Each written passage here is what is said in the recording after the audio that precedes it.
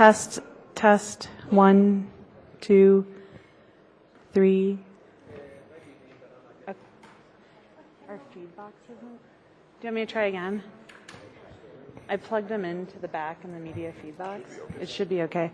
Testing, 1, 2, 3, 4. You're welcome.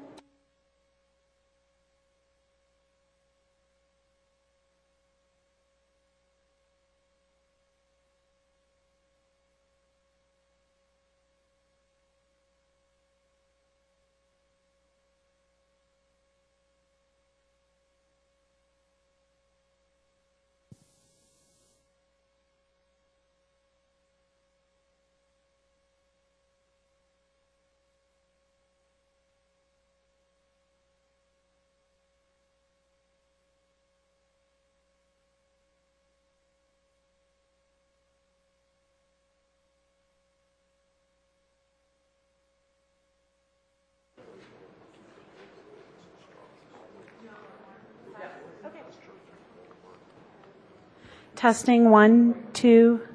Thank you.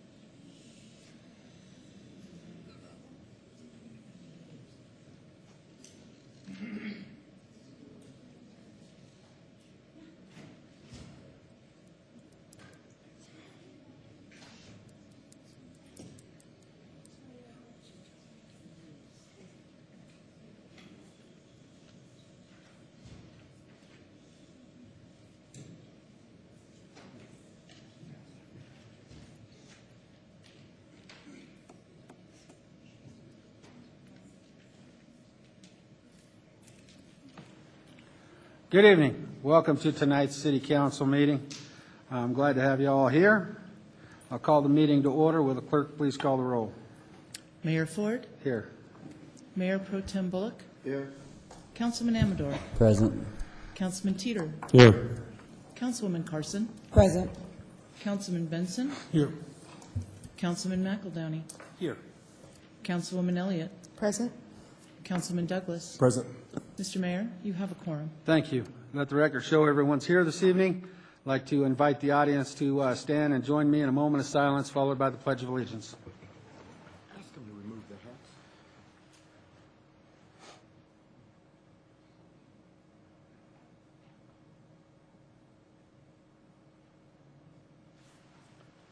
I pledge allegiance to the flag of the United States of America and to the republic for which it stands, one nation, under God, indivisible, with liberty and justice for all. Now, I invite the staff to go around and allow the audience to introduce themselves. David Tafoya. Crystal Tafoya. Edward Haley from Commerce City. Clifford Anderson. Hi, Tom Green. Jenny Lee. Susan Kochevar, owner of the 88 Drive-In. Julia Gazio, Commerce City. Donnie Trujillo. Scott Johnson.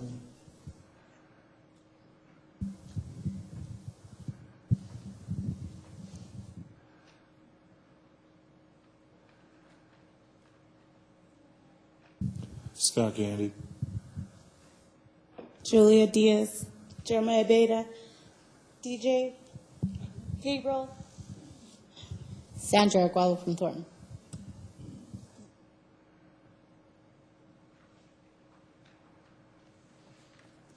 David K. Williams. Kylie Williams.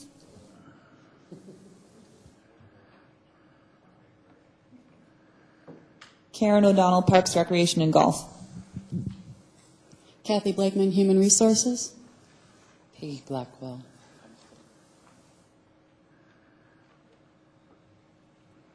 Troy Smith, Police Department. John Howard, Information Technology. Kevin Phillips, South Adams County Fire. Kevin Bagley, Colorado State Patrol. Michelle Halstead, City Manager's Office. John Ewing. Corey Wesley. Dave Carpenter. Regan Benson. David Mays, longtime resident of Commerce City.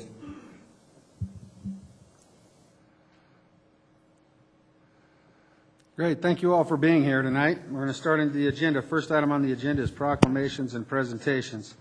I'd like to ask the Parks and Rec and Golf Director, Carolyn Keith, to come forward to accept a proclamation. And Mr. Gaylor, will you please read that proclamation? Yes, Mr. Mayor.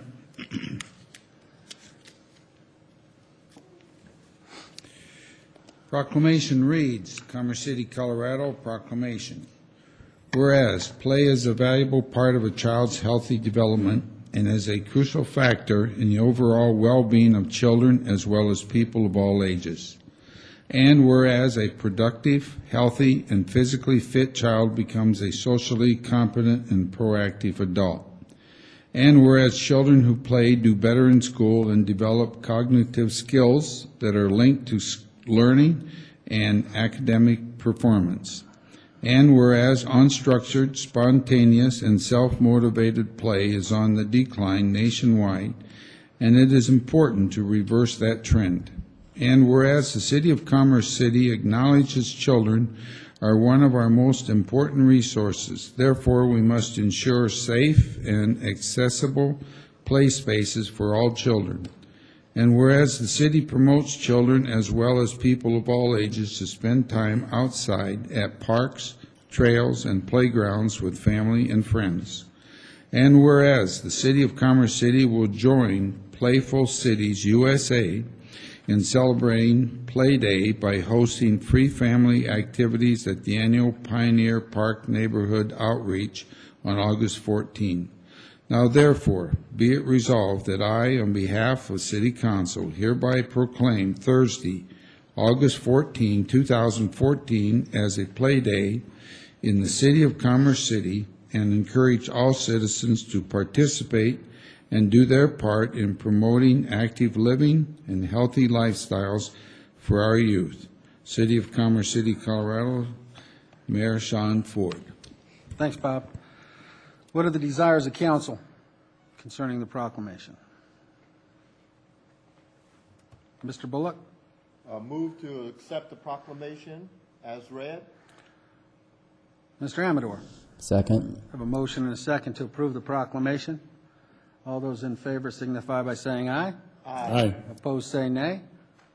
Motion is carried. Do you have anything you'd like to say before I come down and present you the proclamation? Not in particular. Thank you very much for your support. All right.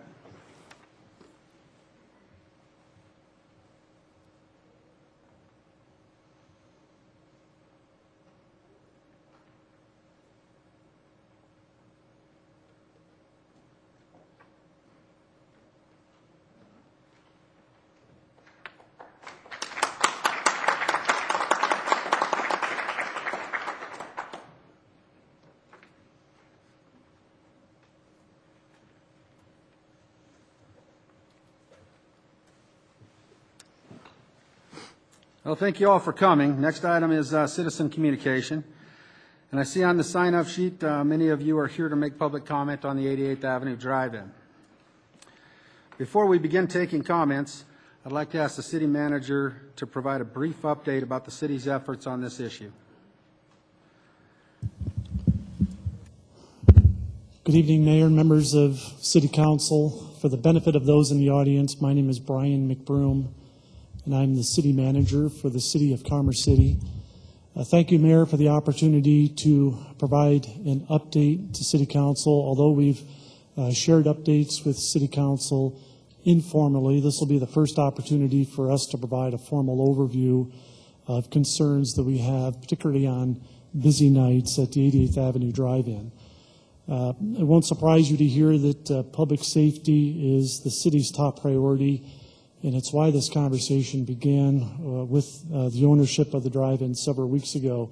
We do believe, and we'll share with you tonight, that on busy nights at the drive-in there are dangerous conditions, and we've been unable to reach a resolution with the owner on how best to resolve those.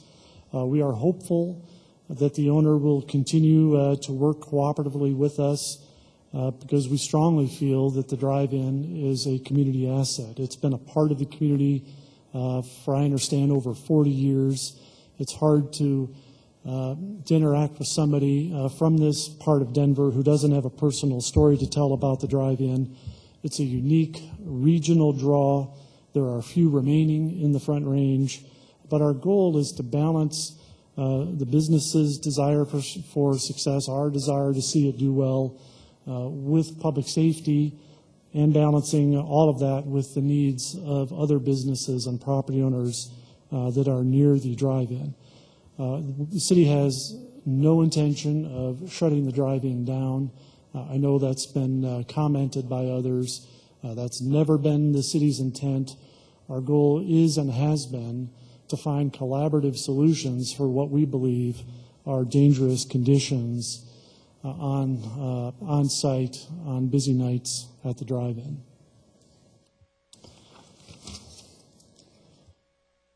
As the drive-in has become more popular in the last few years, traffic has progressively increased around the site, again, particularly on busy nights at the drive-in. It's not consistent each night the drive-in is open.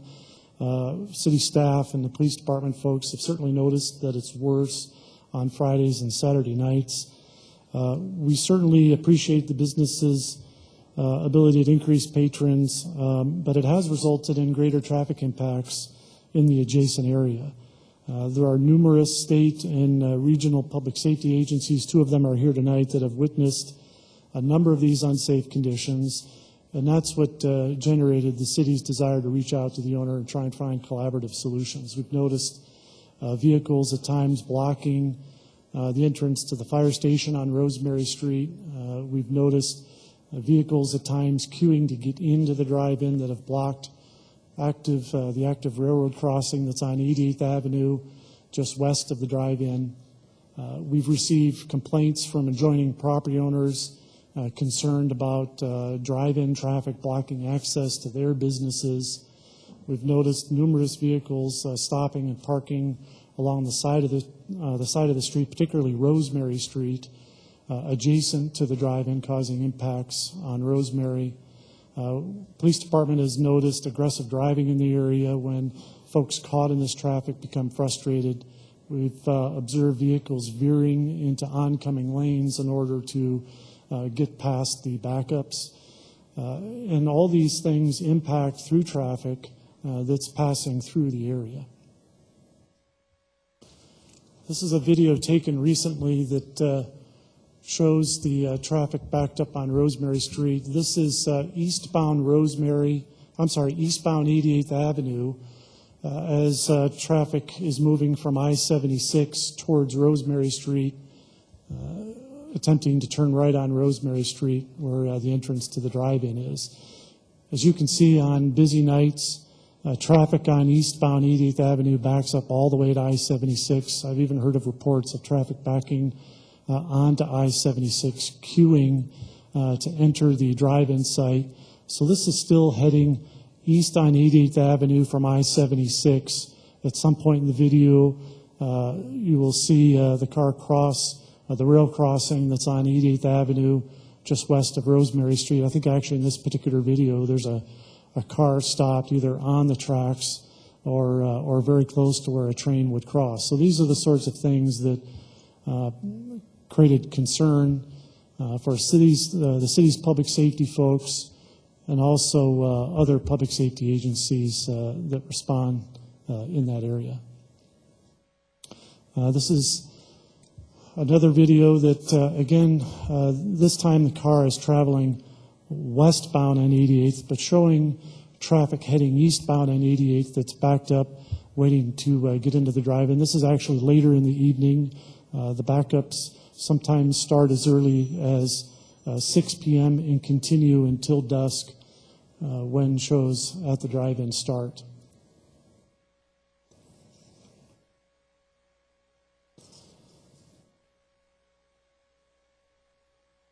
This photograph also shows one of the more serious safety concerns that we've observed, and that's cars that are backed up to get into the drive-in that are queuing across an active railroad crossing.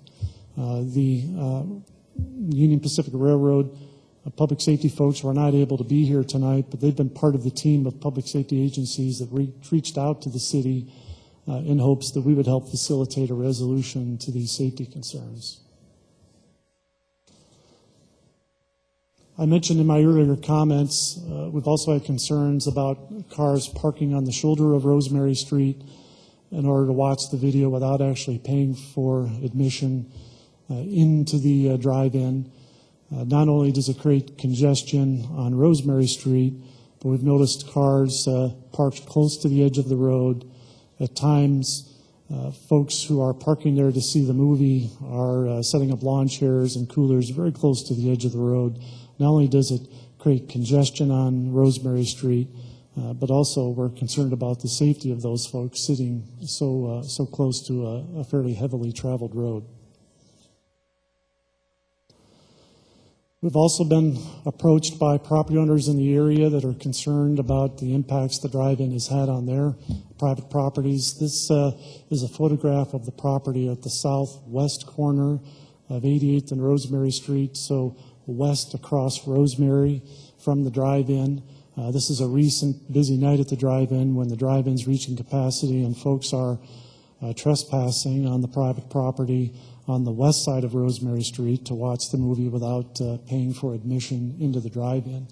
I understand the owner of this property has since put a ditch along the north and east sides of his property to try to prevent folks from trespassing onto his property to watch the movie without purchasing a ticket.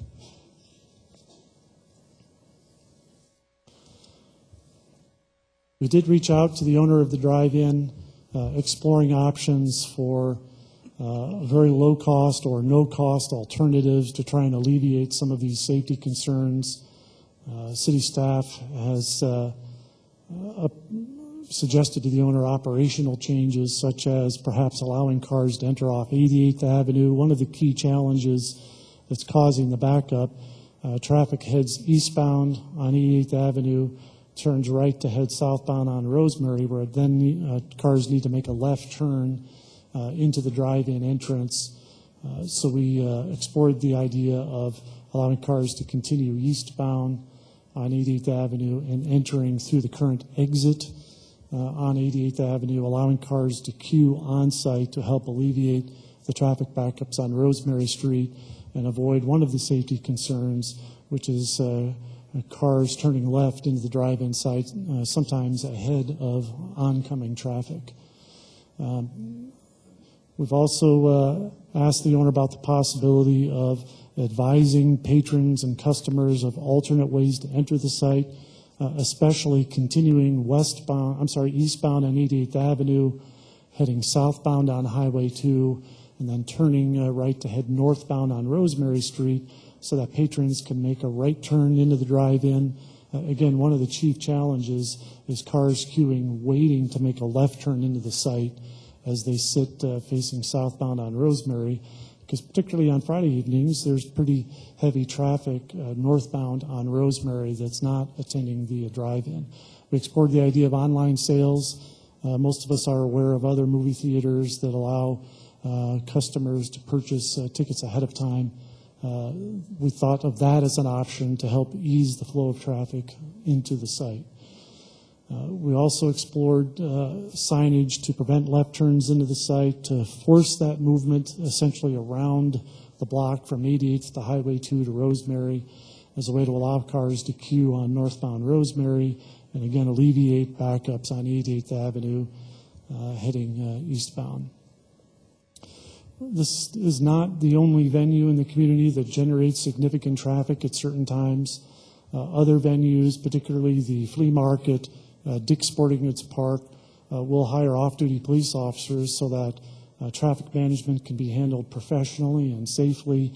One of the concerns we have is that although the owner attempted to have employees manage traffic out on Rosemary Street, our concern was that that was not being done safely and that employee was at risk.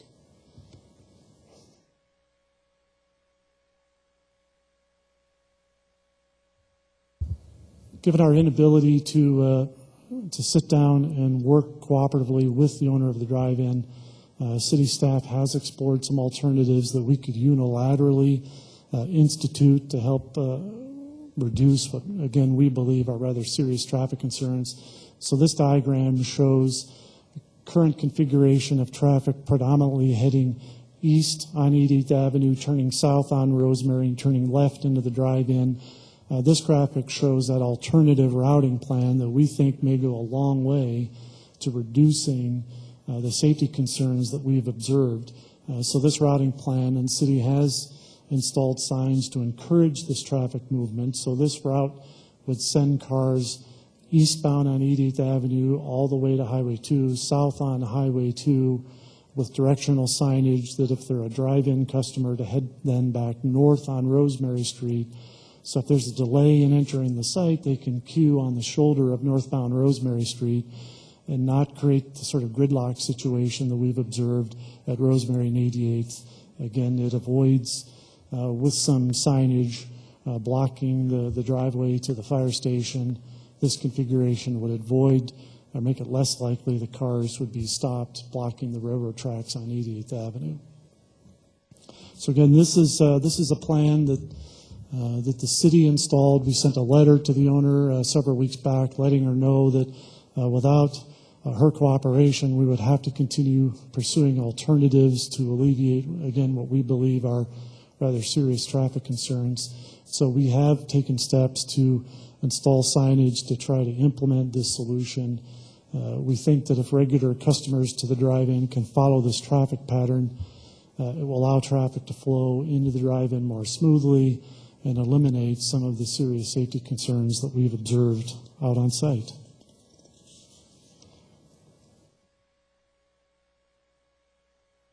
From the start, the city, as we do with all property owners in the community, we desire a partnership to work through challenging problems. We began reacting to complaints from property owners last year. We received complaints from property owners on the north side of 88th Avenue that during busy times at the drive-in, access to their site was restricted. We were getting calls for service from those businesses, so police officers, instead of responding to other calls for service, were responding to 88th and Rosemary Street to try and address traffic concerns. Given that experience and the complaints we received last year, the city reached out proactively this spring through the city's business crime prevention specialist, Tom Poe, to look at collaborative solutions, again, at little or no cost to the drive-in owner to try and reduce these safety issues. Not unlike what we've done with the Mile High Flea Market or Dick's Sporting Goods Park, we work cooperatively with those folks, collaborate on a professionally prepared traffic management plan, help assess appropriate needs for off-duty police officers to effectively manage traffic flow, and that was our interest here. We did reach out a number of times. We reached out in April. There was a meeting scheduled in May that the owner canceled. Myself and the police chief met briefly with the owner, her attorney, and her traffic engineer on site on June 1st. There was a subsequent meeting in June. There was a meeting after that I understand the owner canceled. There were 2 meetings scheduled in July that I understand were canceled by the owner as well. Again, because of that lack of response from the owner, we proceeded with what we believed was a reasonable solution. We sent a letter to let the owner know of the actions that we were going to take because of our concerns over safety. I did reach out personally myself to Ms. Kochevar last week. She and I are scheduled to meet on Wednesday. We very much would like to have the owner's help to explore other opportunities to further reduce any lingering traffic issues in and around the drive-in site. The city does plan long-term improvements to Rosemary and 88th Avenue. City Council is aware that significant improvements will be required long-term to both Rosemary Street and especially 88th Avenue. We've projected those long-term improvements to be somewhere in the $50 million range.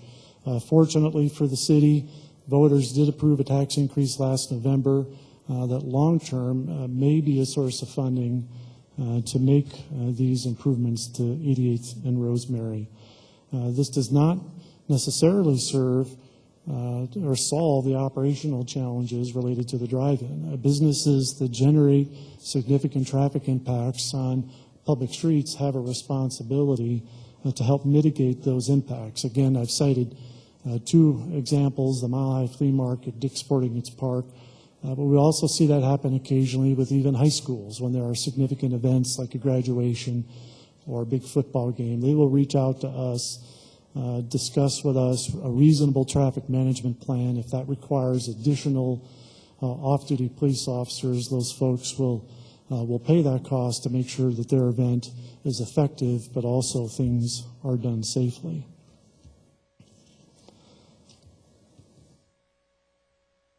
With that, I know there are folks here that would like to share their comments with you as well, so I'll certainly be available later in the meeting to answer any questions that you might have. Thank you very much. Thanks, Brian. I'm going to start the citizen communication portion of our meeting. A few rules to follow. When you come up to the podium, you need to state your name and address for the record, unless you're under 18. We don't want you to state your address if you're under 18. If you're over 18, we do need your address. We need to keep the comments to 3 minutes or less. You'll see a timer countdown with a yellow and red light. Please refrain from clapping or booing.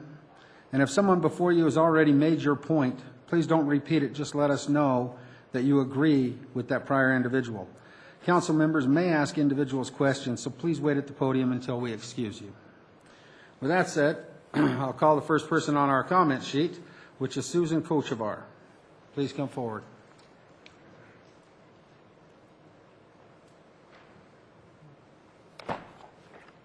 Hi, I'm Susan Kochevar.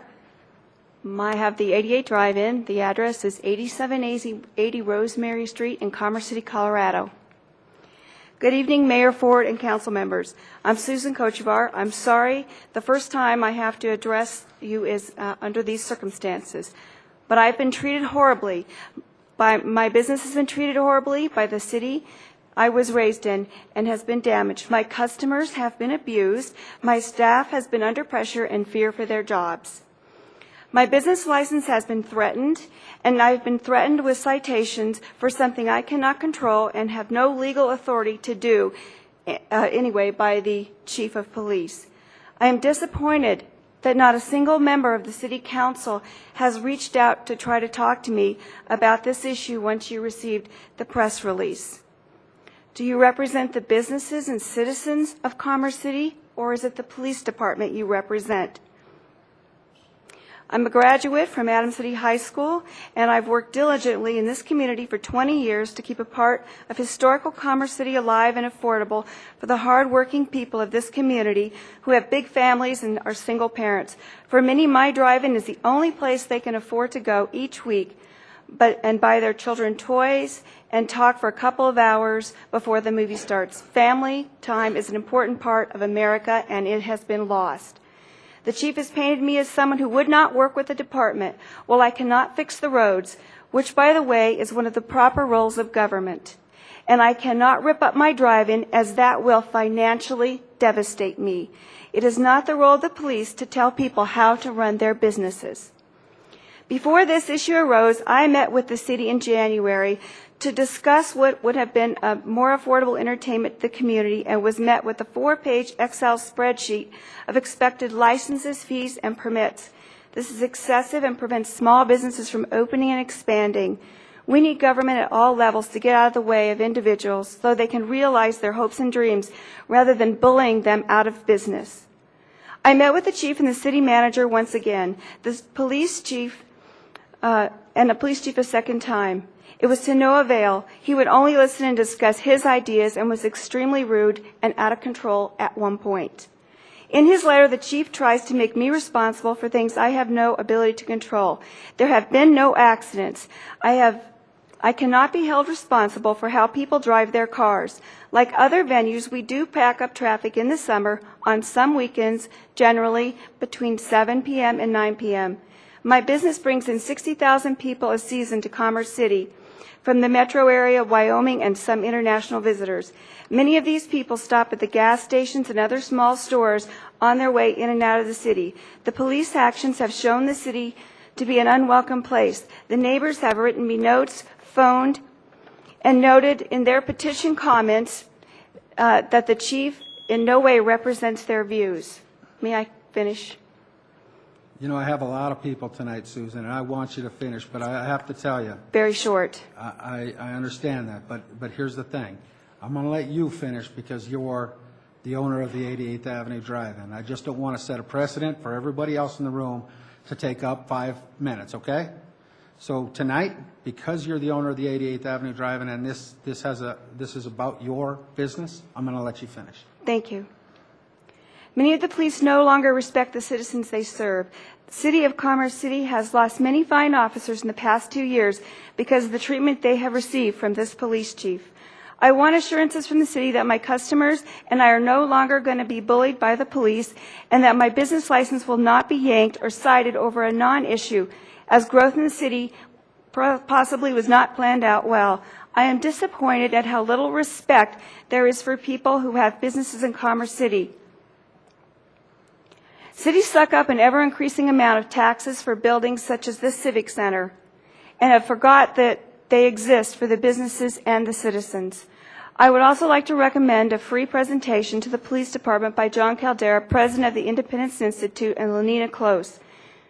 The class returns the balance to the police department, discusses the vital role police play in our cities, and leaves officers with a sense of pride and better understanding of their role for protecting property rights and individual rights. Finally, I would very much like to move forward on the projects I discussed with the mayor and the city planner in January of this year. Perhaps we can figure out a better way forward which helps individuals start and grow small businesses so that they may realize their dreams.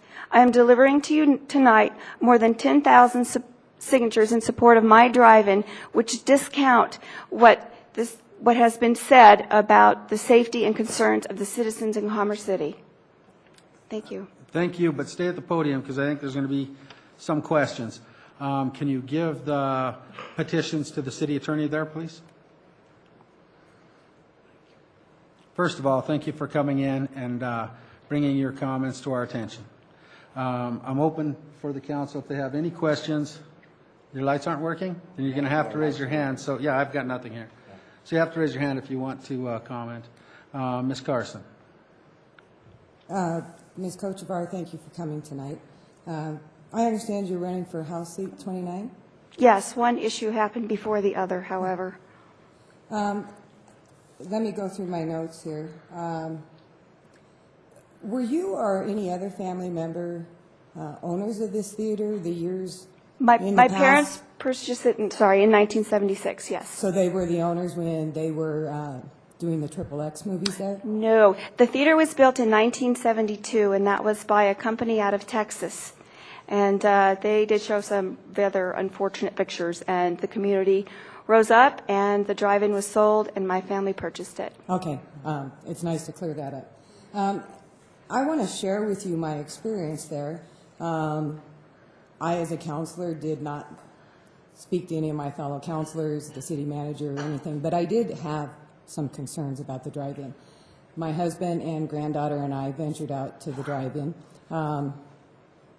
Because of my age, I'm used to going to the drive-in. It's where I grew up. It's a wonderful family thing, so we thought we'd share that experience with our granddaughter. It took us over 2 hours to get into the theater. The traffic was bumper to bumper. My husband is a lieutenant with a neighboring fire department. The whole time we were sitting there, he was questioning the safety of that factor. If there was emergency equipment, ambulance, fire trucks, police, or anything, it's not a good situation. You're right. I'm glad you're getting business like that, but as a counselor, I'm also looking at the safety for the city. I do represent citywide, businesses and residents. I will tell you, to me, safety is probably the #1 prime concern. I, as a counselor, when I look at things, we need to provide safety to everyone in the city. So it started with the 2 hours to get in. Once we were in, drive-ins of the past, you put the speaker in your window, and there was a pole on each side, and 2 vehicles would pull in there. We were crammed in there, 3 to each one of those slots. I questioned whether the safety factor of having as many vehicles in there, and we were in there bumper to bumper. This was shortly after the Aurora theater shooting, and Batman was showing, and I started wondering if we had to evacuate this drive-in, I don't believe we could have got people out in any less than 30, 45 minutes, which was a big concern of mine. You can't help it if there are individuals who would seek to cause harm to others, but we as city individuals need to know we can protect people and have evacuation plans in order for them to be able to get out and stay safe. May I address part of that? Can I finish first, please? I will tell you also, we experienced quite a bit of activity going on that is probably not even legal. There was a lot of drinking, and there was marijuana smoking. I did not witness anyone that worked at the theater patrolling the grounds to stop any of that activity that was taking place.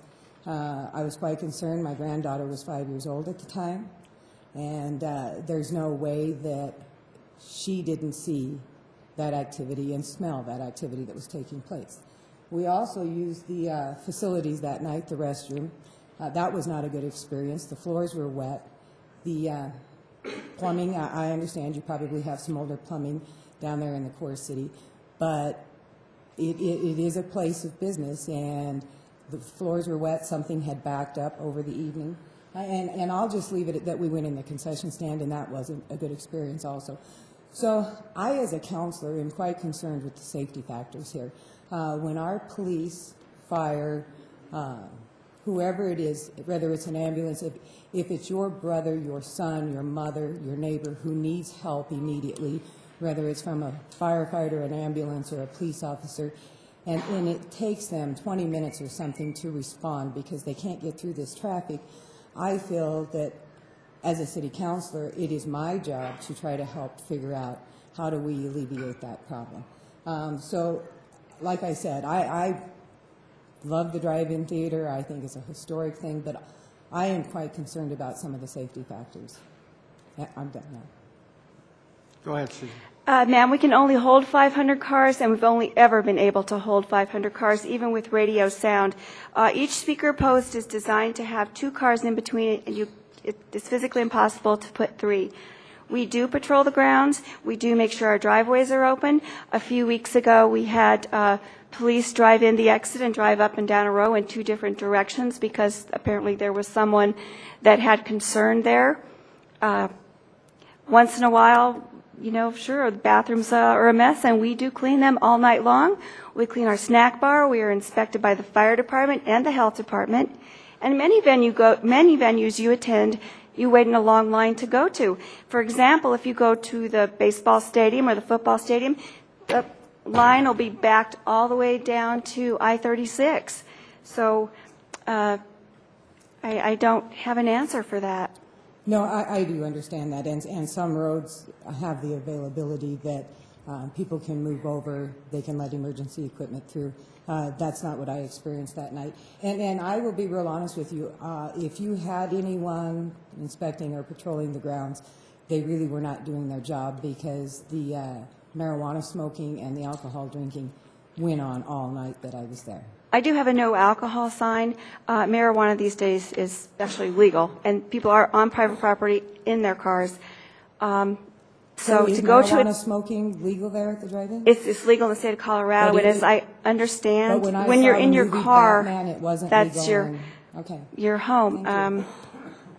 I'm sorry, I had another point to make about that, but I lost it. Okay, who's next? Anyone on council have anything they want to say to Ms. Kochevar while she's at the podium? Mr. Douglas. Thank you for you coming here for your concerns. I know you stated that no one reached out to you at the press conference. You know, we have a lot of businesses, residents, that if they have concern, usually come here to City Council, or they reach out to us. Most of us have full-time jobs, and it's best to hear both sides instead of reaching out and saying, hey, you know, what's going on and all this, without having all the facts. And with a situation as big as this, I know good and well this is going to end up in City Hall, okay? So we didn't have the opportunity to sit down as a council to discuss this up until now. And I know that we've had city officials, our city manager, chief of police, reach out and try to work something out with you. So based on the knowledge that you heard tonight prior to you come up here to speak, I think there is a resolution. I don't think the folks out here that are supporting you don't understand how our city functions. I've lived in Colorado for 53 years. And back in the 60s up until 1998, there's about 50 drive-in theaters throughout Colorado. It was fun to go to a drive-through. To the drive-in. We had loads of fun. And I think you have a historic operation out there and like to see it remain that way. But I think we need to work out transportation, because I was just at the Adams County Fairgrounds this weekend. We had folks on Highway 85, 124th, trying to go over to the state fair. The county fair. And some folks were in line 3 hours just to get there. It was there's only two ways in, either off of Brighton, no, not Henderson Road, Riverdale Road and Highway 85 up 124th. So it is a big concern. 88th, 96th, Rosemary, we have a lot of transit traffic that goes through Commerce City. Our employment on a weekly basis doubles our population as far as many businesses coming here, employees coming here to work. So not only people are trying to leave the city to go home, they're also coming into your theater. So we have that traffic timing. It's a big issue. So everyone out in the audience, just to make sure that we're all going forward here on the same page. We have nothing against you as the owner of the theater. I myself, I think this could be a very positive outcome. So as many people have voiced their opinions, you get 10,000 people saying, hey, 4 years, and I think that's great. I think your business is going to thrive. But we need to come to some sort of resolutions so we can go move forward without having these problems week after week. So, Right. thank you. I am a tiny little business, and I can't afford to fix the road. I don't have that ability. We did open this season at 5:30, which is 2 hours earlier, and we've had a tremendous amount of rain, and business has been very, very tough this year. We lost all of May, we lost all of Memorial Day weekend, and many other weekends. I think we had traffic maybe 4 nights total this season. Okay, and I can also say on Saturday I drove through there. It's like around 6:30 or so. There's people already in the theater there with their cars turned backwards and their hatches up.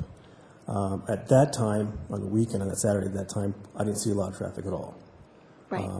But Fridays, there's a tremendous amount of traffic. So I'm sure it's not a every weekend occurrence, but we need to find some sort of solution because it is a safety concern. And that's the whole reason why we're on council, is the safety and health and welfare of our citizens. And we feel responsible for that. So if we need to come up with the solutions, and it's a traffic solution. It may be limiting times where the traffic goes one way, but I feel that I'm confident we can find a solution. Yeah, thank you. I am too. I'm hopeful at any rate. Many of the suggestions that were given to me are not possible for a whole lot of reasons, and I did do a mini presentation at one of the meetings with the police chief and 2 of the other policemen, but it wasn't listened to. I don't know how to express to you how I was treated. I have not been listened to at all. I have been talked at. Okay. You're being listened to tonight. Thank you. Appreciate it. I'm going to go to Jason. Thanks very much, Ms. Kochevar, for showing up tonight, and appreciate the perspective that you've given us this evening. I do have one question I want to go back to, and I'd like to get some input from the city staff on it. You talked about threats against your licensure, and I want to understand in specific terms what that is, because I've not had any information on that. And if you can give us a little bit more detail from your perspective, and then I'd like to have city staff speak to that so that we can be sure that we're all on the very same page. Sure. I had met with the city manager and the police chief one time, and then I met with just the police chief a second time at the police station, and I had voided the mayor, and the city manager had said he would attend, but he did not attend. So, I'm sorry, what was your question again? I'm nervous. You made comments in your opening comments about threats from the city that yes. affected your licensure and your ability to operate. Yes. And I want to have some specifics about what that meant. Yes. How did that come to be in the discussion? Who was present? What were the specific threats? So that I can allow the city staff to speak to that for us all. Thank you. Sorry. So I met those 2 times, and then the next communication I got was from the chief of police secretary, and she said, we have a meeting scheduled on July 1st. Well, it was a meeting that the police chief had scheduled, and we emailed because my attorney was going to be out of town for the 4th of July week in Arkansas on vacation. We emailed and said we couldn't attend that meeting, and no other communication happened. And the next thing I received was a letter that is on my Facebook page for the drive-in, threatening to revoke my business license, and there is also a threat on there to cite my business for driving issues. These are things I can't control people's driving. They have driver's licenses. I do expect they not stop on the tracks. If I could just have you pause for 1 second. Mr. City Manager, or I'm not sure if the chief can speak to this, the letter that I recall seeing from the chief to Ms. Kochevar didn't talk about revocation of business license, if I recall. I'd like to address that, if I may, as city attorney. In our code in the city, we have a provision requiring businesses to have a business license. And one of the conditions of holding that business license is that the business is operated in a manner that does not adversely impact the safety and welfare of the citizens of the city. So if a business is creating a hazard, whether it be traffic, as a result, maybe it's not the business's fault that the traffic is there, but there has to be some arrangement made for handling that traffic, whether it's in conjunction with the city or whether it's solely the business owner, there has to be an arrangement made for handling that traffic. And it could be by signs or whatever, but a license is in jeopardy under our city code if the business is not being operated in a manner that is safe from the for this welfare of the citizens of the city. Perfect, thank you.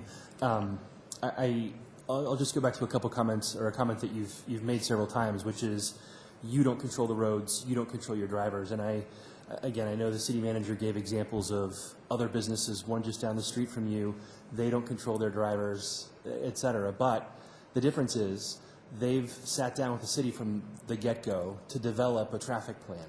When we host special events, the Mile High Music Festival that was held here for several years, those events took a significant amount of planning in collaboration with the business and the city and other agencies. The sense that I get is that, and this is my understanding, so I would invite you in this room to clarify if I've heard incorrectly. You reached out to the mayor and said, I need to speak to the person in charge, effectively. And the mayor said, that would be the city manager, that would be city staff. And you showed a great reluctance to deal with city staff and were rather insistent on dealing with the mayor directly. But I'm concerned that the way that the city operates, we're not Denver, right? We don't have a strong mayor. This is a city manager council form of government. You understand that as someone pursuing office. At the end of the day, the city manager is the guy that directs the actions of staff at the direction of council. So when it comes to having those kinds of discussions, it's imperative that those discussions happen. And it sounds like we've had, on both sides of the coin, instances where meetings have been called and one party or the other isn't there. And I just want to understand what the reluctance was to work with staff as opposed to trying to work through the mayor in the beginning. Actually, I think you're quite right on that. The mayor was very responsive and tried to step in and help quite a bit. We did, there was a meeting I had with the city manager and the police chief, and the next meeting we were supposed to have, I did let the mayor know we were having that meeting, and the city manager did not attend, and every meeting since then has only been with the police chief, and he has been quite aggressive, and as I say, will not listen to any of my concerns or the reasons why I can't do some of the things that he has suggested. They will financially devastate me. I don't know how else to explain that. I am a tiny little business. The flea market and all these other venues are much bigger. I only run 6 months out of the year. And I understand that, and I'm not asking you to repeat your prior comments in detail. I think the concern I have, and clearly, if none of us were there, if it was you and the chief, so none of us can attest to the tone of that meeting, and I'm not going to encourage us to continue to say that the chief was handling himself in that way without any of us able to corroborate that. I think my concern is the approaches to this within reason, right? Shy of $50 million to fix the roadway, which isn't going to happen next week either, in the same position that you have a constraint in terms of your finances, municipalities have constraints as well. We're all aware of that. You speak to the taxes, and we are one of the lowest in terms of taxing implications to our community, particularly to our business community. So you understand the revenue and ability to invest in capital.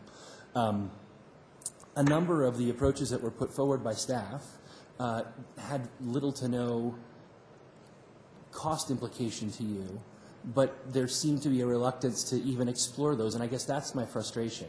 The tone of the dialogue that has taken root in the public is very one-sided. The city's the bad guy. Yet, at every stage of this, to my observation, the city has sought to explore options. There's a sense that the city's the bad guy, yet I believe, speak to everybody, for everybody up here in the sense that every one of us is proud to have this venue in our city. I have friends who use it regularly.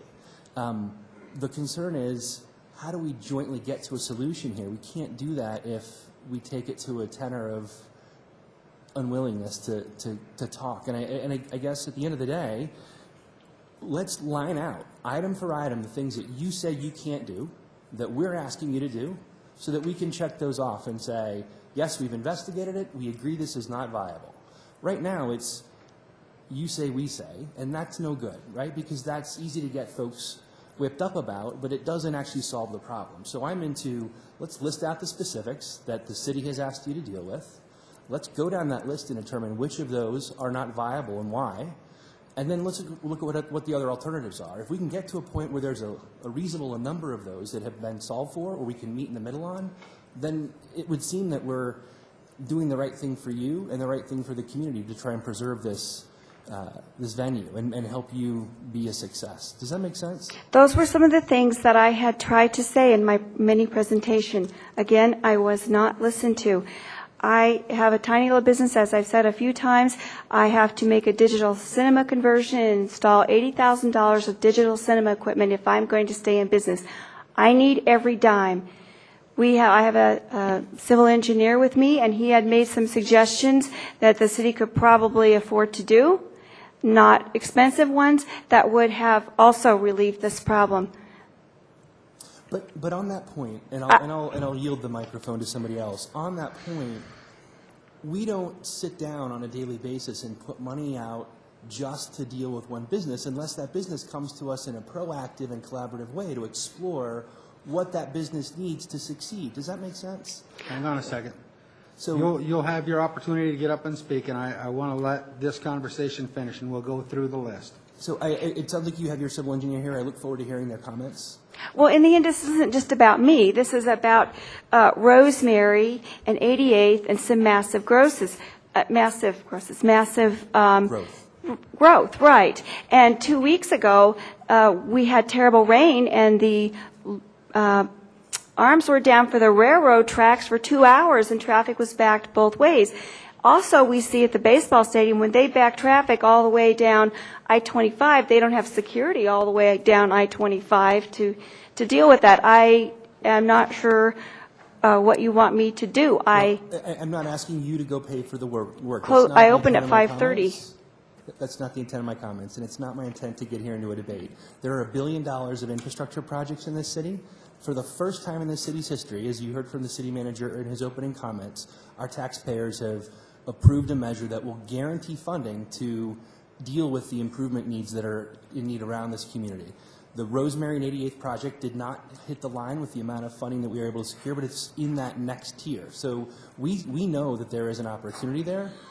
The reality is $50 million.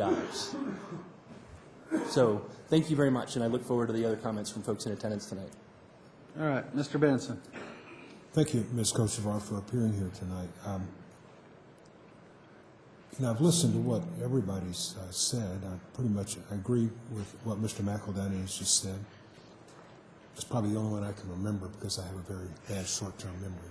But I want to make sure your position is that the burden is 100% on this city to fix this problem. That's a correct statement, isn't it? Roads are one of the proper roles of government. Absolutely, taking care of the roads. 100%.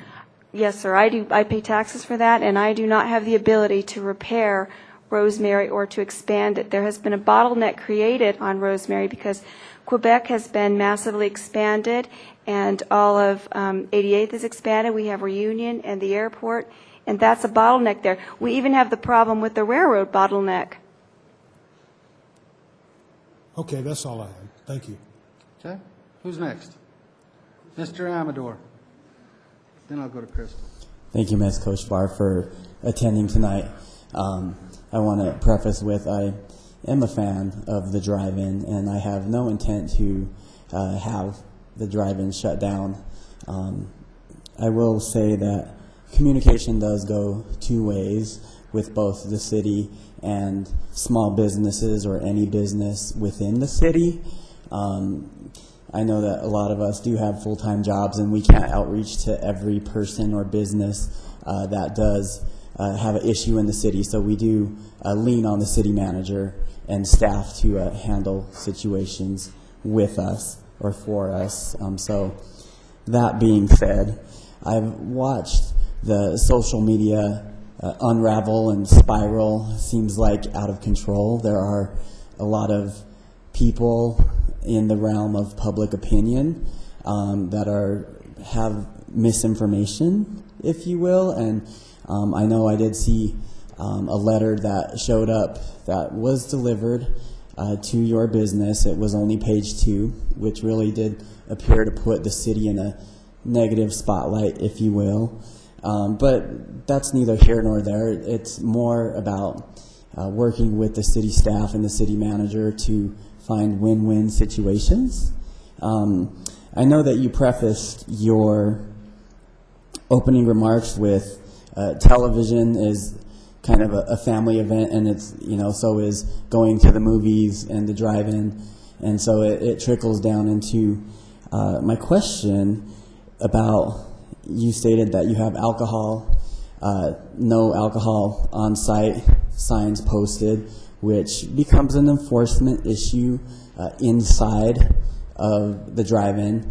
And there was a comment by another counselor about how you feel, or what is your position on marijuana and cannabis. Would you be open, or would you not be open to allowing people to use cannabis in a family setting as a drive-in? The citizens of Colorado have made the decision on that, and it's a very hard thing to police. I can't go sticking my head in every single car. These people are watching movies, so it's a very difficult thing to enforce. I do have no alcohol signs. If people come and tell my staff there's an issue, if we can find the people, we'll tell them to stop. I do have staff that does that. We work diligently to keep our driveways open so that people can get in and out freely. We do have people working those issues. But Colorado citizens have made themselves known to that. Your car is, as I understand it, an extension of your home. But we will ask people to stop if they do. They're bothering their neighbor. And I think as the city moves forward with understanding Amendment 64 and how to regulate those things, it will become an issue not only for businesses but also for the police department and the judge. So I was just trying to understand what your position was in the family setting where children may be exposed to cannabis and marijuana fumes, if you will. So thank you. I'm in support of your business, so thank you. Thank you. All right, Councilwoman Elliott. Thank you, Mayor. Thank you, Ms. Kochevar, for coming this evening. If anything, I just want to state, I have some notes here that I made, but first off, I'd like to say that I am a longtime resident, and I have been a patron of the drive-in for several years, first as a child, then as a teenager with some friends, and later as a parent, adult, taking my children. Needless to say, I've had many years of enjoyment of your facility. I can personally say that I do not feel that any of us here on council have any desire or intent to close a business, air quotes, close a business, because it's an icon for our city. Proud of it, very proud of it. I would like to see this business flourish with collaborative efforts, both on the city side and the business owner side. And my personal offer would be to assist within my abilities to help see this business stay in business, if you will, and flourish, grow with the sign of the times, of course, in compliance with what the city is requiring. I do have to admit, in passing by, I did want to say that, you know, anytime you reach out to me personally, I do return phone calls or I do return emails. This is something that I'm passionate about because, like I said, I grew up in that neighborhood going to that drive-in. But my main concern is seeing staff out there trying to direct traffic, young teenage, you know, employees, people not realizing that they're trying to get into the drive-in. People pull over thinking, well, maybe there's an accident, or, you know, I've witnessed that, and it was concerning to me. I would like to see a collaborative effort. I know council feels very strongly about the things that we represent here on council. We represent the entire city. So with that, that's one thing that was concerning to me. In regards to the marijuana, Amendment 64, yes, Colorado did decide to put that in force as legal, but there are some laws as far as smoking in a public place. What is considered a public place? A public place could be considered, well, you're in your car, that's your personal vehicle, but you're still smoking in a public place. So there's things that and maybe that, you know, if I could be corrected by the chief, but these are just snippets of what I can at least contribute to this conversation, that it would be nearly impossible for you to enforce that solely on your own. If this is something that is a continual issue, as my colleague JD had mentioned the last time that she had visited, this is serious. It's a family venue. And the times that I've been there, I've gone with other family and friends, and we've set up 3 or 4 cars long and had our lawn chairs out in front of our vehicles. And it was very enjoyable. But now, with things changing the way they are, with the Amendment 64 in force, there are some critical things that we do need to look at, and I think that's something that the city should, and all of us, I should say, sit down and discuss ways of maybe trying to. You can't prohibit it as much as you try. I could say we could try, but, you know, people are going to do what they're going to do if they can get away with it. So I would like to see a little more collaboration. I would be involved. I'd be more than happy to attend a meeting. I work full-time Monday through Friday, 8 to 5, City of Aurora, but I would be more than happy to sit down and see if we can just try to hash some of these issues out and come out with a positive outcome. Thank you. Okay, who's next? Me, I guess. Me and Rick are the only 2 left. He's not raising his hand. And you're not, huh? Okay. Susan, first of all, I want to thank you for coming in tonight. I want to thank you for bringing the petitions. And me and you met early on this year, talked about how important the drive-in is to me, all the years growing up in Commerce City and all the opportunities I had to enjoy the drive-in. I also told you I hadn't been there for a while, and I wanted to come back and see a movie. Now, that first meeting that we had, we talked about expansion. I brought the economic development people into place, and if you were to expand, what development requires today that it didn't 40 years ago when the drive-in was built, and the fact that there's public improvements that have to be made as part of that development. And I actually even helped to try to save you a little by not tying the 2 together as businesses so that it wouldn't impact you for public improvements for the existing drive-in. I'm still there to help you if you do decide to expand. Thank you. And I absolutely don't want to see the drive-in go anywhere.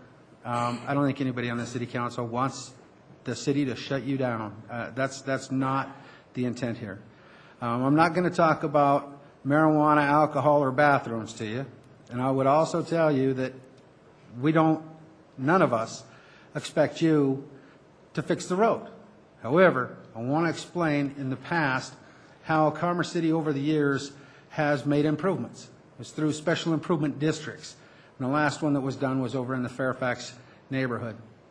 And we don't want to have to do that. That's why we have this new stream of revenue and some ways to try to do it without having to have the impact on the property owners.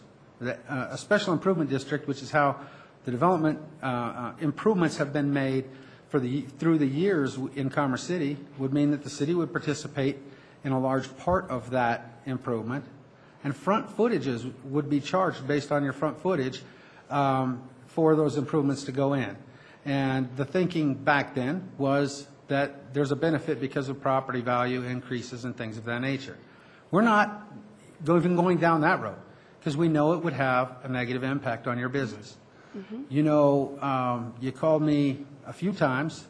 One of the times was some officers were writing tickets. And another issue was, and I responded, it was like 9:30 at night. You did. And I called the city manager that evening. I said, hey, what's going on? You know, and then I did the same thing on Tuesday night when you said there were signs that were put up.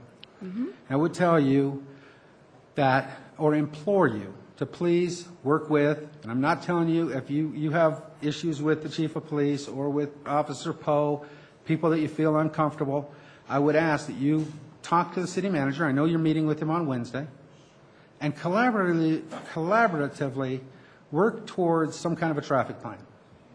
I'm not sitting up here saying we're going to take your business license. I'm just saying work with him, because and the end result is I would prefer that you had some input with the city manager on what is taking place rather than to not have the input. Because if you don't have the input, the city has to move forward with the plan to try to deal with public safety, which is important to all of us.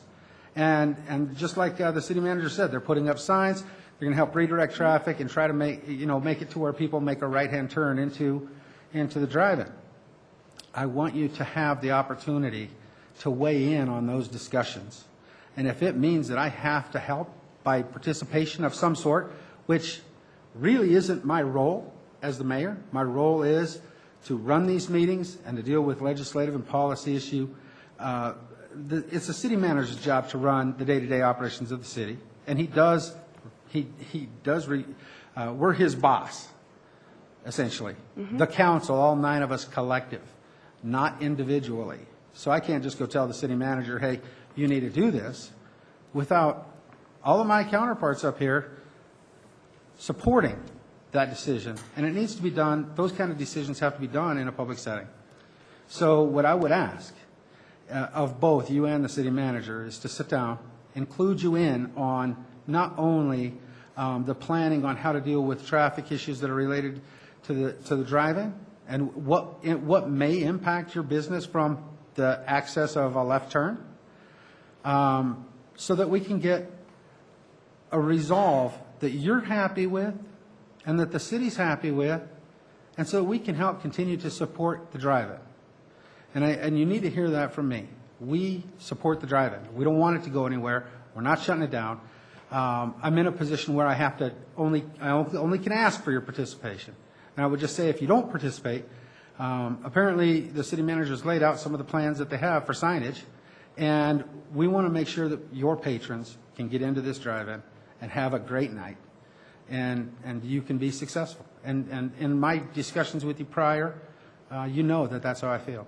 I appreciate that. We met several times, and I thought that you listened and were very receptive to the discussion. But I had to stand in my booth and watch my customers of 40 years receive tickets, one after the other, in my driveway, which blocked up my driveway. And with the left turn signs, they would cause people to go up Rosemary and turn around in the street, causing a far greater safety issue, I felt, than stopping on the road, perhaps a turn lane. Something like that to let people know the cars are slowing down there would be a good thing. So there are a couple things probably that could help there, but I do think you tried to facilitate. Well, and you know, Susan, I think there are other things, just not just the traffic flow into your property, that we can be collaborative on. I think in meeting with the city manager and working with the city, and I'm there with this council to help coach that if need be, that people are parking after the drive-in's full along the sides of the roads, in private lots, things of that nature. Those are people that are getting a free movie, and they're not doing you any favors. No. So we'd love to be proactive to have you let us know when there are cars parked along the road or in private properties, so that our officers can enforce those violations that are occurring. Now, I asked, and I was told that 2 left-hand turn citations were given. 16.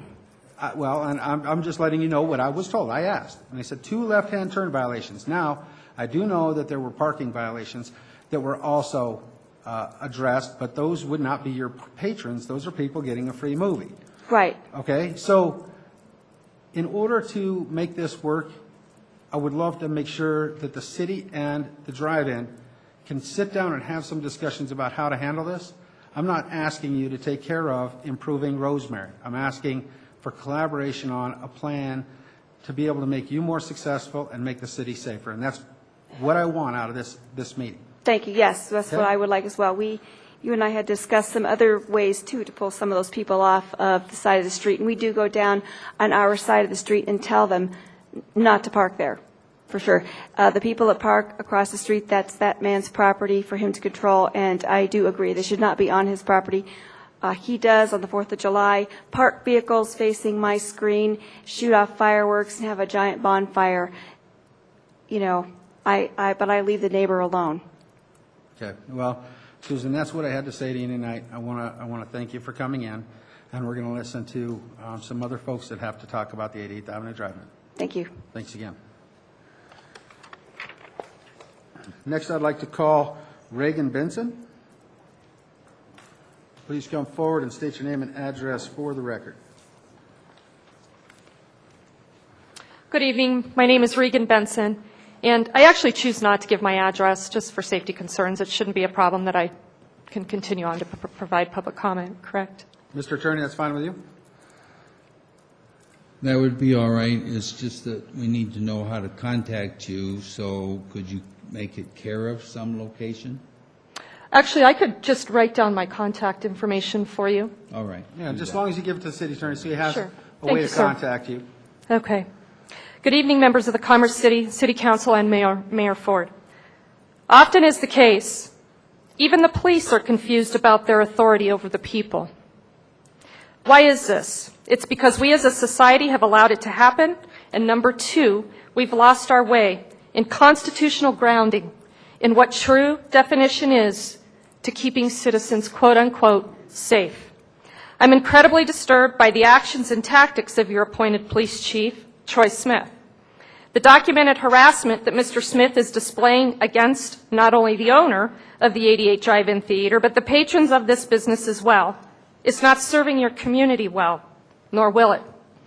Because of this deliberate attempt displayed by your police chief to exert his undocumented authority, he has since activated a grassroots network of citizens, government watchdog groups, and those concerned with the preservation of the 88 Drive-In Theater. I myself have spent numerous hours exploring public information to include calls for service, along with call summaries to the 88 Drive-In Theater by the Commerce City Police Department.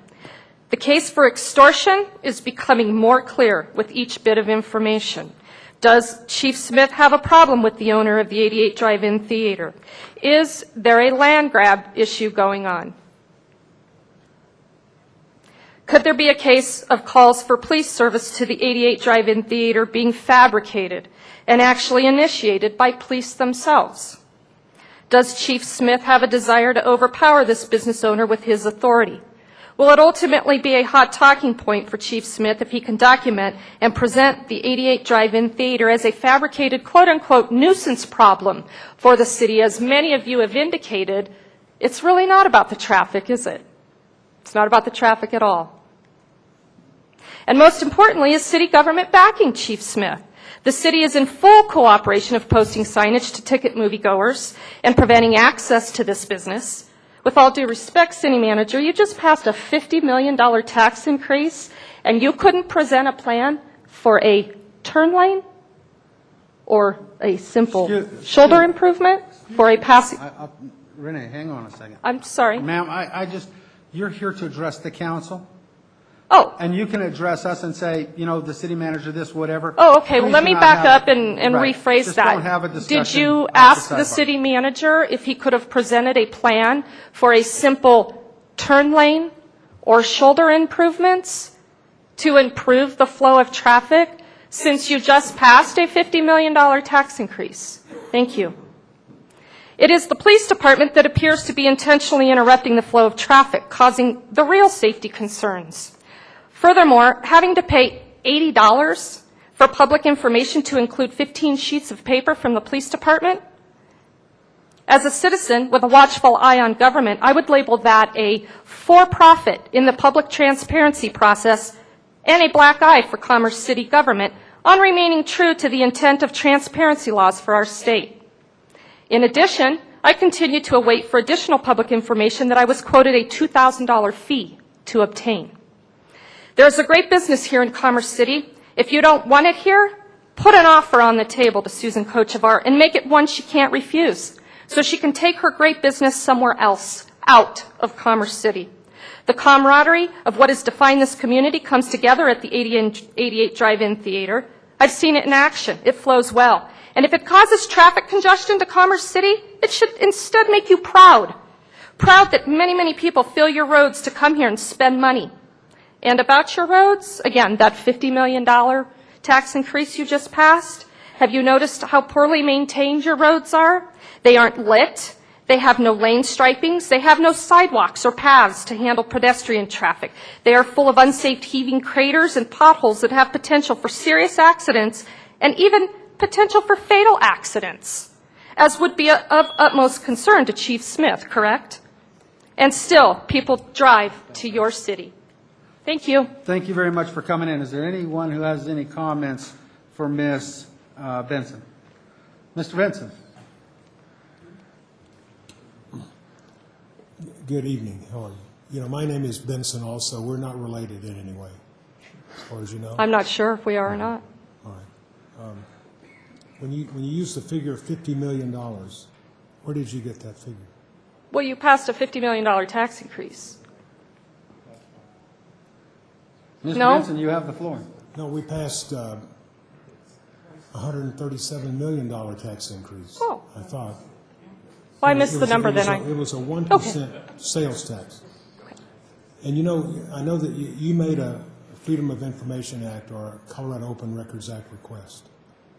And you know that that statute allows any entity against whom such a request is made to charge the expense of responding to that. Appropriately, sure. Yeah. Do you think that the city has responded inappropriately?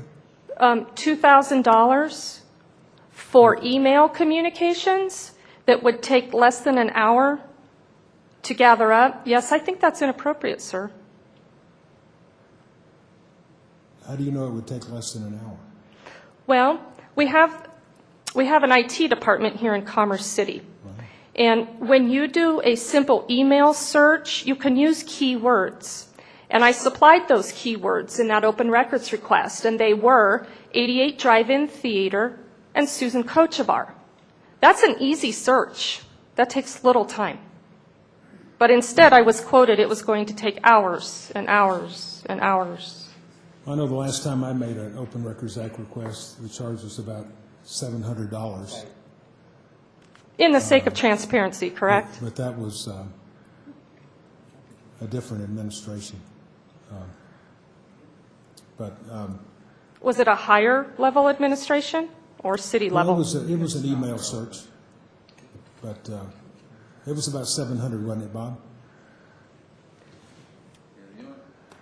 Yes, but I would just ask that we stay on topic here. It's a little off the subject. It's really not, but that's okay. Well, we're talking about the 88th Avenue Drive-In. Right. Well, they had a question about my records request. I think that you can discuss with the city clerk if you think that 2,000 estimate is excessive, and go over with her and try to work something out. With the city clerk? Yeah. Negotiate it? I already actually did negotiate with her. I'm waiting for a response. Okay. Okay. That's all. Do you have anything further, Mr. Thank you. Benson? Thank you. Anyone else on council have any comments or questions for Ms. Benson? Mr. Douglas? Thank you for coming forward here. Sure. You had stated, you said about traffic. I think we're all concerned about the traffic. That's one thing that we here as far as council is the safety and welfare of our citizens and the folks who are guests here in our city. So for transportation and traffic is high on our list to make sure people can get in and out. So, yes, I think you may have stated it wrong, that we are concerned about the traffic. That's not your only concern. That's right. That was my point. Okay, Mr. Amador. Thank you, Ms. Benson. There was a reference made that there were, in the 2K ballot initiative, that there were no references or options to look at improvements to Rosemary in that particular area. For your information, there was improvements, documentation looked at for that particular intersection, and that is in my ward, which I was advocating for. Unfortunately, with over $1 billion in need and trying to pass a 1% sales tax increase, that particular project did not make it to the top 5. So I'm just giving you a little bit of correction on your information, because we did pass the 2K ballot initiative, and it was looked at, just as a clarification for your reference. At this time, the city doesn't have complete revenue to do $1 billion. You don't have money to put it in turn lane or traffic or shoulder improvements? Well, give me one moment. And so what I will say is, we understand that there is a need there, and the voters did approve for 5 projects in 5 years. So our focus is there. We have to deliver that, because that was the promise. That being said, $50 million is not a small number for the city to absorb in its entirety, but there are... Well, either is what you're asking Ms. Kochevar to spend in redesigning her properties, sir. All right, I'm done. Thank you. Thank you. Anyone else? Seeing no one, thank you, Ms. Benson. Thank you, sir. Next I'll call David Mays. Good evening. Good evening, respectable council members, your honorable mayor, city chief. Well, first I'm going to say my name, but for safety reasons, I have worked with the Department of Corrections, so I do not, it is written down, so I do not want to give my address for my safety reasons. As my brothers in blue would understand that, because I do, in that department, you do make enemies. I have been a 40-year resident in Carver City, grew up here, raised here, graduated from here. I do have grandkids, 3rd generation coming in. I have heard everybody here so far, council. Let me kind of explain something here, and I know I got 3 minutes. I've done things with the city before, back when we had School District 14 with all our safety lights, new safety director. City and the school district were bouncing heads, all about lights again. Okay? School had part of the money, city had the other money. I heard the same thing I've heard in council saying, we don't got the money. No. When I say get together, work it out, they did it. Now we have it. The only place they still ain't got it is Kearney Middle School.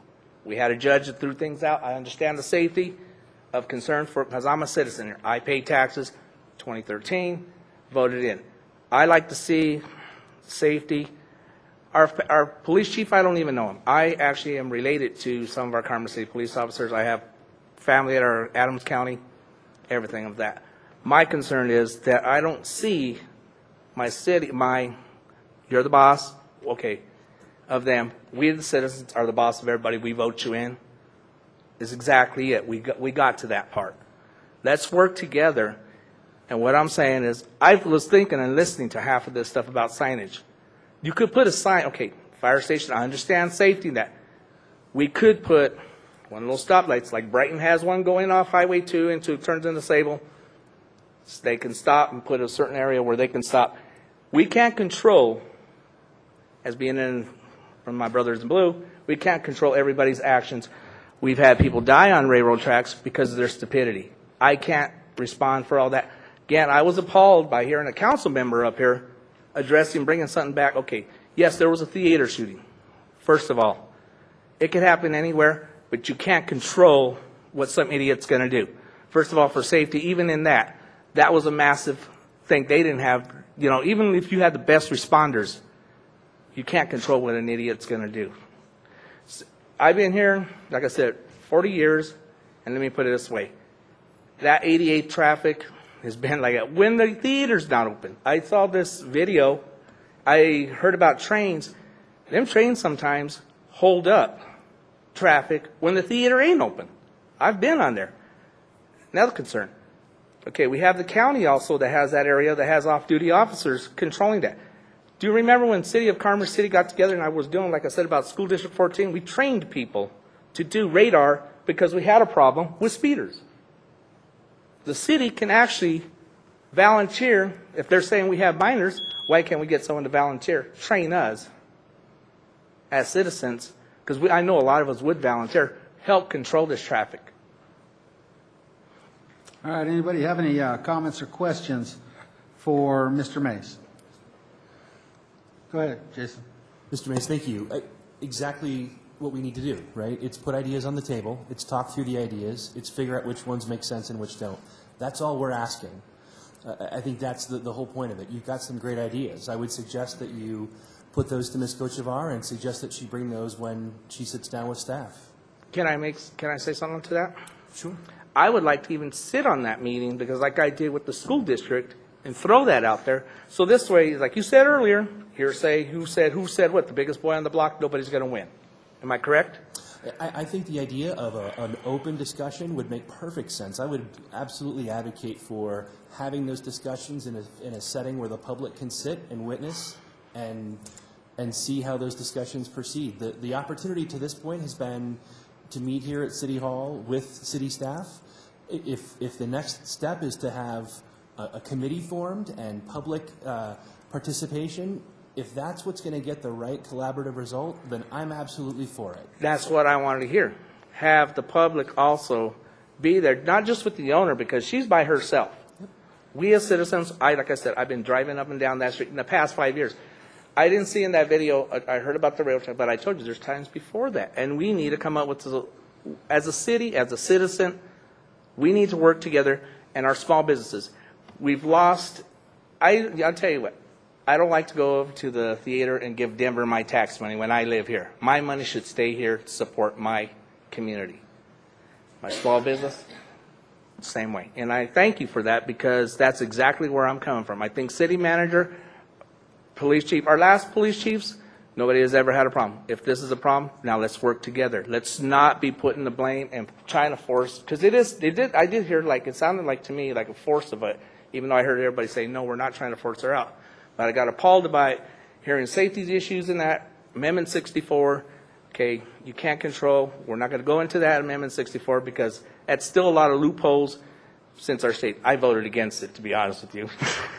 I have grandkids. But what can I do? I can't control the next person, like I said. I can't control somebody that's going to cross on the railroad track. You're given the driver's license, Councilman.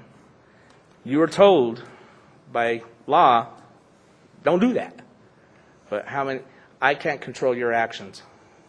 It sounds like you've given your contact information to the city attorney, and if such a public process is to be pursued, then they've got your contact information. So I appreciate your comments tonight, Mr. Mays. Thank you. Anyone else? Katie? I'll just be brief, Mr. Did I turn myself on or off? You turned yourself off. Mr. Mays, thank you for coming. The only reason I brought that up is because it is a learning moment. You are correct. There isn't a business owner out here who can control the actions of what some people will do. I do believe, though, there's some of us in positions, our police, our fire, counselors, city managers, who have to, and business owners, that you do keep in mind when we have those moments. If it happened here, what could I do? That was the only reason that was brought up. And I'm just saying, I don't really want to go into it back and forth. We're not going to go back But the only reason I brought it up is because I was just explaining what my thoughts were the night I recently went to the drive-in. That was it. Okay. And can I address that, please? Yes. I just want to address that. And I understand we're all entitled to our opinion, and what's your time of going there? Again, it's a public place. It's like, there's apartments that say, yeah, you can have it. We can't control what they're saying. But again, like I said, safety issues, it depends. Spirit of the moment. We don't know. You can have the best being in law enforcement, the chief and them know, our highway patrol, who I support, my brothers in blue, you could have the best responders or whatever there, and still you just don't know the outcome of it. So I just kind of took it offensive when you kind of threw that. Yes, your experience, but you got to remember, you said about things on site. I actually like it without those because now I'm not so crowded. Okay, anyone else? No one else. Thank you, Mr. Mays, for coming in this evening. Thank you. And I just wanted to say the last thing, I would like to see if they contact me, because I'd like to sit on that and come up with a resolution, not make it a bigger problem. Let's fix this issue and keep our driving in Commerce City. Thank you. I'll call up Corey J. Wesley.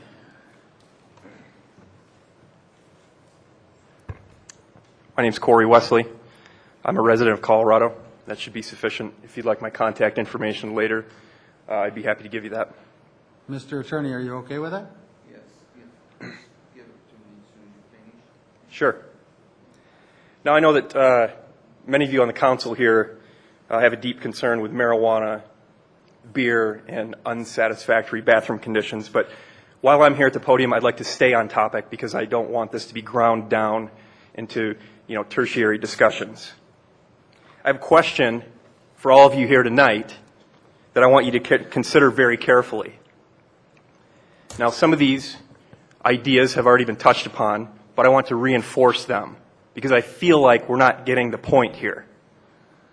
Whose responsibility is it to ensure transportation routes are adequate for homes, businesses, and emergency crews? Is it homeowners? Is it businesses? Is it partly businesses, partly city? Allow me to read to you a list of responsibilities that governments at every level have assumed. Healthcare, retirement planning, education on all levels, a regional transportation district covering 2,340 square miles, a food assistance program to help people buy groceries, Colorado Special Milk Program, because God knows without government, who would have milk? Unemployment. Government pays people not to work. Free cell phones. Again, these aren't necessarily your functions, but they are responsibilities assumed by multiple levels of government. The list of responsibilities that I listed was just a small sample of the responsibilities that governments of every level have assumed. It is not government's responsibility to assume cradle-to-grave nanny services. It is, however, the responsibility of governments to ensure adequate roads. Yet here we are, dozens of us. Why are we at a city council meeting on a Monday night? Because business owners are being harassed and threatened over inadequate roads. The Mile High Flea Market attracts 30,000 people every weekend. Are they harassed? Are they asked to come up with a plan? Dick's Sporting Good Park, right over here, 18,000 people per event capacity. Does Troy Smith harass Stan Kroenke, owner of the Colorado Rapids? When I-25's jammed up before and after a Broncos game, does Denver harass John Elway or Pat Bowlen? These are multi-million-dollar enterprises. Maybe they can afford to come up with a reasonable collaboration. But small businesses don't have that kind of resources. Traffic problems should be celebrated by you and met with zeal and excitement because your city is thriving. You Sir, I need work to for stop them. you there. The 3 minutes is up. I would ask that you stay at the podium in case there's a council member that has a question or comment for you. I rather hope they do. Mr. Benson.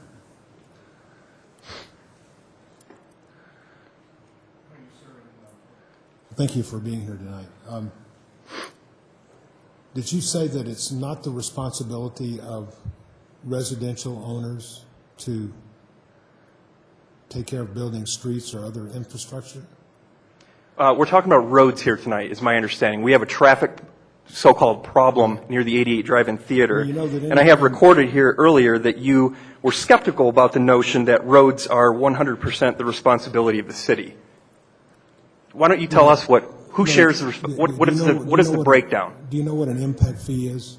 Like when you buy a new house up in the northern part of the city, the developer pays an impact fee, and that goes to pay for the roads and all the other infrastructure. What we're dealing with here is an older part of town where that situation is not happening, because back when it was done, I don't know, things were a lot different back then. But residential owners do pay through what they pay to their developer for roads that are put into their area.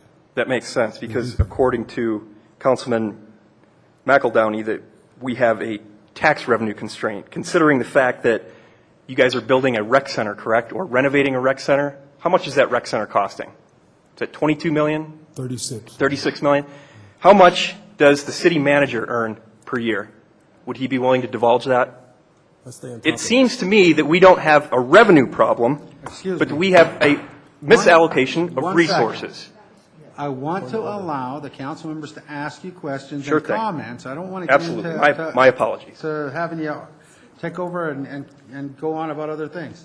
Is there anyone else on council? Mr. McEldowney. I'll keep my point simple and make sure that you heard accurately the comments that I made earlier about the tax problem. I used a preface of $1 billion of infrastructure needs in this city.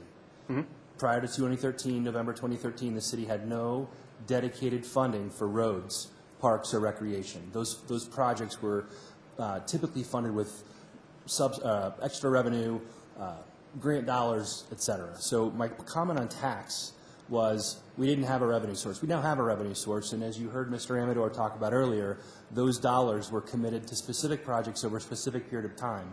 The other intent of that revenue stream was that the other projects, the rest of that $1 billion, now have a dedicated revenue stream beyond the 5 that are being teed up in the immediate 5 years. So just to be clear, that's the tax constraint. We have a $50+ million budget a year. That is, a fraction of that is available for capital infrastructure. So a $50 million project such as Rosemary, I would invite you to come and learn a bit more about our revenue and expenditures before you assume to know. I can't possibly assume to know every aspect of your budget, but I do have bullet points, and I do think it's a bit absurd that we're spending millions of dollars, $36 million on a rec center. And I know that's just one thing. Is it the proper function of city government to build a recreational center? Do you feel that's a necessary function? Sir, I'll finish my comments, Mr. Mayor. The You know voters what? of Hang on, this city. One second. The Before voters we continue on, I want you to understand this is the time you had the opportunity to speak, and I've been very lenient, especially with Mrs. Kochevar. I want the council to be able to ask comments or questions and not have you take it into a whole nother question that it wasn't designed for.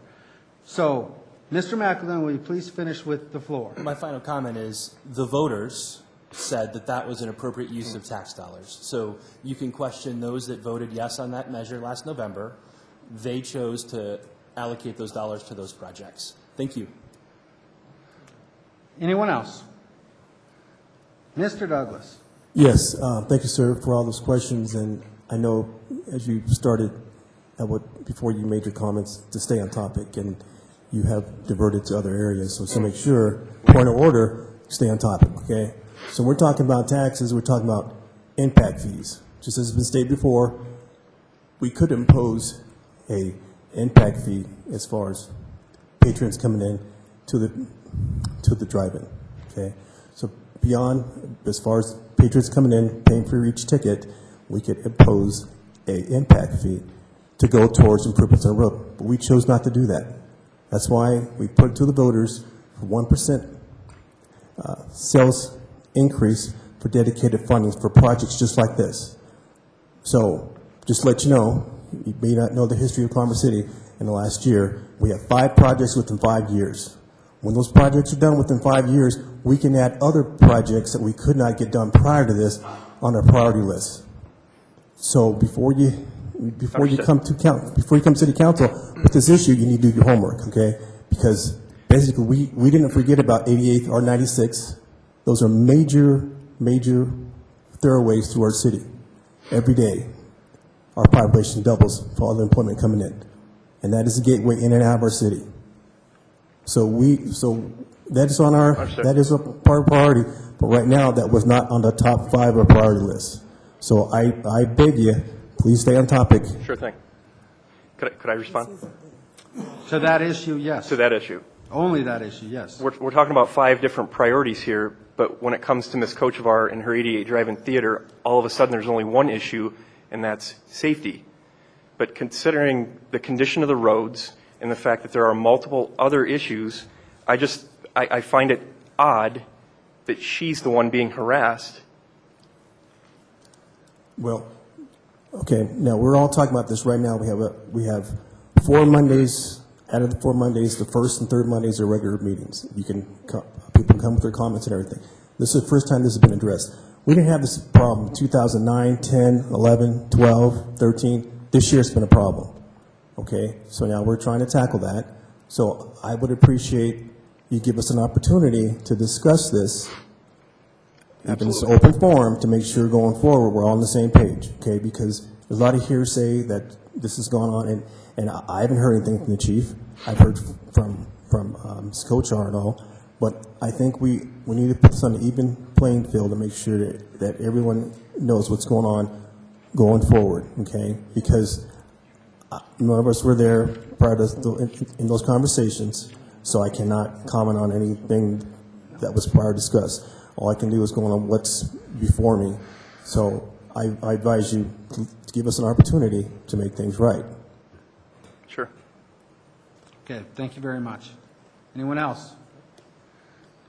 Councilwoman Elliott. Thank you, Mayor. I just want to make this as a comment. We've allowed everyone to speak, never spoke over anyone once. When it's our turn to speak, it's constant battle, debate. We're here to listen. Every one of us on this council expressed our desire to help. Not any one time, unless you can quote me differently, that we had any intention of closing this business down. I spoke with Ms. Kochevar. I looked at her directly when I said I was passionate about this drive-in, that I would look to whatever's within my means to help. I don't want to overstep my position on council or overstep the mayor by any means. This is the one thing that's just getting a little out of hand, and I just needed to bring it to your attention. I know I've been making comments that, you know, people speaking over one another and going back and forth to debate. I really want to get back on topic. We do have other people in the audience that do wish to speak, and I just want us to get back to what really the issue is this evening. Thank you. Okay. Anyone else? Seeing no one, thank you very much. Thank you. I'll call Mr. Scott Johnson to the podium.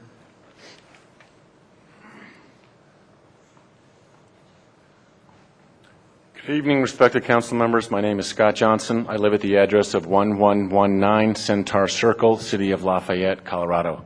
I'm a frequent patron of the Drive-In 88. I can't tell you how excited I am. You guys have just heard about all this stuff for the first time tonight. You're all talking positive about not closing down the business, and you want to help. So honestly, I'm elated. I think that there's a whole bunch of great energy.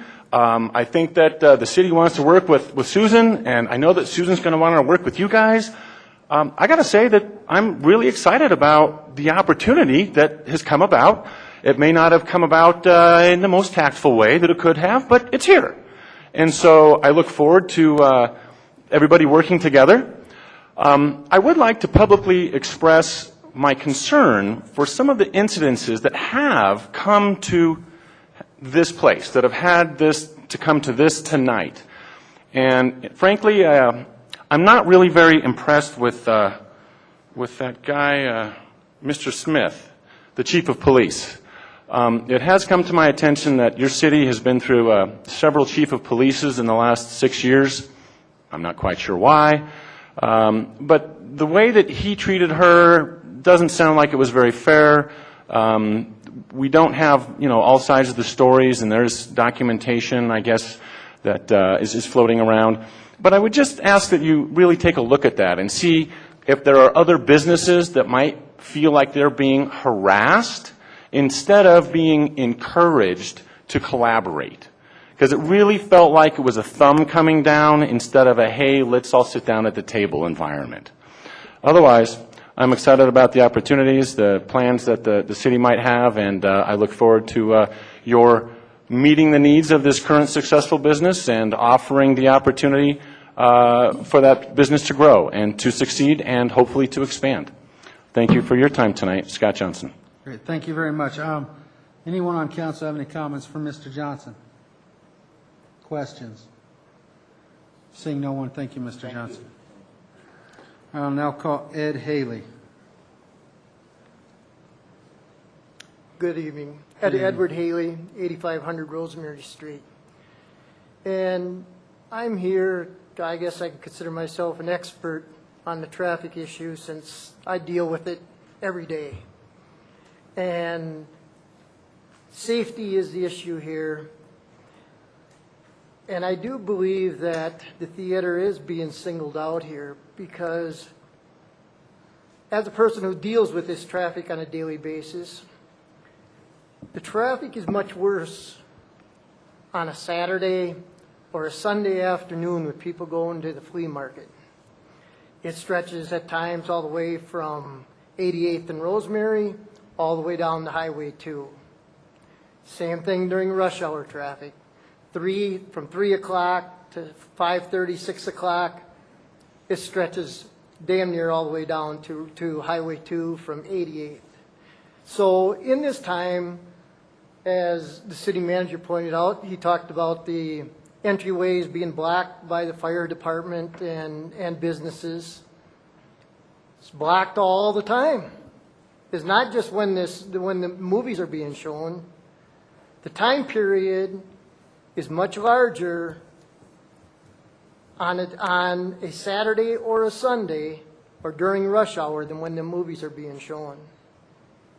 And I just came here just because I live next to the theater, work next to the theater. I got 25 employees that are on that road every single day. We have no problem with it. I see people daily doing U-turns because of the traffic being backed up. Backing up, going forward, turning around. There's safety issues. The safety issue is not with the theater. The safety issue is with Rosemary Street and 88th. The traffic going into that theater is just a small part of the problem.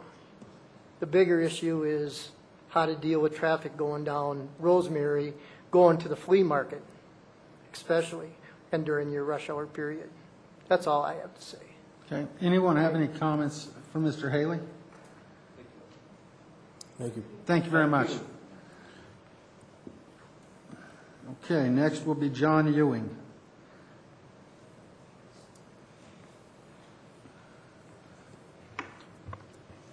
Good evening. My name is John Ewing.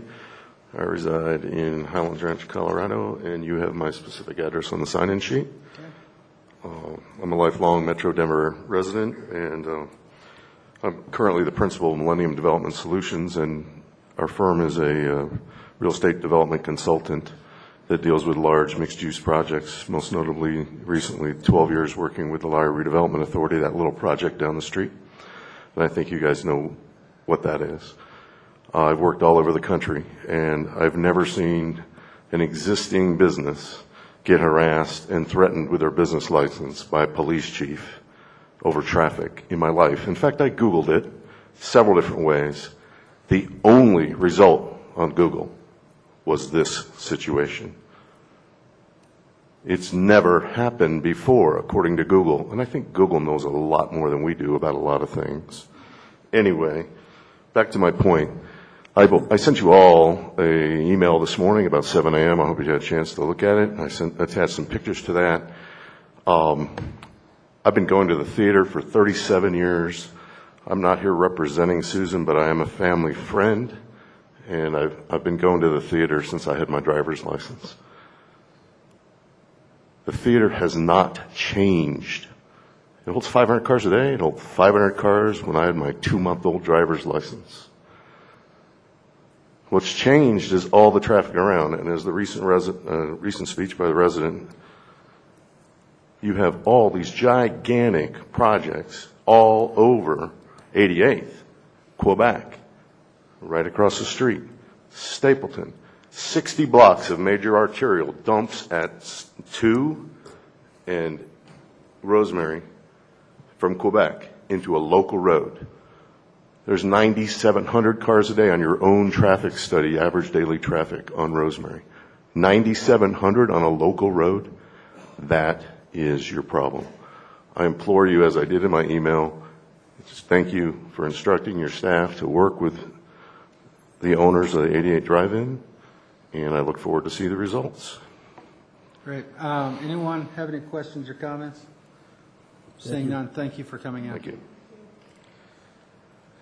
Next, I'll call David Carpenter.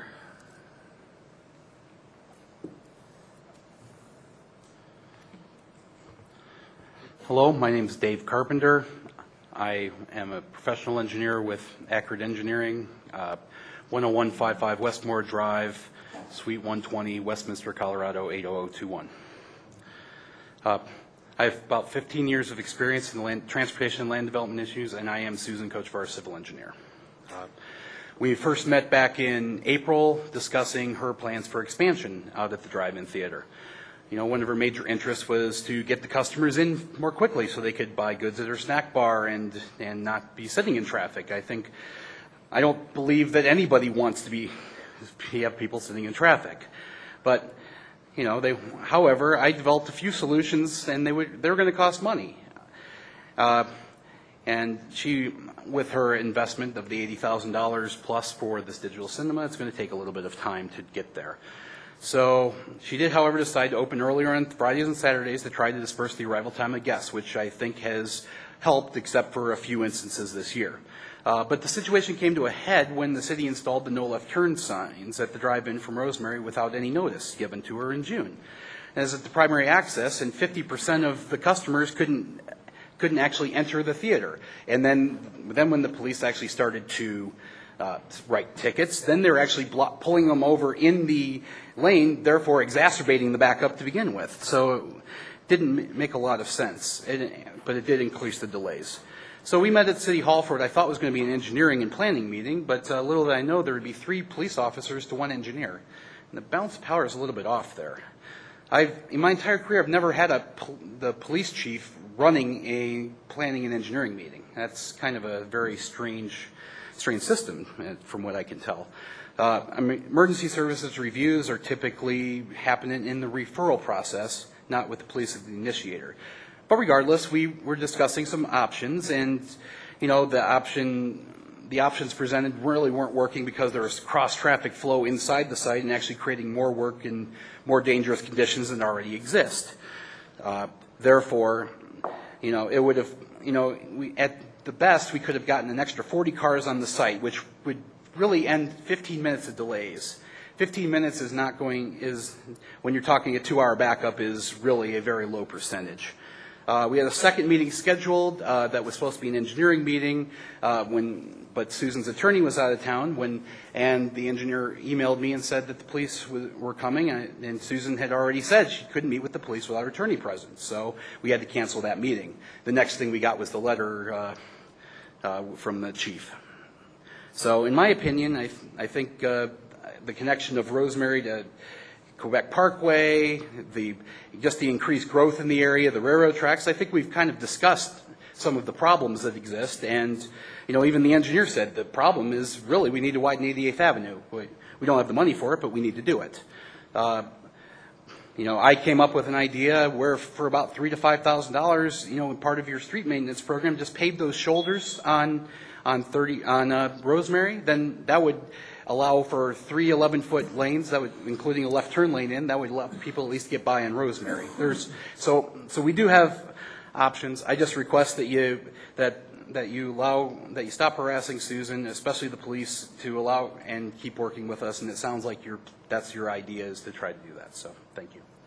Anyone have any comments for Mr. Carpenter? I'd just like to say I will tell you, DRCOG, the Denver Regional Council of Governments, because 88th Avenue is a shared road, it's part state highway, part Commerce City. It's not all Commerce Cities. That there's a collaborative effort, and the DRCOG, Denver Regional Council of Governments, has put that on a plan. And we don't know when we'll see any money from that, but it's things that we strive for all the time, is we want to make those areas as safe as possible. So I want to thank you for coming in tonight. Great. Thank you for Mr. having Mayor, me. I have one comment. Oh, did you? Okay, Mr. Yes, Hammond. just one comment as I'm seeing this unfold, and it's more directed toward the city manager. This is in my ward, and I did grow up here, and if you could invite me to the meetings with Susan, please, that would be something that I'd like to observe and watch the dialogue.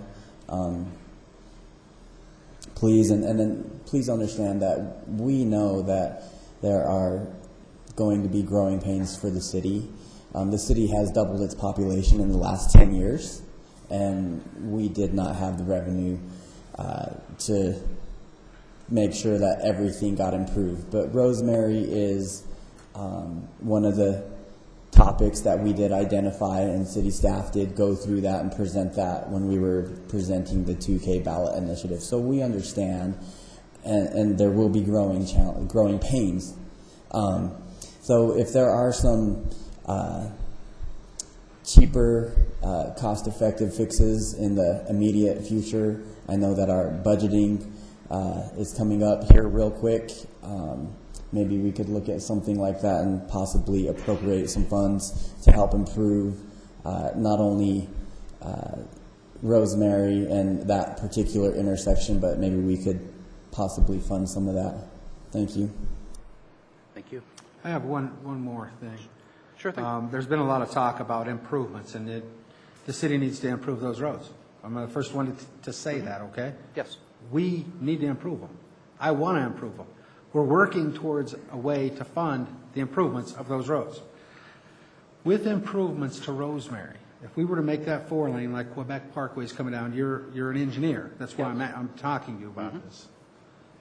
That would even more so cause a conflict with the distance between 88th and the drive-in access for a left turn movement if you're crossing multiple lanes. So we have to have your help and Susan's help to come to some kind of a short-term solution while we work towards a long-term solution of fixing the roads. Yeah. And Mr. Mayor, I completely agree with you there. But I also want to say Susan also has capital improvements, and so she can, and she has to fund those before she can fund any sort of expansion and revamping of the drive-in as well. And I appreciate so that. we're both kind of in the same boat. Yes, we are, and nobody here tonight has asked Susan to pay for anything, right? And I would like to have that dialogue between Susan, the city manager, even if it's another entity, citizen group or whatever, like Mr. McEldowney talked about, because we want to facilitate her and her business. Nobody here wants her business to go away. Okay? Okay. Thank you for coming in. Thanks for having me. Crystal Tafoya. Crystal Elliott.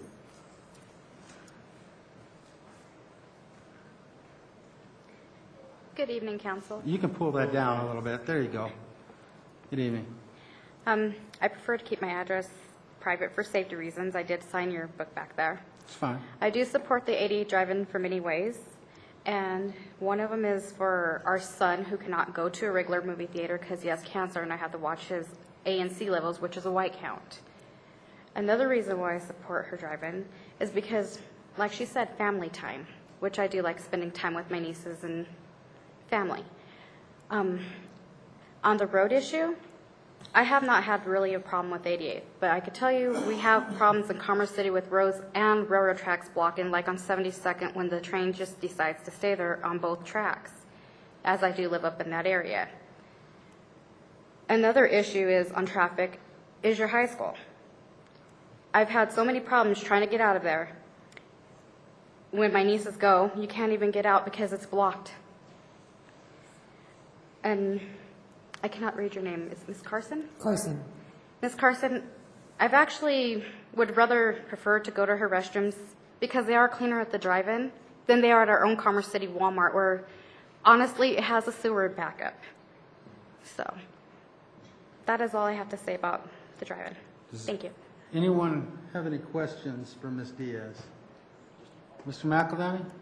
I just want to make a quick comment. There have been a few comments through the night on railroads, and I don't know, for those of you that live in Commerce City, you received recently our monthly publication. We are actively engaged in trying to solve the railroad issues in Commerce City. For those that aren't aware, Commerce City led the charge in terms of silent crossings, so we've invested each of those intersections that you see along Highway 2 against State Highway, city dollars to try and improve safety and cause the trains to go through without blaring their horn. We're having an ongoing issue with trains parking on tracks, whether it's across 72nd, as you cited, or anywhere along the stretches as they go north along 85 or Highway 2. So that is an issue of particular concern for us, and again, a matter of safety. If you've got a train blocking a road and there are limited east-west corridors, how do goods and services, how do safety vehicles, and how do citizens move around? So I just want to let you know that in terms of trains, we are absolutely aware and absolutely aggressively working on that issue. And honestly, that is a good idea because I am blocked between both sets of tracks because I live right behind Easy Pond. And 5 years ago, when I was pregnant with my son, emergency vehicles could not get through because both trains were blocking at the time. Yeah, I make sure that we do have your contact info, because those are the examples that we are seeking to raise to the railroads as part of those attempts to discuss. Again, we're trying to come to the table with them to find ways that are of mutual benefit. So I appreciate that example. Thank you very much. You're welcome. Okay, anyone else? Seeing no one else, thank you for coming in this evening. We only have maybe 5 left. However, we've been at this for about 2 hours. I'm going to take a very short recess to allow the counselors to utilize the restroom facilities, since we're talking about restrooms tonight. If you'll just bear with me, we're looking at 2 to 3 minutes, and we'll get right back into this. Thank you for your patience.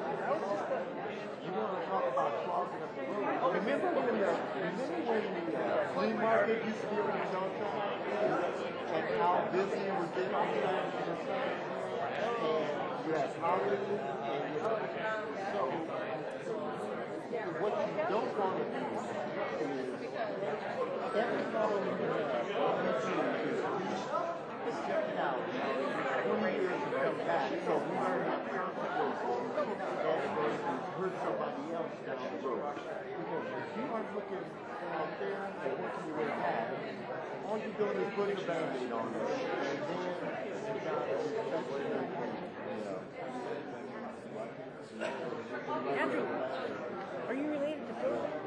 Yeah, that's cool. How you doing? Yeah. Oh, yeah. You know, who's known you?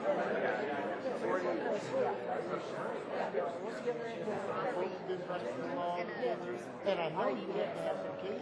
What's Philip's other? Phil Bellamy. Remember Phil Bellamy? Yeah. That's his cousin. Or a brother of mine. Oh, I don't know them too good. I only know Phil. Okay. I want to say hi to Susan real quick. Oh, go ahead. Oh, go ahead. Oh, go ahead.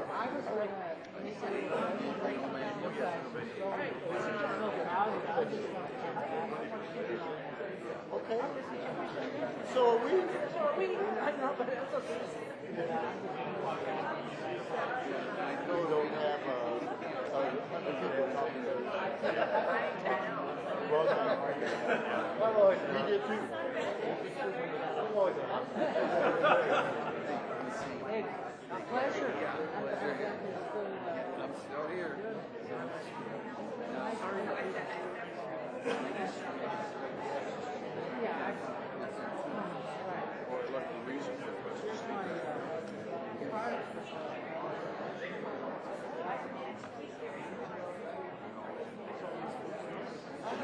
Most of them. Not all of them.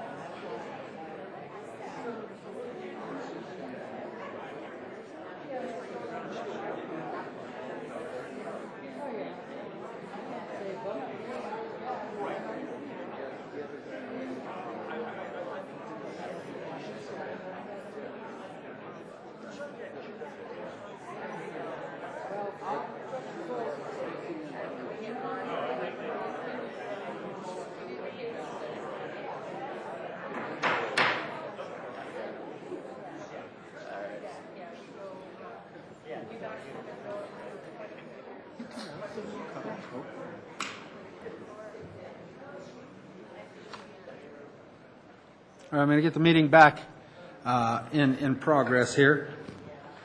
And I would like to call Kevin Bagley.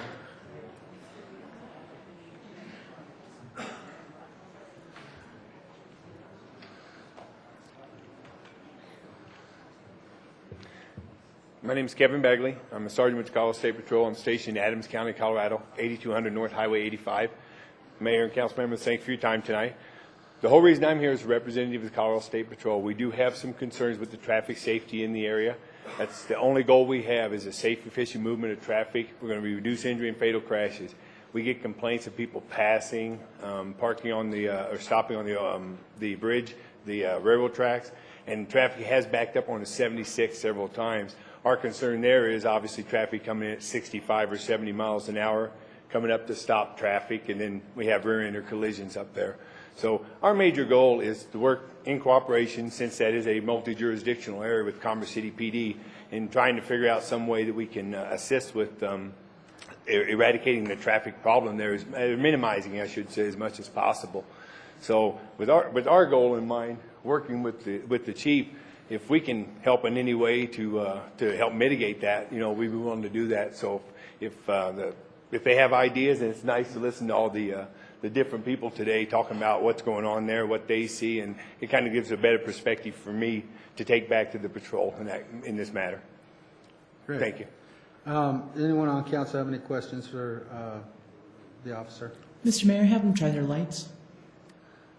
Request to speak button. All right, they're coming up. Yeah, they're working on it. They're coming up. So, Mr. McElhenney? Yes. Thank you for being here tonight, sir. I had a question. We've heard a couple comments about, excuse me, is the problem specific to the drive-in? Is it the capacity in general in the area, given the growth? We've got the flea market there. If my recollection is correct, the flea market, it's been there for a while. The activity levels have certainly increased, but I seem to recall that we worked again in a multi-jurisdictional way, because there were, on flea market days, we've seen backups down on the 76 on the ramp coming up to the flea market, but I believe we've worked, and this is maybe a question for the chief instead, but I believe we worked on traffic rerouting in a similar spirit to what we've talked about tonight to help alleviate those backups on 76 by having traffic move all the way down to 96 and then come up the frontage road, so that folks are queuing on the lower volume road and not creating that backup situation that you cite on 76. So it sounds like, are you familiar with that, or maybe this is a... No, I am familiar with that area, and actually we still have a lot of traffic in that area, and we still have a lot of traffic that does back up onto 76, even during flea market days. We have it backs in front of our office on Highway 85 also during the flea market days too. The flea market, I believe, has off-duty officers that they have controlling traffic there, so I think it would be a lot worse if they didn't have that there. But there is just an enormous amount of traffic in that area. Great, thank you, sir. And that's I-76. Yes. That is backing up, and that road can handle that. It's the problem when you get off and you're coming to the flea market or whatever. And we had that discussion about trying to send flea market traffic, having our chief look into it, to go to 96 and come back up the frontage road, so that, again, we could alleviate some of the traffic in the area. I don't want to hang all of this on Ms. Kochevar. I want to have some ways to fix the traffic issues in the area in the short term, and in the long term. But in the short term, it's going to take some creativity, and that's why we want her at the table. I'm glad you're here tonight, and would ask that you do participate as these discussions continue to try to alleviate some of the traffic in the area. Yes, sir. Anyone else? Seeing no one else, thank you. Thank you. I'll call Kevin Phillips.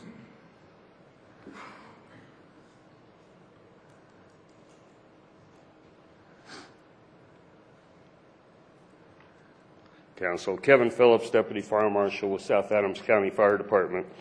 And this is an ongoing problem around the clock. It's not just when 88th Avenue is open, but our main problem with 88th Avenue when they are open is our response northbound on Rosemary. We have two fire stations that respond northbound Rosemary. One's right there at 86th and Rosemary. The other one at 72nd and Monaco. When the traffic is backed up and it's turning left into the theater, a lot of times we can't get through. We're delayed a few minutes because people don't want to give up their place in line, so they're hesitant to move over out of the way of the fire equipment. During rush hour, it's either backed up going north or it's backed up going south, so we're able to slowly go against traffic and get around the backup. So with the signage that's proposed right now, we're in agreement with that, hoping that it will solve some of the problem that we've currently encountered, both during rush hour, flea market, and other things. Are there any comments or questions for Mr. Phelps? Seeing no one, thank you. Thank you. Julia Diaz.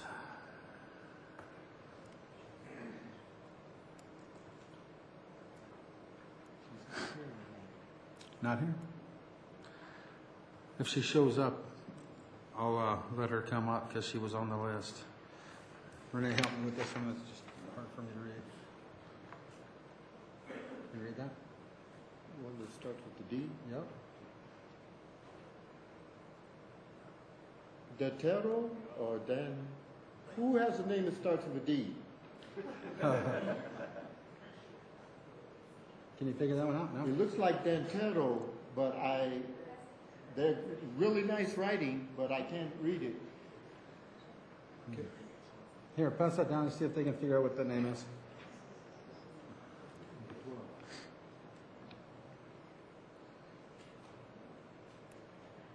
Riverdale Lane? You live in Riverdale or Riverdale or nobody? Sorry. Anybody live on Riverdale Lane? Riverdale, I think that's Lane. I can't read the D-A, I don't know. I'm guessing that too.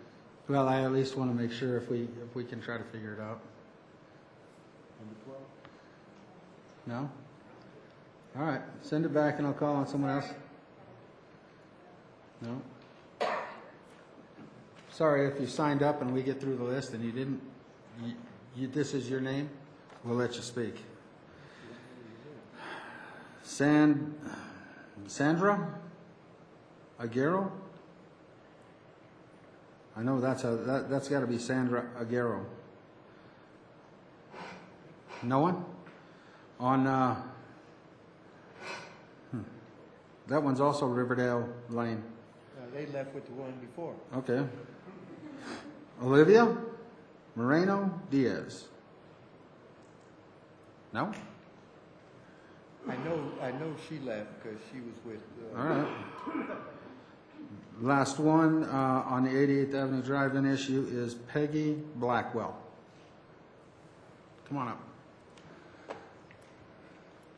Hi, my name is Peggy Blackwell, and I'm just glad to hear that you guys are willing to try to work with her, and I appreciate finding that out.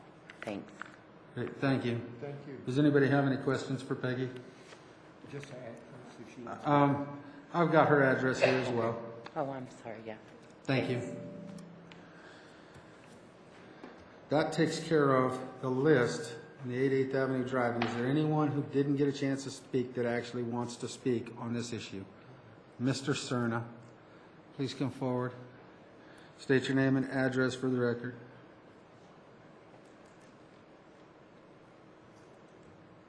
Guillermo Serna, 14122 East 102nd Place, Commerce City, Colorado, 80022. As we look at this, and you remember Quebec,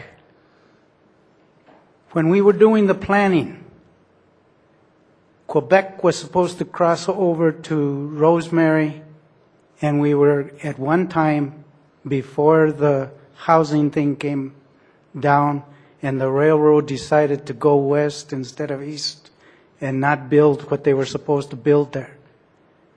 Rosemary was supposed to be fixed. That was a long time ago. And it was supposed to be widened.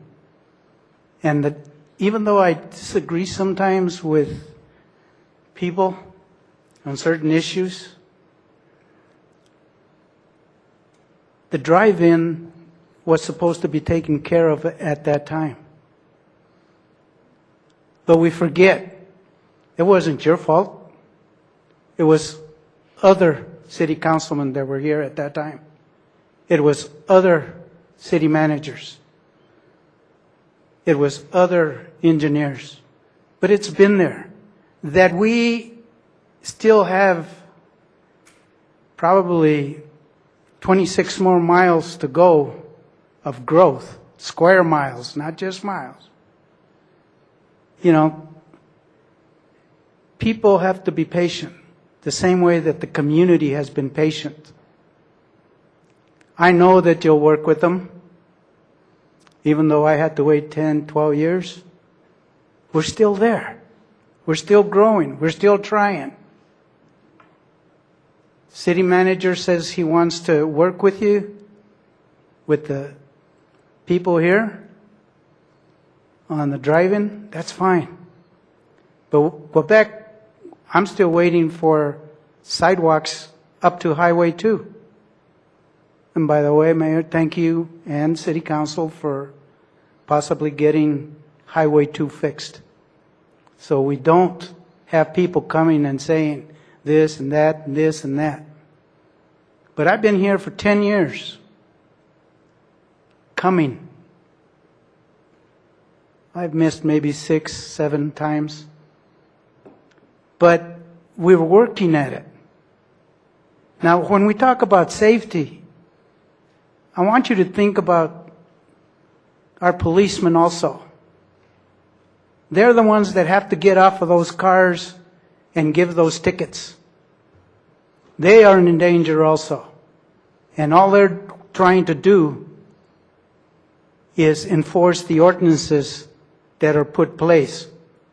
When people have the opportunity to have input into these ordinances, I've seen this place empty. No participation whatsoever. Yet we come here afterwards and say this and say that. Work together. We are a growing city, and we are the only one in Adams County right now that has that potential to keep on growing. Utilize this community. I know you do. I'm sorry. All I have to say is participate. Don't wait till the end and complain about it. Do it beforehand. Thank you. Does anybody have any comments or questions for Mr. Cerna? Seeing none, thank you. That will take care of all of the people that have signed up. I'm going to ask one more time, is there anybody here to speak on the 88th Avenue Drive-In that did not get the chance to speak that would like to speak? Saying no one, thank you all for coming and thank you for having interest in the issues that are taking place. We are very aware of them now. I want to assure everybody, and I have a formal statement here that was prepared to read, but I don't want to read it. I'd rather just tell you how I feel about this process. I've heard it said land grab and other things. This council sat up here on public record in front of the TV cameras. We have no interest in taking over the business or running them out of town or anything else. We like that business. I was born and raised here. I like the 88th Avenue Drive-In. We don't want them to go anywhere. We want to help them expand. Now, with that, we are trying to work together, and as you heard tonight, we want Ms. Kochevar to be working with our city manager, and I've offered that I will participate in that, even though it's not my role. I will participate in that to make Ms. Kochevar feel comfortable, and if it's in an open forum, whatever that may be, I want Ms. Kochevar to feel comfortable. I want her to feel comfortable and the rest of you to feel comfortable. We do not want to close down the 88th Avenue Drive-In. We want to help work on traffic problems. I will also tell you that I'll be the first one to say all of that traffic is not, that comes down Rosemary and 88th is not the drive-in. However, there's certain periods of times of day that are frustrating. And to Mrs. Kochevar's benefit, she started opening at 5:30. The chief of police told me that has helped. So I want to give that credit to Mrs. Kochevar. But what I would tell you is, collaboratively, we want to work with you. We want your business to thrive and stay in Commerce City. All of you can have a great night. You're more than welcome to stay and enjoy the rest of the meeting if you'd like. but you're also welcome to leave, and I'm going to give a short pause to allow people that don't want to stay the opportunity to leave, but you're welcome to stay. So thank you all for coming in tonight.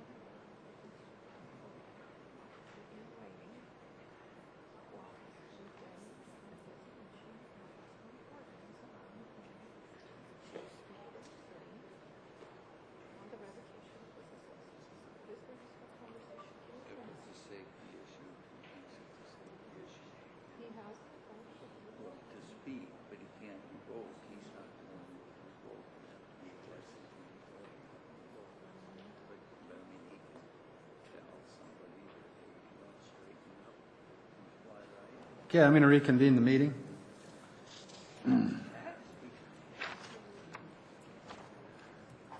We have one more citizen communication to take care of. That would be Tom Green. No clapping. Good evening, Honorable Mayor and City Council. I picked the wrong night, obviously. I'm here, 101 West Egbert is my address there in Brighton, Colorado. This is Tom Green, just like the color. And I'm here just as a citizen. I'm announcing the formation of a community-based team that really is focused on the future of energy in our area. It's called Citizen Action for Safe Energy, or CASE, C-A-S-E. We were created in Adams County by civic leaders to represent the families, businesses, communities, everybody in the county. We're interested in doing what's best for the growth of our communities through safe, responsible, sustainable, dependable, and affordable energy. We're interested in the ongoing public debate, and we want to be a part of that discussion. We want to come to some reasonable solutions. And one of the things that I do have a whole bunch of things, I'll leave my comments here. I guess one of the things I'd like to say about our group is we don't claim to be experts, we don't claim to be scientists or geologists, but when people have questions, we want to bring in the experts in and have them ask some questions and allow the public to have that opportunity. And in fact, we have an event tomorrow night at Brighton, the old City Hall at 5 o'clock. We'll have a group of experts in there to ask some questions. Since our inception, we've had a lot of support from the community. We had a kickoff barbecue in July, and we're going to continue to have events as it goes along. We encourage people to visit our Facebook page or our website, which is caseadamscounty.org, and you can learn about our core principles and our mission. We're encouraging citizens to get involved, join up, sign up websites, and we'll pass on the information of our upcoming meetings. We're committed to help the citizens of Adams County bring their voice to the development of positive and safe solutions that will continue making people's lives better through affordable, dependable, and responsible energy. We live here, we work here, and we look forward to great things for Adams County. And what really motivated us all in there was jobs. And Commerce City understands that. You understand the importance of the oil and gas industry and working with them. We commend your efforts so far, and we want to continue and let you know that you're considered a partner in this too. So, thank you. Thanks, Tom. I want to see if there's anybody that has any comments or questions regarding your energy program. Mr. McEldowney. I just want to say thank you for coming tonight. Your approach sounds similar to the effort that we undertook, and it sounds like you're aware of some of the work that we did, trying to bring citizens, industry experts, environmental experts to the table so that we could learn together. And it was a huge piece of the puzzle was to make sure that, as frustrating as it might be for experts on either end of the discussion, for everybody in the middle who doesn't know every little bit about it, to go through that process of coming to understand to a common level so that we could have the next level of discussion. And so I appreciate what you guys are doing, and please keep us posted of your efforts. We will. Thank you. This won't be decided in a 30-second soundbite. You really need to get more information, so we appreciate that. Tom, thanks so much for coming in tonight and giving us the update. Sure. Thank you. Look forward to seeing you at Rotary. Yeah, I'll be there. All right. Take care. Thank you. All right. Now, we're going to move into the approval of the minutes for June 2nd. I need a motion. Mr. McEldowney. I move to approve the meeting minutes of June 2, 2014. No, I'm sorry, May 19th. May. That's what it says. Well, I'm sorry, I've got June 2nd and May 19th. You might want to turn around. They're June 2nd, sir. All right, no problem. You got a typo. I do have a typo. So you made the motion for June 2nd, that's all that matters. I need a second. All right, I have Yeah, Councilwoman Carson. Motion and second has been made to approve the minutes of June 2nd. All those in favor signify by saying aye. Aye. Opposed, say nay. Motion is carried. And we'll move into the consent agenda. Mr. McEldowney, did you want to make a motion to amend the agenda before I go into the consent agenda? I do, thank you.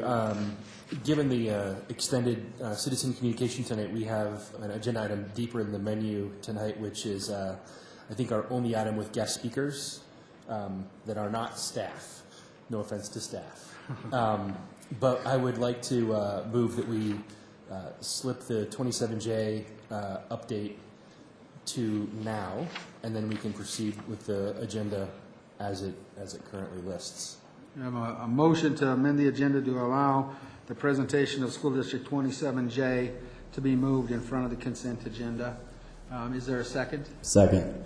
Mr. Amador seconds. All those in favor signify by saying aye. Aye. Opposed, say nay. Motion is carried. So we will move that item up to this point in the meeting. So I'd like to invite the district representative for 27J to come forward to make their presentation.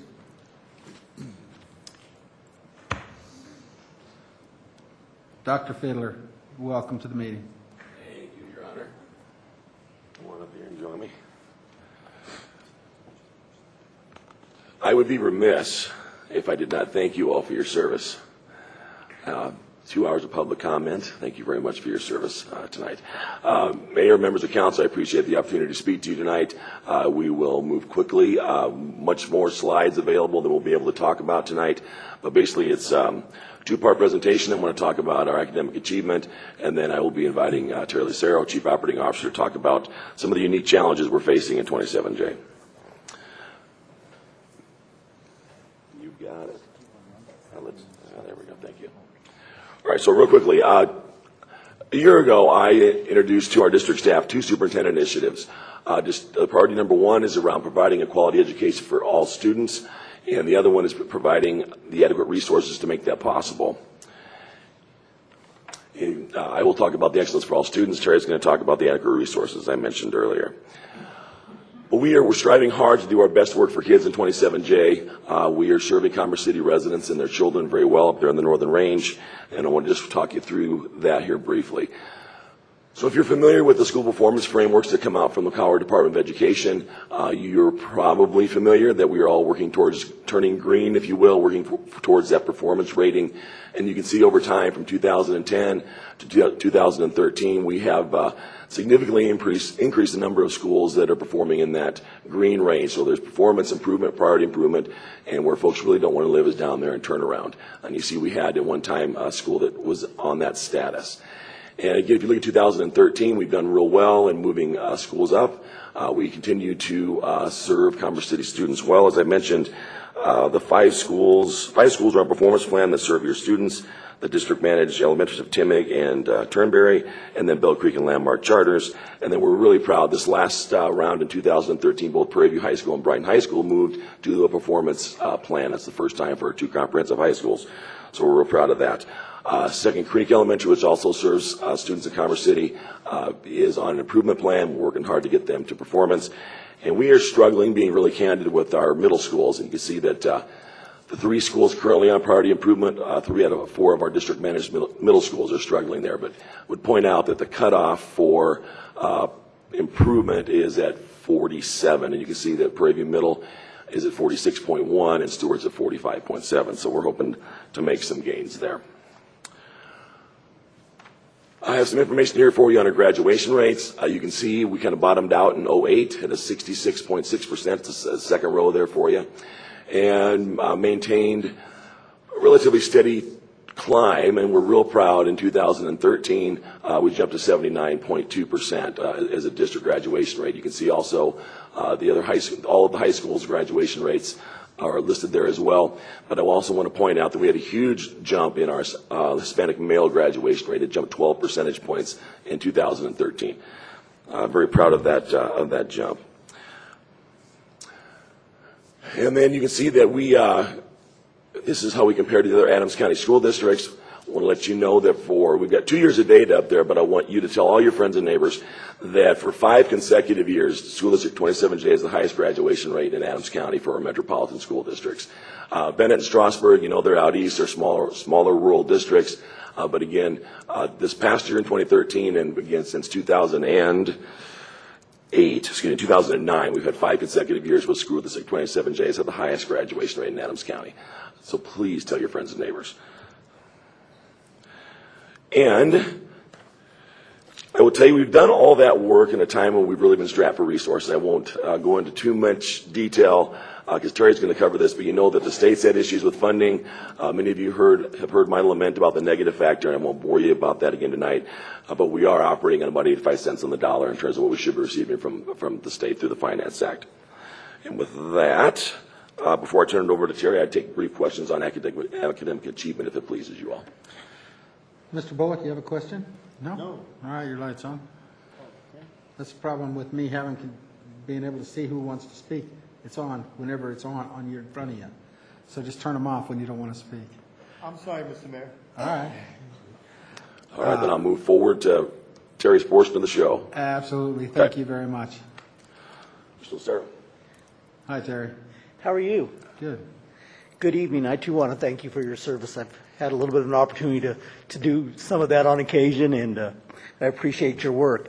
As Dr. Fiddler talked about, it's all about academic achievement, and there's 2 pieces of that. It's what happens in the classroom, it's the work that the teacher does, and then it's the way that we support that. And the second priority that he introduced was making sure that we had adequate resources to attain that academic achievement. And when we talk about that, we talk about financial resources, we talk about quality staff, we talk about quality facilities, and we recognize parental support as a resource and community support.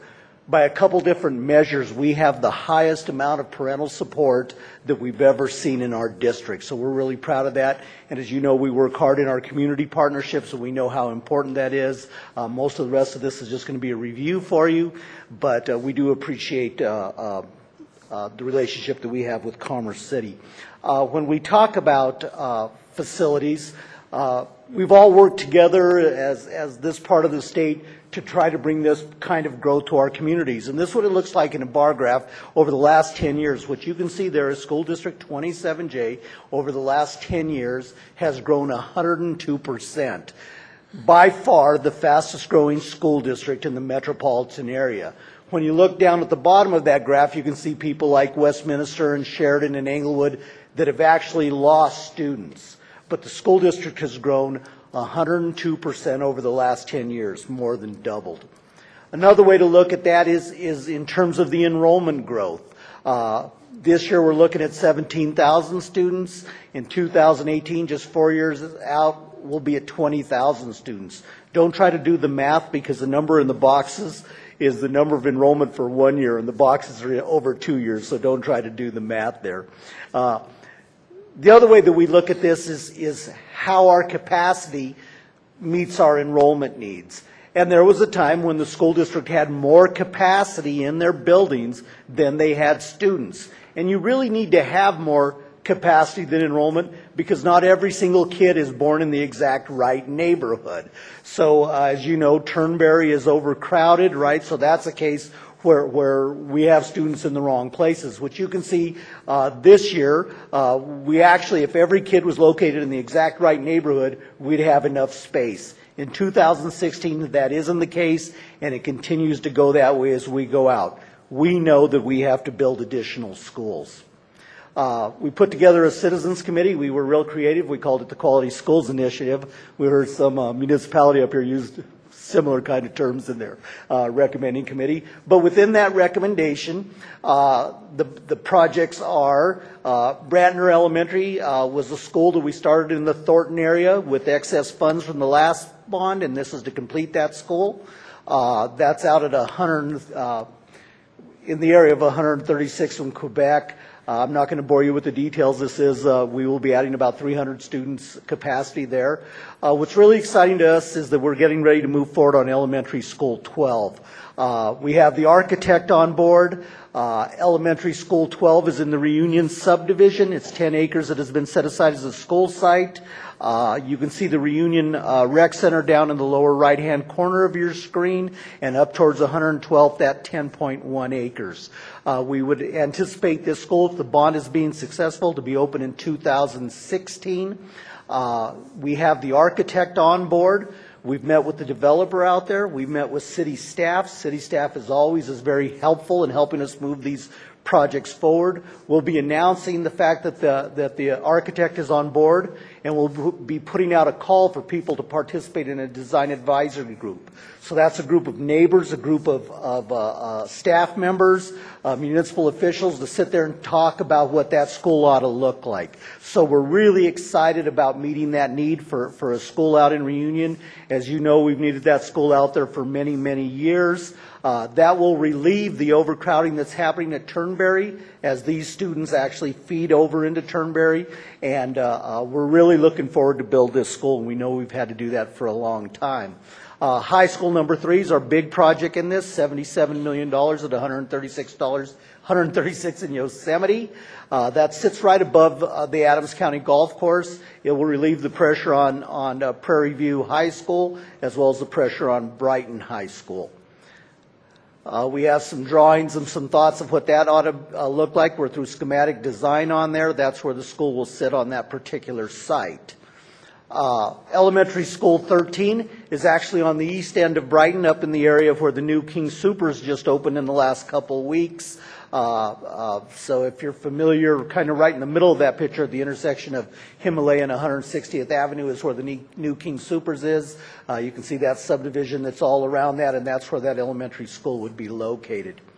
What we can tell you is every single school will be impacted by this bond. For your ease, we've highlighted those schools that benefit Commerce City schools, Commerce City students, and the projects that will happen there. You will see the Prairie View Middle and Stewart Middle School will get modulars at a tune of about $900,000 apiece.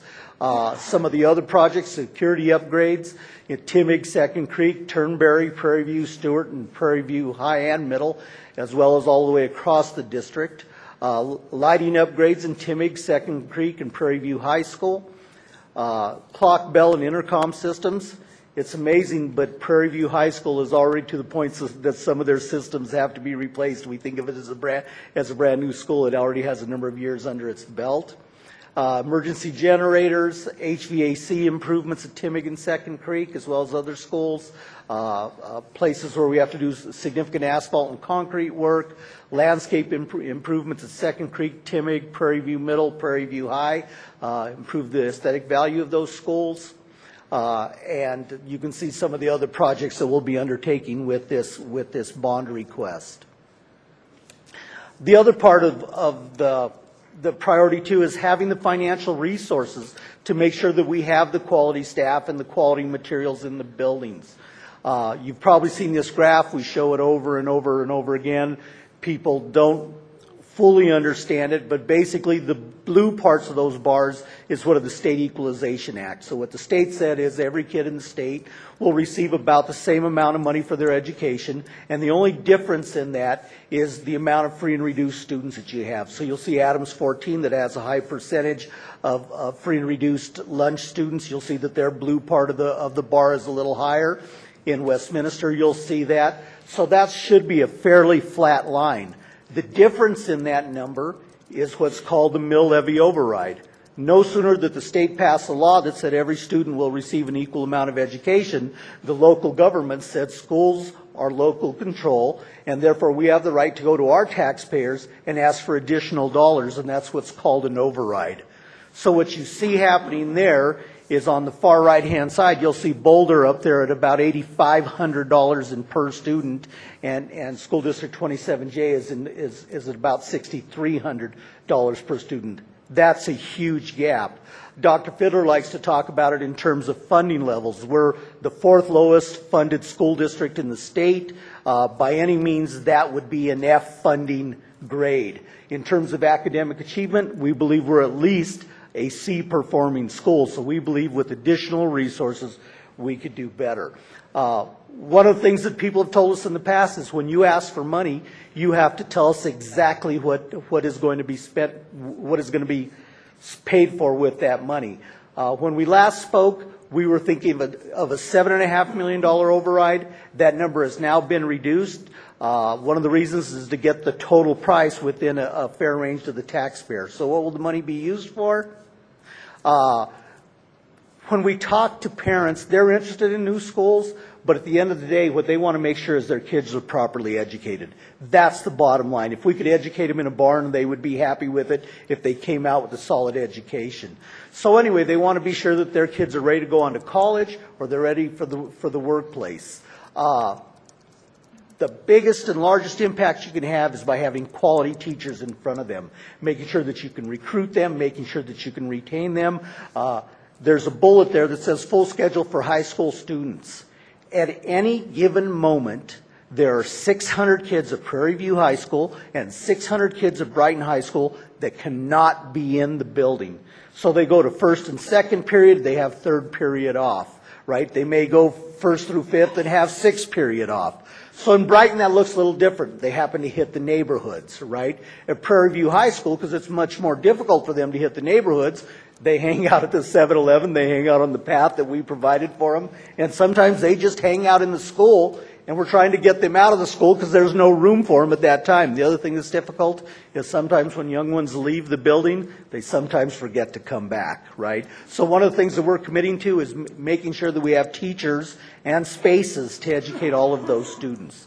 The next thing is when we talk to our people, there was a lot of people that were talking about advanced placement, gifted and talented type programs. An equal amount, in fact, a larger amount of the people said we have to make sure we're providing programs for students that are academically at risk. When we went through the funding cuts, these are the very programs that we cut, right? We had to cut gifted and talented. We had to cut ask-risk programs. So this is to restore some of those programs that had proven successful in the past. Providing updated instructional materials, textbooks, technology, we know how big that is, and then making sure that we always have enough dollars to take care of the safety of our kids. Unfortunately, when you go through those cuts, right, the thing you never cut or you try not to cut is teachers, because that's the most important thing. Everything else is a lower priority, and sometimes we have to make cuts on the safety side, which is something we prefer not to do.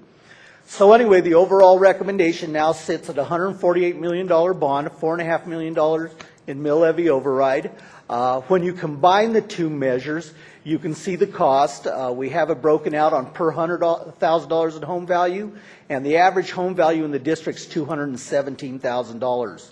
We worked really hard over the last several months to get that monthly tax impact to under $20. And that was the reason you've seen the mill levy go from 7.5 to 4.5.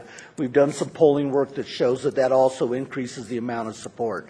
So this is the recommendation that we'll be going forward to the board with in a few days. The other thing that we did is we hired an independent contractor to come in and tell us what will we do if we're not able to build the facilities that we need. Basically what he said, regardless, because you can't build your high schools fast enough, you're going to have to add a class period in next year's schedule, right? So that seems fairly simple, not much impact, but when you think about transportation and those issues, that becomes a very large issue, right? In 2016, we would do the same thing at middle schools. In 2016, we will go to year-round schools if we're not successful. The interesting thing about this plan is even if we go to extended day, and in 2016, Brighton High School would go to 2 extra periods. The middle schools would be in 1 extra period, and the year-round schools would be, the elementaries would all be in year-round. That plan only works for about 18 months, and then you have to build schools to support that plan, right? So we've worked hard to bring the residential growth to our communities, the businesses to support that. We also have to work hard to try to get schools to provide that education that we all know rank either first or second on the most important thing people decide when they're moving into the community. All this information is available on the district's website. There's a list of FAQs. We are posting in every single school posters that will tell what every school will have. So those posters are now in place. We've talked about the contingency plan. We're going to be announcing the elementary school architect selection, as I said. We want to distribute that information within the reunion area to get parents involved in that conversation. Our plan is to make a recommendation to the board on the 12th, and they will consider the resolutions to place these items on the ballot on the 26th. We don't have any reason to believe that the board would not be determined to put these on the ballot. There is a campaign group out there developing a website. IM27J is the official name of that campaign group. They're focusing now on their fundraising efforts, collecting signatures of support, and staffing all of the back-to-school nights. The 14th of August, most of the schools in the district have back-to-school nights. They will have tables. They will have information not only about what their schools will be getting, but the schools that those students will be going to in the future will be getting. So those are some of the efforts that are going on. We wanted to just give the Commerce City City Council a little bit of an update of where we're headed. At some point in the future, we'd sure be interested in talking about a possible resolution of support after the board takes a formal action on it. And certainly we would encourage anybody that wants to take personal action in trying to make this happen to become engaged in the campaign and in the conversations and see if we can't be successful this time around. So anyway, in a nutshell, that's it. And we'd willing to answer any questions. Does the council have any questions? Mr. McEldowney. I just want to thank you guys for being here, and thanks for sitting through the beginning of our meeting. This is obviously an incredibly important update, and I know out of respect for time you tried to blow through it. I think there's some incredibly important points that I don't want to go sort of to fly by. I think the growth is just an important thing for us to think of. Brighton, Commerce City, and Thornton, we are all, our peers on each of those councils are talking about how do we promote the growth, are our permits up, are we bringing in businesses, all those things fuel the bodies that need to fit into your schools, and right now we don't have enough room for them. So it is incredibly important that we partner with you and help make sure that we have the right facilities and funding in place for those schools. So thank you for being here tonight, and thank you for obviously engaging us in that effort to look at these options. I have had one question come to me in recent days, questions about the elementary number 12, and questions about what do these new schools mean in terms of how the boundaries are drawn. We obviously saw the shifts in the Northern Range where Reunion's kind of split between two schools, and you've got sort of different schools going to Second Creek versus Turnberry, and I know those are going to be questions that we're going to get as we talk to our neighbors when they see new schools, and what are the implications of how the boundaries, and I'm sure that that's yet to be considered, but just so, I don't know if that's on the FAQ list yet, but maybe that's something that you guys It's not, but and we have to look at what the actual numbers are. Mm-hmm. The kind of things that we're looking at is looking at Chambers as that dividing line. Anything west of Chambers would be a Turnberry attendance area. Anything east of Chambers would be an elementary school 12, and then everything that's north of 104th would remain over at Second Creek in that whole Second Creek area. So that's generally the way it'll break down, but we'll look, and you know how that works. You cut lines and you cut neighborhoods, and you try to make kids not walk across major thoroughfares and those kinds of things. So that work has yet to be done. Perfect. Thank you. Mr. Amador. Terry and Dr. Fiddler, I want to say thank you and great job on your due diligence in figuring out how to put something together with the constituents and the residents that are there. I hope that you're successful in your bond, and if there's anything that I can do to help, or this council. I'm kind of speaking for the council, but generally, we're in support. Thank you.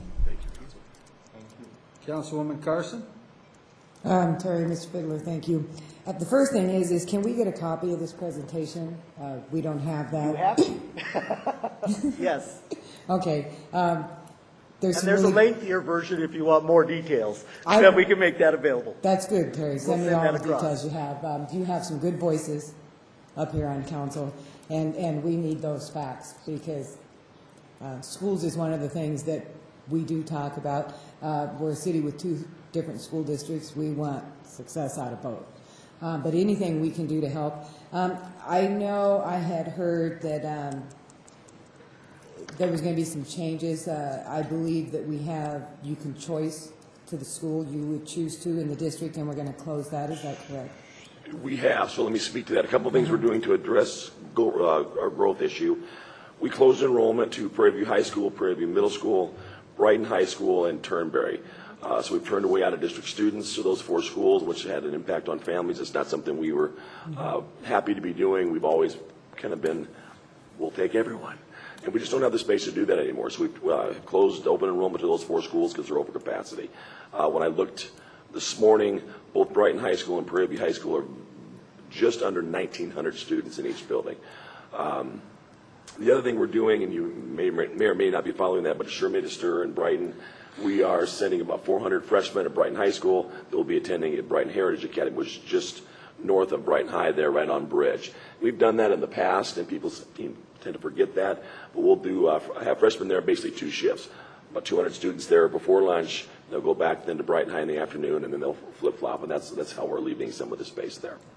And I just want to say that you've done, I think, a remarkable job with our students with the lack of dollars. And I think we're at that critical point now that there's no more cuts to be made, in my opinion. I don't know where you make any more cuts. And so, like I said, give us all the material you can. Is there a Facebook or anything that's got this information on it that we can get updates and we can share with? Jason, you said on that. Is there? Well, to speak for the school, and if you can go back a couple slides, whoever's driving. One more. You had your district on the district website.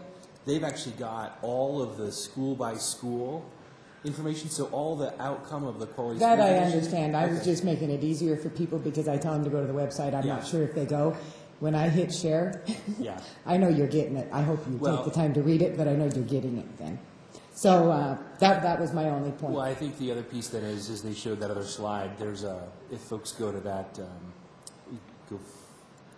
this super easy to remember. That second bullet. Yeah, item 27. And that has a Facebook presence as well. Yep. We can push that out that way as well. You know, as you're well aware, until we call the question on the 26th and the board takes action, we can do an awful lot of things that we've been very proactive. I want to publicly thank our school board that's allowed us to do that. You know, we've done a lot of things we haven't done in the past that, frankly, different boards would probably not have allowed, just because of their tax sensitivity in terms of previous board members. Say that as politically correctly as I can. So. Well, thank you for the presentation. Absolutely. We're more than happy, and we really like to have you come and make these presentations. So thank you. Well, thank you for the time. Mr. Douglas. Yes, Terry and Dr. Fiddler, thanks for coming in. Appreciate that. You know, I had our last 2 children go through 27J. Very successful. They're in college right now. And I see 27J has and will meet the challenges, even though things have been difficult. You guys are still hanging in there and not giving up. We got to get people to understand just because you move in the area doesn't mean things are going to be built. So a lot of education out there to be pushed to people, let them know. You have a lot of new homeowners coming in. Builders are building still, and we can't stop that. And we just have to make sure first bit of information when they get their closing packet is information on the school district, because it's very important. Elementary. So you guys are hitting all the cylinders. Just got to make sure there's some gas to get us to the finish line. So I appreciate that. Okay, and see no one else, I guess it's my turn. I had the opportunity and the pleasure of sitting down with the city manager and the two of you and talking about the efforts that you've taken, the steps that you've put into place. And you know, as well as anybody, Terry, as a former mayor of Brighton, that the most important thing is once you achieve this, that you follow through with those promises. That's probably the most important thing. I graduated from Adams City, Adams 14, as my wife did, as my oldest son did, but I had two children graduate from Prairie View High School. And I'm supportive of both districts, and when you get the answer to your question, we'd love to have you back so that we can consider a resolution of support. Thank you, Mayor. So thank you both for coming in, and thank you for striving to help increase and encourage educational opportunities for our children in our community, because without a quality education, it's hard to have a quality community. Agreed. So thanks again for both being here. Thank you. Absolutely. All right, we're going to get back on track with the agenda. Next item is the consent agenda. Consent agenda includes items that are routine, procedural, informational, self-explanatory, and non-controversial. They are presented to council for a single motion vote. Any member of the council may ask to remove a specific item for further discussion and a separate vote. Tonight, there are 3 items listed underneath the consent agenda. Does anyone on the council wish to remove any of these items? Mr. Bullock? No, I make a motion. Okay, does anybody wish to remove these items? Raise your hand. Seeing none. I'm open for a motion, Mr. Bullock. Motion to approve the consent agenda? Okay, Mr. McEldowney. Second. Have a motion and a second. Mr. Attorney, please read the title. Title of Ordinance 2014 reads, an ordinance amending the 2014 budget of the City of Commerce City, Colorado by the recognition of the Kaiser Permanente Walk and Bike to Work grant funds in the amount of $7,395 for the support of the City of Commerce City Wellness Committee and the authorization of the expenditure thereof. Title of Resolution 2014-56, Resolution approving Commerce City Economic Development Incentives Program. Title of Resolution 2014-82, Resolution amending Section D of Council Policy Number CP-2 entitled Council Committees. And that's the consent agenda, Mr. Mayor. Thank you. I have a motion and a second. The titles have been read. I'll ask for a roll call vote.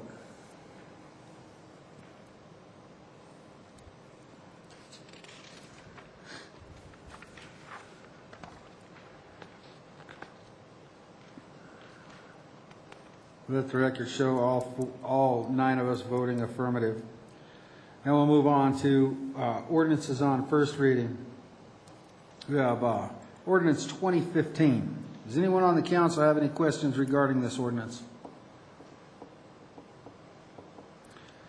Is anyone in the audience that has would like to address the council concerning this ordinance? I'm open for a motion. Mr. Bullock? Move to introduce ordinance 2015 on first reading. Thank you.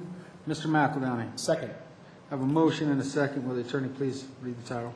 Title reads, an ordinance amending Chapter 12 of the Commerce City Revised Municipal Code to prohibit the use of electronic smoking devices in city buildings. Okay, thank you. I have a motion and a second. The title has been read. I'll ask for a roll call vote.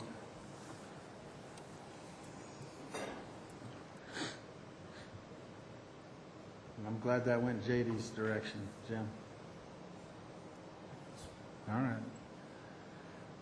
Let the record show ordinance 2015 is introduced on first reading unanimously by the council seated. Next item, ordinance 2018. Does anyone on council have any questions regarding this ordinance? Is there anyone in the audience who would like to address the council on this ordinance? I'm open for a motion. Mr. McEldowney? Move to introduce ordinance 2018 on first reading. Mr. Amador? Second. I have a motion and a second. Will the city attorney read the title? Title reads, an ordinance amending the 2014 budget of the City of Commerce City, Colorado by the recognition of the Colorado Department of Transportation grant in the amount of $3,400 for click-it or ticket efforts and the authorization of the expenditure thereof.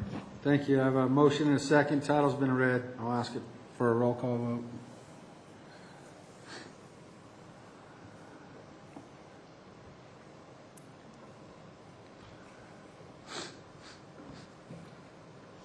Let the record show ordinance 2018 is passed, introduced unanimously by the council seated this evening.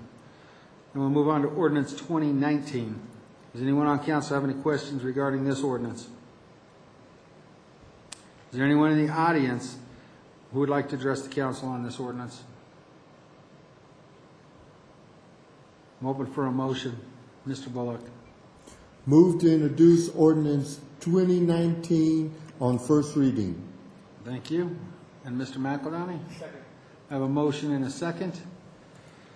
Will the city attorney please read the title? Title reads, an ordinance amending the 2014 budget of the City of Commerce City, Colorado by the recognition of the Colorado Department of Transportation grant in the amount of $8,000 for DUI enforcement efforts and the authorization of the expenditure thereof. Thank you. I have a motion and a second. Title's been read. I'll ask for a roll call vote.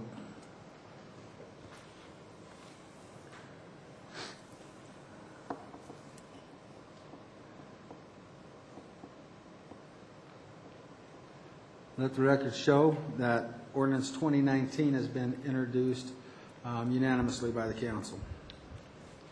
We'll move into presentations and updates. We just heard from the school district, so I will ask Brian McBroom. I guess not. I guess I'll ask Jim Hayes. Right? Yes, sir. All right, to make the presentation on the capital program update. All right. Thank you very much, Honorable Mayor, members of council. This has been a very exciting project and program, as you know. We've talked about it a little bit tonight. It seems like I was just here, but it's actually been 3 months since we've given you a formal update on the capital projects program. I'm going to skip through some of this. Some of these slides you've seen before, some of the background information, again, about the sales tax. I do want to point out that we were estimating it was going to generate between $9 and $10 million in the first year. I don't want to overpromise here, but we're a little ahead of that schedule right now. So things are trending very well for the first 6 months of the year.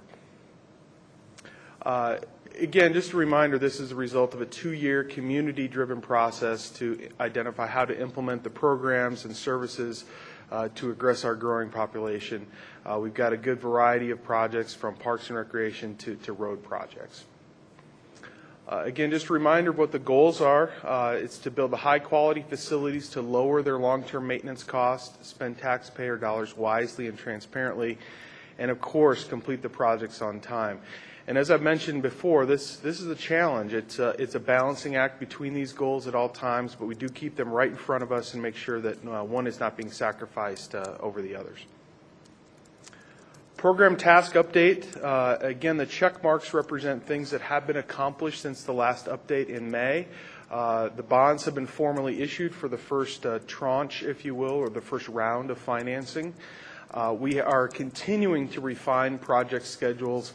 I don't know if that will ever be done until the projects are completed and open. They are constantly undergoing a review and edit. We finalized our initial staffing and consultant needs, and I'm going to go through a list of procurements that we've completed, again, following the new procurement policy that was adopted earlier this year.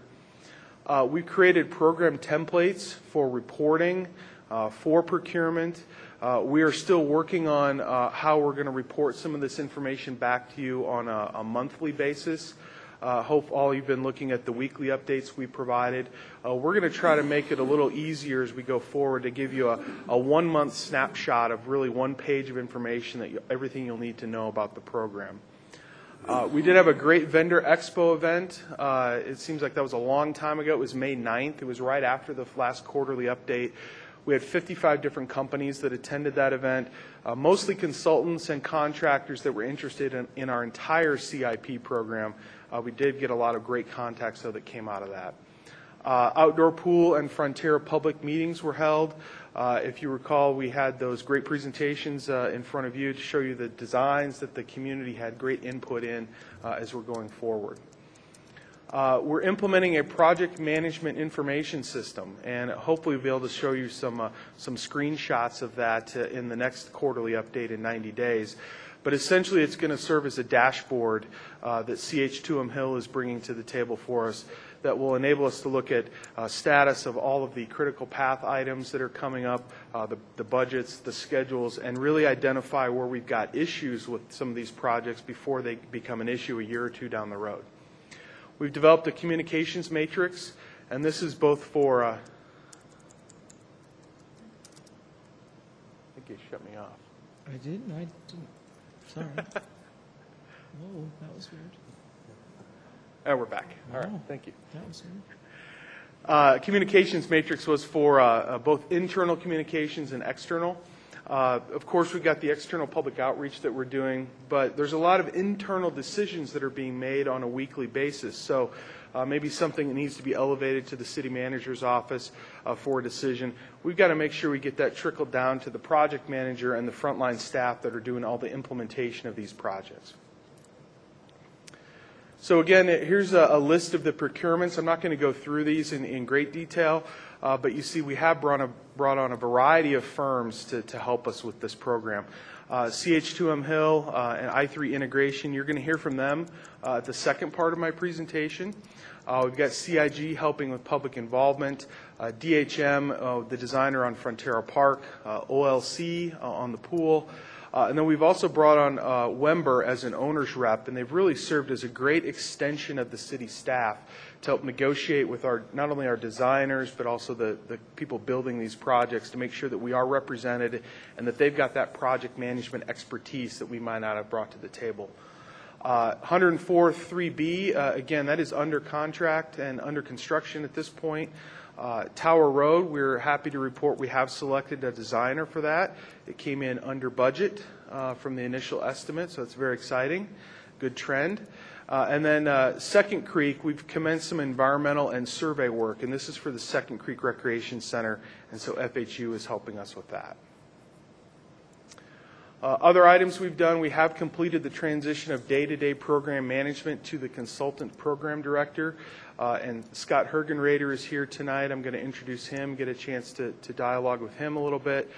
I mentioned we've implemented budget and schedule tracking systems, and we've implemented a project module in our Logos finance software so that we're make sure we're accurately tracking this information both on the revenue and expenditure side, and again, that can feed into that dashboard of information. Another exciting thing we did in the last 90 days is, I mentioned this I think last time, we have a systems triage team, and we outfitted them in nice hospital scrubs to keep with the theme there. We had a group of people from various departments. We literally locked them in a room for 2 weeks.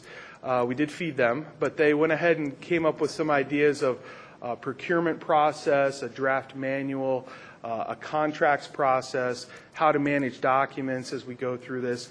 And also they developed a new program, if you will, or a new process that could be replicated throughout the city. So whether we're looking at safety or benefits or new GIDs, they've got a really good program that we can use and kind of model to how we would do this in the future. Their work is not done. As I mentioned, it was triage. It was to try to get some quick solutions to these emergency problems that we were having with the program. But they did a great job over the last couple of weeks, and they should be recognized for that. Program schedule, you've seen this before. I do want to point out one change on this that may not be evident just by glancing at it. With the addition of an owner's rep for the neighborhood parks, we think we're able to advance Turnberry and Villages East to coincide with each other. So we think we can do design and construction procurement at the same time. We think this will save us money in construction costs, as well as delivering the projects to the residents much quicker than we had initially anticipated. So it's those types of things as we add in additional resources that we're able to get these projects done quicker, hopefully. The phases and gates model, again, I'm not going to go through this in detail. It's kind of an eye chart for you. But just to give you some highlights, essentially each phase of the project has a series of things that need to be completed before you can go to the next phase. That's the gate that you have to pass through. So you'll see this referenced on some of the individual projects that we're going to go through. But essentially, we've got planning at the first part of it, then design is the next two phases, 2 and 3. Then you get into construction, and then finally the building of the project and close out. So again, a quick snapshot here. We're going to reference each one of these on the project slides that we're going to go through. But you can see that the neighborhood parks one is in full design at this point. We've got pre-design and RFPs being drafted for the other 2 neighborhood parks. The next set of items are related to the recreation center, the new rec center. Again, pre-design at this point, working on the environmental work. The outdoor leisure pool design is getting completed. We're hoping to have construction procurement completed by the end of September. So that'll be coming back for you so we can get groundbreaking going as early as October this year. The existing rec center really in phase 1 project planning, and then Sand Creek restoration from the flood is in phase 5. We're actually doing some construction out there right now. And then the road projects, Tower Road related to 2K is under design, and then we're all working on the various other projects as well. So quick highlight on the budget. Again, it was a $137 million gross budget. Each of these budgets include program contingency, which is a management reserve, if you will, right off the top so that we don't dip into that right away. We've also got bond and program management for the entire program that's taken out of that. And then the individual project budgets. And each one of those, of course, has contingency within it related to design, construction, as well as just an overall project contingency that we've included. We think we've got a pretty tight budgets, but we think they're also very manageable with those contingencies that we put in there. Gross revenues, again, these are a little disjointed because revenues come in a little bit later. So we've got first 4 months at $3.6 million. If you were to extrapolate that out, which Roger would advise me against, you'd be well over $10 million. So again, these come in at various times of the year, so I don't want to count on that, but I would say our original estimate of $9 to $10 million, we're tracking quite nicely with that. And then gross expenditures, again, we haven't had a lot of project expenditures, but as you'll see when we get into the budget retreat, we're going to have some pretty substantial expenditures in 2015. So I'm going to have Scott Hergenrader come up and go through some of the project specifics. I just wanted to give you a little bit of his background. He is an engineering and construction industry executive with over 25 years of experience. He's been a project manager for the $550 million Denver Better Bond program, resolving a variety of portfolios, very stringent cash management there as they do those programs. He's led the design, execution, if you will, of several multi-billion-dollar programs around the country and around the world, really, and has really led the industry in the implementation of these complex management information systems that we're going to need to execute our program efficiently. So I want to turn it over to Scott, and I'll give you the clicker, and it's all yours. Thank you, Jim. Good evening, Mr. Mayor and members of City Council. It's a pleasure to be here tonight to talk about this great program. Let's see if I get this going in the right direction. There we go. Jim did a great overview of all of the projects. And first of all, congratulations to all of you and the citizens of Commerce City for passing this bond program. Obviously, a lot of the themes tonight have been infrastructure and funding for infrastructure, and here we are again to take the next step on that. I'd also like to acknowledge the colleagues in the back here with Public Works and Parks who are doing a lot of the heavy lifting on the projects that Jim just mentioned we're going to touch on, as well as our CH2M Hill I3 Integration Program Management team. I'm going to go through a series of about 14 slides very quickly, just a quick snapshot on each of the projects. What you'll see is the budget shown on these project data sheets are the gross budgets. And that includes all the management, design, and construction components, as well as the contingencies, as Jim just mentioned. One of those contingencies, the program or management reserve, was one of the first conversations we had up front. It's imperative that the citizens enjoy the trust and confidence that they've bestowed on you now for the delivery of all of the projects in the program and within the budget. So to do that, the program management reserve is to carve out funds sufficient to cause all these projects to happen. As you've probably no doubt done here recently, if you gaze out on the horizon and you see the number of tower cranes that are out there right now, not only for public sector projects, but for private sector projects as well, there's a huge demand in the industry right now. So we want to make sure we can save enough dry powder to cause all these projects to happen.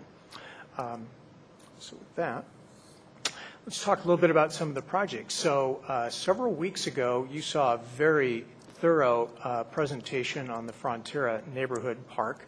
That's coming up to bat here quickly. It's in the design process right now. And Turnberry Neighborhood Project and the Villages Buffalo Run East Neighborhood Park, as Jim mentioned, we've looked at a number of different options to try to enjoy or realize the benefits of economies of scale by packaging those together, getting both of those projects done at the same time, and hopefully beat a little bit of the inflation that seems to be coming to us here now. So we're going to look, as Jim said, to continue to refine the schedule for all the projects in the program to try to find the best way to get the most value out of the projects. The new recreation center, Second Creek, is currently in the pre-design phase, if you will, and the primary activity underway is now the environmental investigation and survey work. There's a lot of things that need to be done to make everything about that site work. So we've got to set the table now in order to really start with the fun things that we'll be talking about in future presentations. Just on the map, you can again see where these projects are that I just mentioned, the 3 neighborhood parks and the rec center. A smaller project, this is not a 2K project, but we're trying to use our information systems, as Jim mentioned, to track all of the projects that are currently part of the infrastructure or capital improvement. That way, all of the reports that you'll all be seeing will be in the same form and format, and we'll try to bring some of those best practices, as Jim mentioned, forward for all of those projects. Contour has been recently completed here in June. The outdoor leisure pool, again, you saw a great presentation here several weeks ago. There's a lot of very exciting things going on right now. You can see that the current task on this slide indicates final design, and on the left side of the slide, it says Phase 3 design. I'm happy to report that in 48 hours from now, this project will be moving on into the bidding phase. The project will be out for bid, and there's a lot of efforts underway right now to try to garner attention and stimulate interest in the project so that we can hopefully realize the lowest possible cost with those bids. And that project is currently slated to bid on September 12th. The existing recreation center, the key things that will be happening there will be things like consideration for a therapy pool, locker rooms, additional fitness facilities. Just wanted to point out there that one of the delivery methods we're considering is a CMGC, or construction management general contractor approach. That's often an approach used when you're dealing with an existing facility to try to manage various packages of work that can be done to sequence that work in a way that will minimize the disruption for the work, as well as to buy those things at the time that's most convenient to the operation of the facility. The Sand Creek Restoration is a project that will be starting and completing really this year. It's in Phase 5 construction. And the existing rec center, of course, is just down the way off of 60th Avenue, and the Confer Heritage Cultural Center is also just down the road, and the outdoor pool site is next to the existing park on 60th Avenue. Tower Road expansion, 4 lanes from 80th to 104th Avenue. That design process is just now underway. Highway 2, exciting news there with the recent developments with CDOT and the city entering into an IGA. So with the IGA wrapped up, that project should be slated to start here with design very shortly. 104th Avenue, that project is anticipated to open in 2016, and it's currently under construction. 96th Avenue, again, these are not 2K projects, but CIP projects rather, in construction, and will hopefully be completed by the end of this summer. And the Tower Road Pena Boulevard ramp, obviously there's ongoing discussion and dialogue with DIA and the City of Denver, and that will result in the agreement that will allow that work to be in construction in 2015. The RTD station at 72nd in Colorado, ongoing work with RTD to make sure that all of the coordination between the city and RTD and the requirements are all incorporated. And there's a macro map of all of the various locations and facilities. I'd like to turn it back over to Jim to wrap up, but again, we're excited to be here, and the progress has been great thus far. Right now, since the beginning of the year, there's now 2 projects that are currently in that pre-design phase.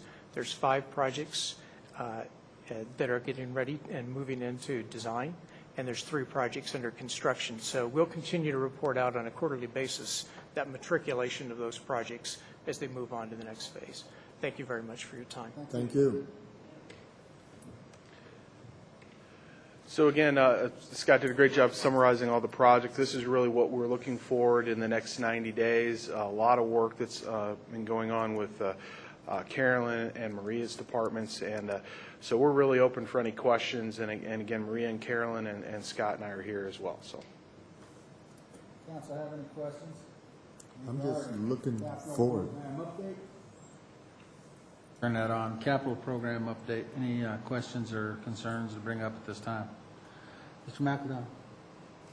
I just want to say thanks. I'm a bit of a project geek myself, so I'm thrilled to see the methods coming together. It's as those tools start to come into place, it's sort of contagious, right? Because as we heard, you get all of them being managed in a consistent way, and it just starts to create a consistency and a rhythm, and I love that. So it's great for us. I mean, being able to see through these slides the breadth of the key projects that are underway.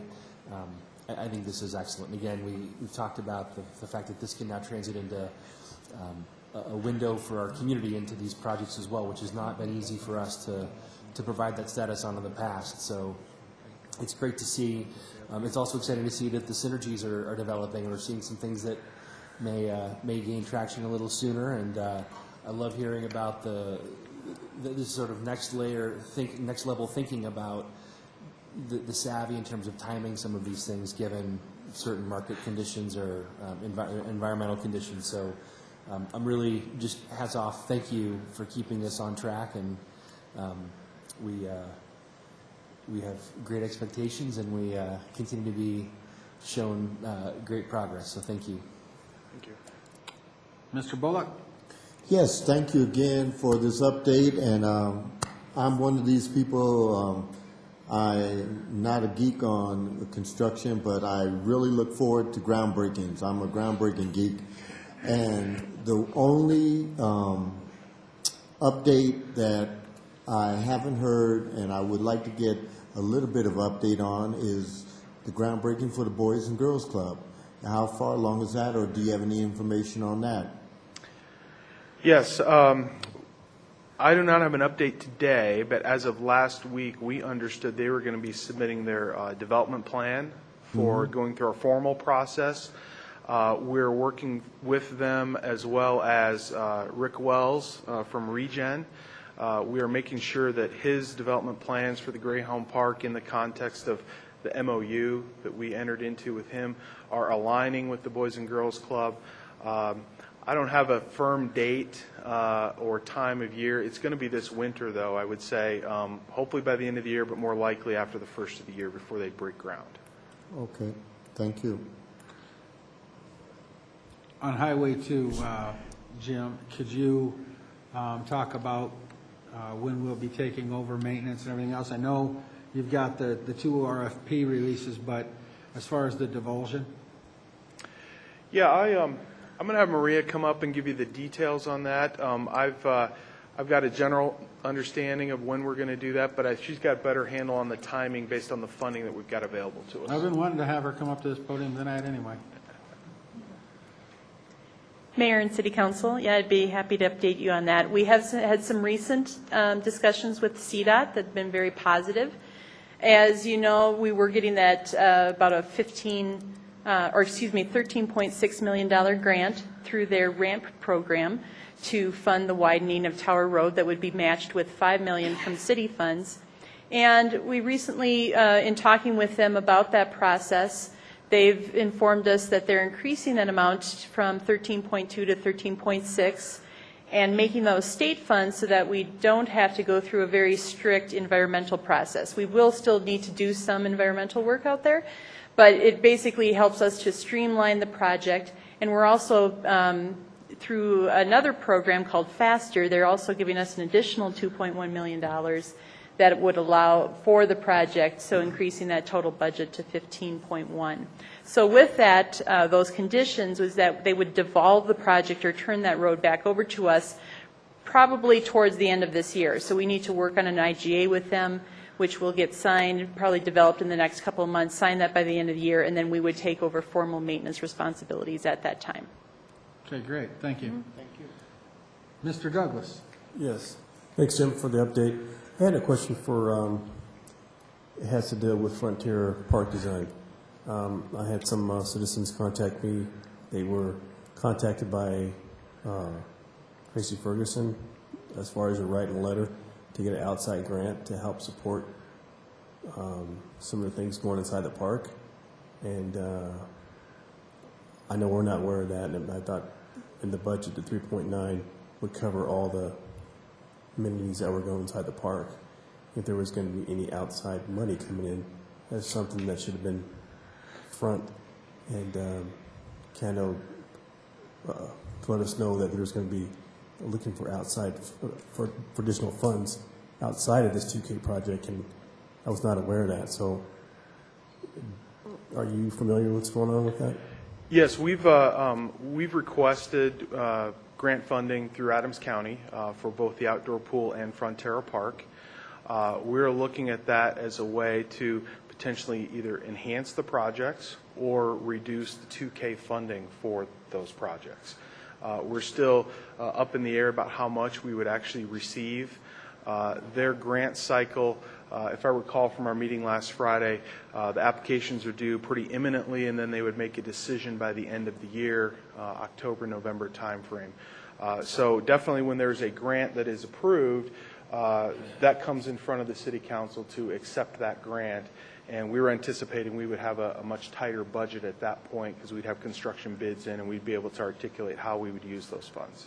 Okay, because I know when we were talking about that at the third meeting, about the funds and everything and how they were going to go forward, looking for someone for construction to see if they can come in with those matching dollars. Well, not matching from outside funds, but just make sure what's been proposed for construction was part of within the $3.9 million. So is there any way we can get a sort of a breakdown of what the cost so far is for all these projects? I mean, for all the things that are going inside Frontier? Absolutely. I think the challenge right now is that we are not sure of exactly the construction cost until the market provides us a bid. So we're going to have that information on the outdoor pool in September.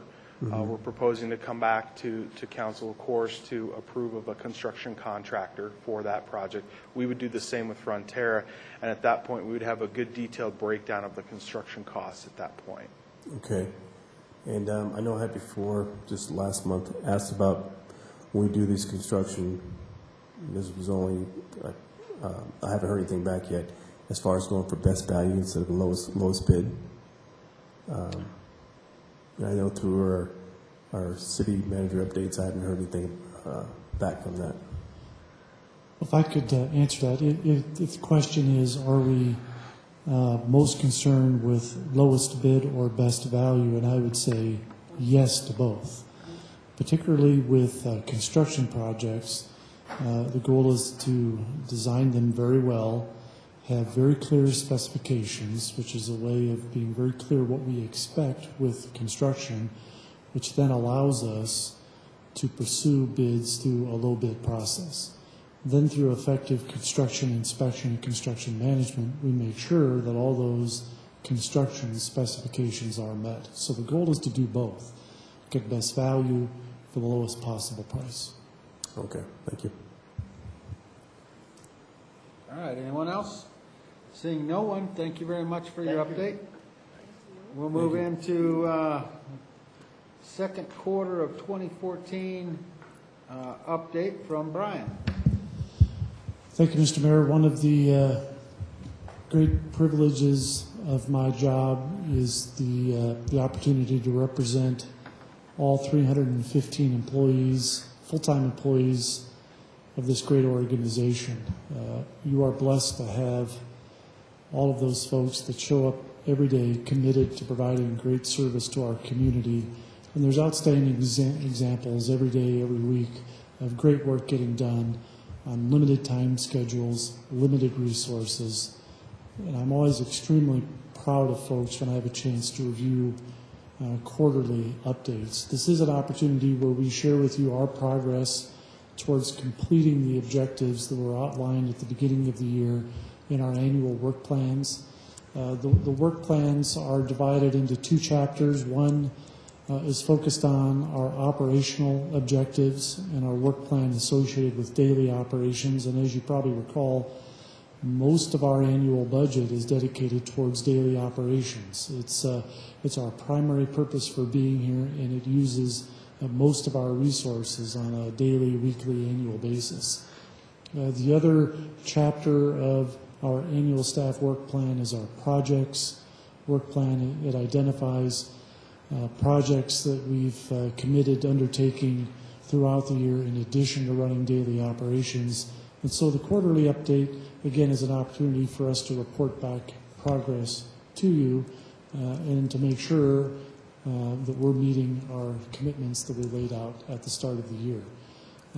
As we've done in the past, we present these department summaries. Included in the packet are the detailed worksheets for each work plan that has more detailed information.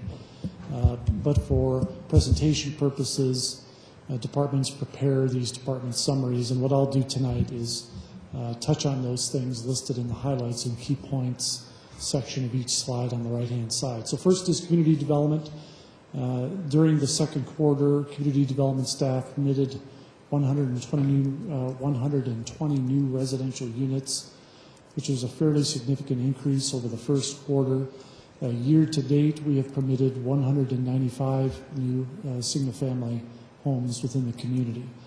The community development staff also coordinated the city's participation in annual Bike to Work Day in partnership with our Employee Wellness Committee, and 200 riders participated in that event this year.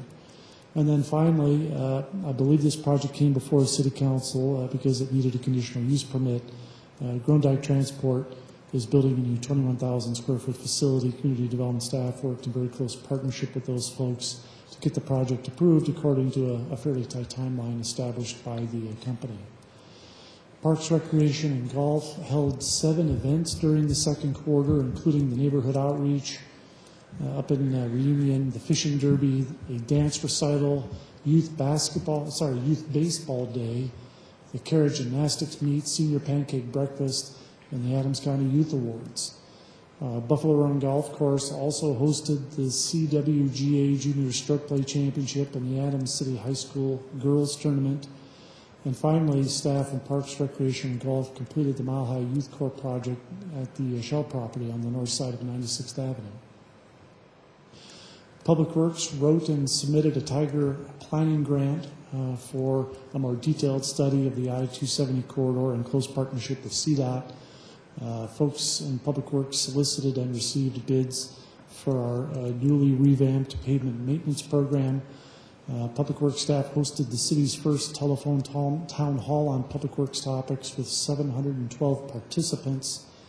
and our facilities division within Public Works replaced the HVAC equipment at the Recreation Center and replaced a water heater here at the Civic Center.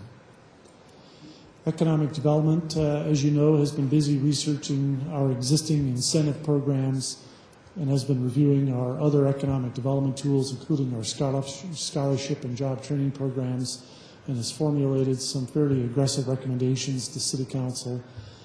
Part of that, the incentive program, will be back to you for action fairly soon. ED staff, though shorthanded, made connections with 118 real estate professionals, which was a significant increase over what our goal was for the entire 12 months of 2014. So we're very proud of that effort. And as you know, we recently hired a new economic development director. In fact, today was Michelle Claymore's first day on the job. So she's had a chance to find out where the bathroom is. Now we expect great things from her starting tomorrow.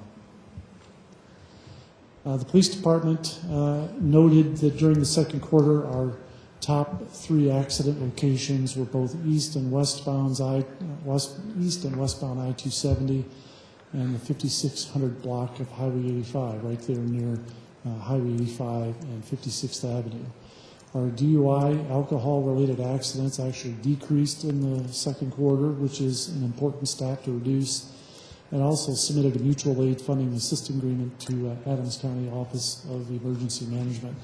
That's been a trend with our police department to reach out to surrounding agencies and find ways to partner to provide a higher level of service at no additional cost to Commerce City taxpayers. Our Human Resources Department was instrumental in receiving an over $7,000 grant from Kaiser for a Walk and Bike to Work Month grant. And this helped sponsor weekly wellness seminars and get ready tools for those 200 employees to be involved in Bike to Work Day. Related to our wellness program, 192 unique participants got involved in a wellness activity in the second quarter. We certainly have a goal, like a lot of organizations, to manage our healthcare expenses. One of the terrific ways we're doing that within the organization now is growing employees' awareness and being more healthy and being involved in more wellness activities here at the city. And then finally, our human resources staff worked hard to create new processes and procedures for improving how we recruit, hire, and onboard new part-time employees. That's a significant undertaking for us on an annual basis, and our HR folks were able to make some key improvements to make that a more efficient process. Our finance department identified 11 grants totaling over $3 million during the second quarter. We're eagerly awaiting the results of those applications. As you know, the 2015 budget process started during the second quarter, actually early in the second quarter, to the point where the budget process is well underway. And folks in finance were key in helping to manage our triage team that worked to identify improved systems and processes on some key business operations, including procurement, contracts, and how we manage documents within the organization. Information technology installed additional network resources, including processors, memory, and storage to support new software applications throughout the organization. You might have noticed in the conference room where the City Council study sessions are held that the projector in that room was replaced during the second quarter. And it's not quite as simple as you might think. It's not a matter of taking one down and installing another one and plugging it in. There is a significant amount of wiring to make sure it's functioning properly, but there's definitely a service enhancement to us. And I hope you noticed that last Monday in that conference room. And finally, they implemented new software to help automate the installation, maintenance, and management of desktop operating systems, patches, and utilities. It's a very labor-intensive effort, and by automating those things, we're able to provide better service to employees at no extra cost. The City Clerk's office was busy sorting through applicants for new board and commission positions and recommended 8 appointments to the City Council. City Clerk Laura Bauer worked very closely with Michelle Halstead to create the new advisory committee to engage the community in our voter-approved projects. And finally, the number of liquor licenses remained steady during the second quarter at 60.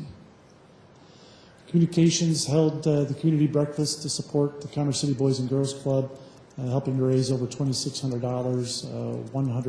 Over 100 folks attended that event, and it was a very exciting event because the Boys and Girls Club folks were able to formally announce an anticipated groundbreaking for that new facility.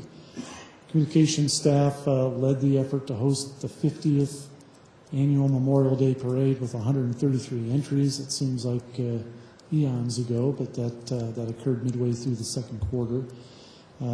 Michelle and her team were instrumental in arranging a tour of the Rocky Mountain Arsenal National Wildlife Refuge with Sean McGrath, who's the regional administrator for EPA.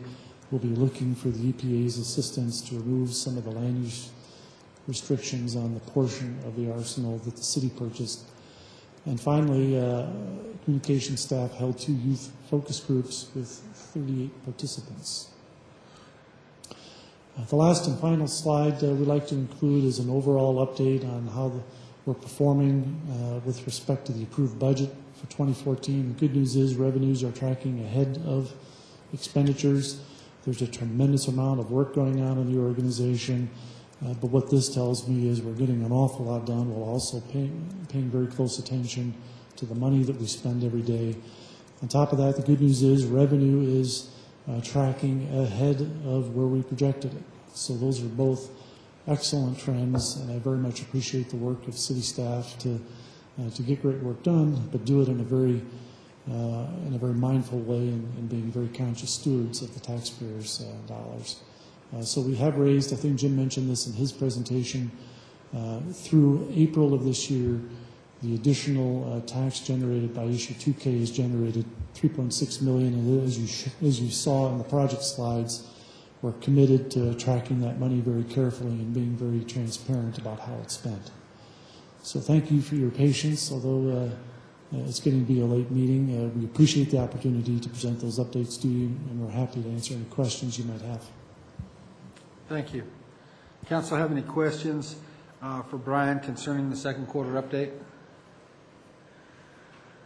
I don't see any, Brian. I'd just like to say thank you to you and the staff, and this last slide with the revenues up and expenditures down and doing everything you can to keep us on track to meet our budget. We appreciate it as a council.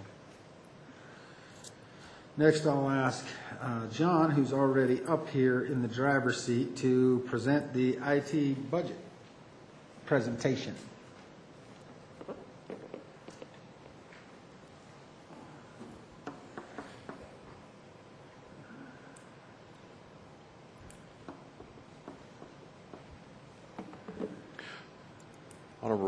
Honorable Mayor, members of the City Council, thank you for the opportunity to be here to give you an overview of the IT budget. Brian asked me to cut my 35-minute presentation down to 5. So we'll give it a whirl. Before I get into that, to go back to last week, some of the closing comments by the city manager: continue to maintain a high level of services, maintain the ability to weather economic conditions, that's resiliency, take care of what we have, sustainability, and the simplest part, do that all within a balanced budget. So, piece of cake. If you look at the budget for 2015 for IT, on this slide I'd just like to go to the bottom line, which we have an increase of approximately $91,000. And in a couple slides, I'll explain why that has occurred.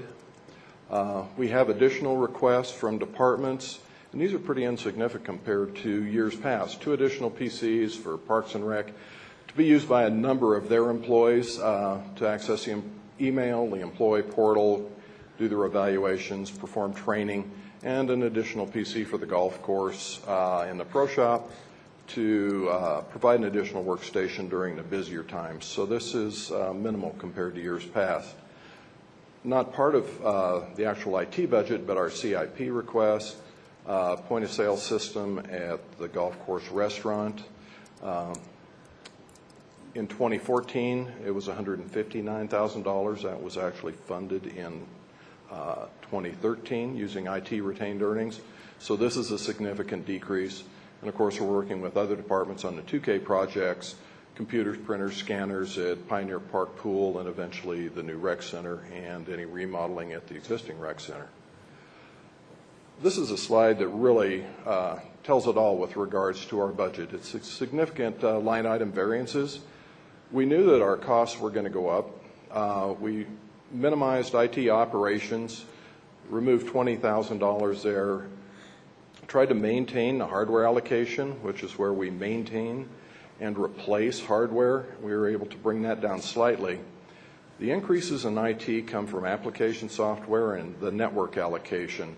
Application software, we added Cartograph for Public Works, which is street sign inventory, street maintenance, PD evidence system, professional standards in the PD.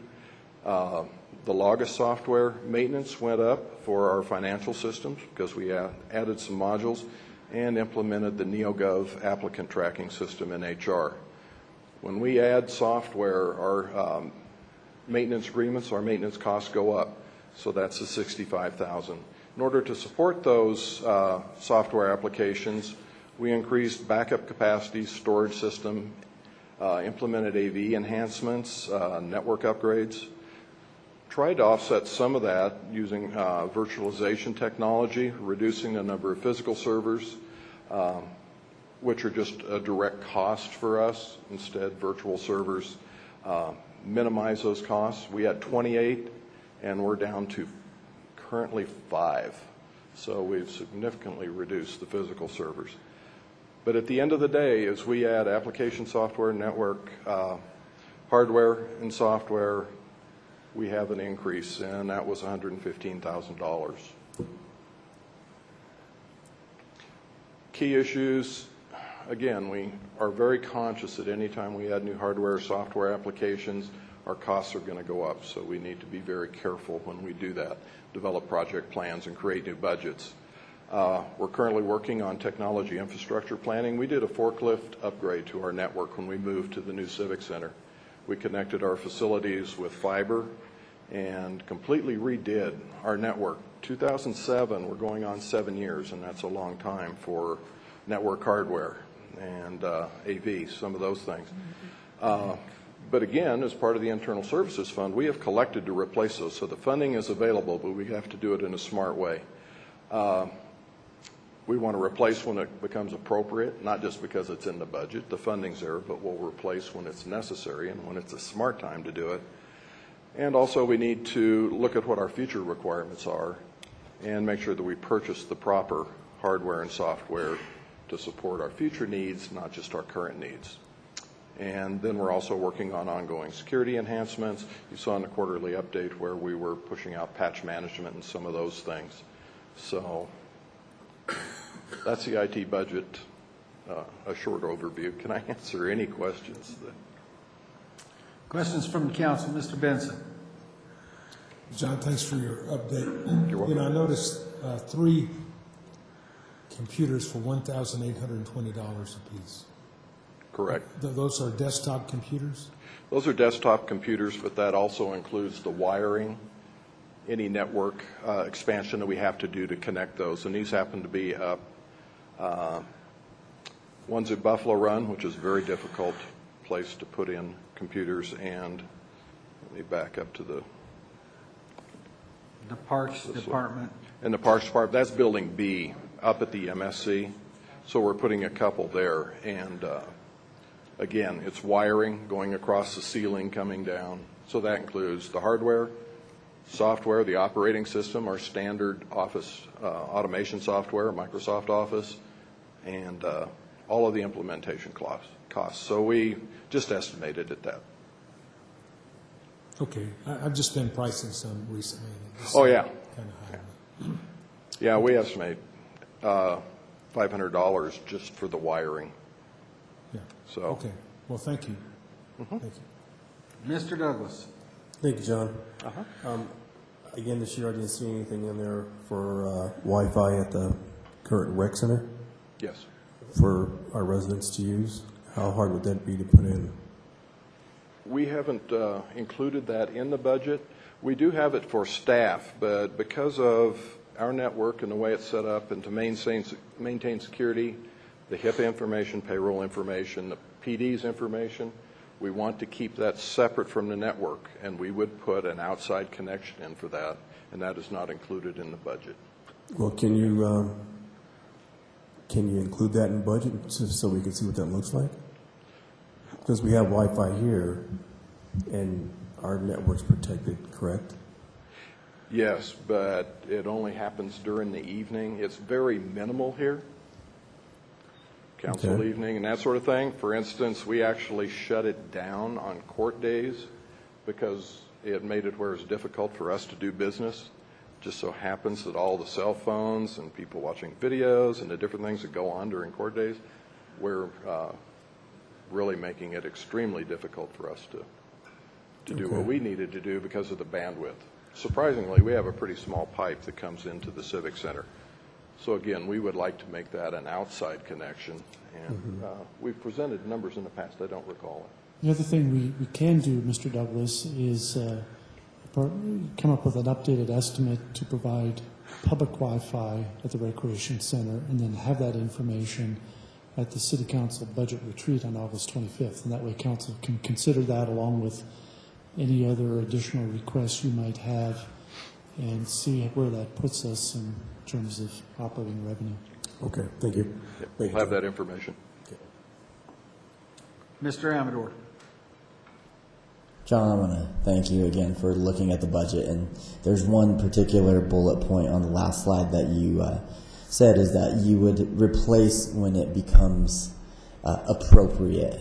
And so I want to commend you on that. I know in some other entities that I've worked at before, they've said this computer or wireless access point or whatever it is at the end of its service life, and they would replace foregoing that it was going to go out. And so in order to manage your budget, you're saying replace when it becomes appropriate, and I can appreciate that. You're just not replacing things to replace it, you're replacing it as needed.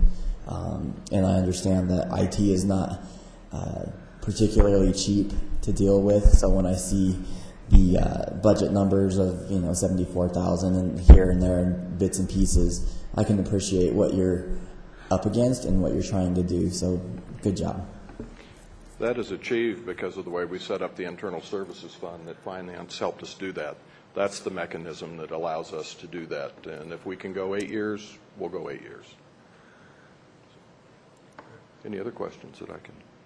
While I have you up there, John, so this little machine, instead of bringing up the people who want to speak, it's stacking them again. So something you guys can take a look at when you have a chance. Just so you know, as soon as I remove one, the other one's behind it, so I can't see if there's 4 people who want to speak. They're stacked. Okay. So I can only see the one that's in position. I wanted to just let you know we appreciate your proper planning. I do recall, and keep me straight if I'm wrong, but last year wasn't it your budget that was set aside to be able to achieve some other goals within the city until this year to try to catch up? It was set aside, but I'm not sure if we actually used that or not. I'd have to defer to Roger on that. There was $200,000 that was moved over, but I'm not sure if that really came into play. I know, but you've been very patient with your department's budget, and we appreciate that so that we can make sure other things get done, but we want to make sure your department is taken care of as well.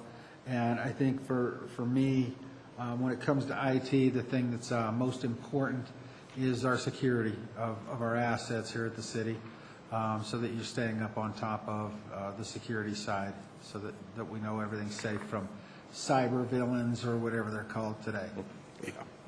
Yeah, it's a never-ending challenge. Yeah, I'm sure.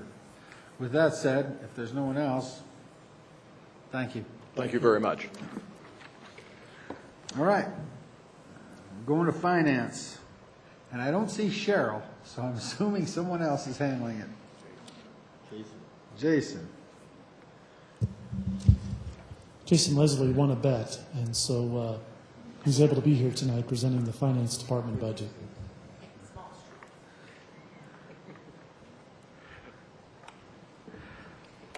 Good evening. Again, I'll keep this short. It's, we don't have much in finance as in an operating budget. So overall, compared from our 2014 amended budget to our 2015 proposed budget, we actually have a decrease overall of $20,855. We did take a look at a lot of our operating expenditures to see what we could adjust and realign, so we're able to decrease quite a few areas.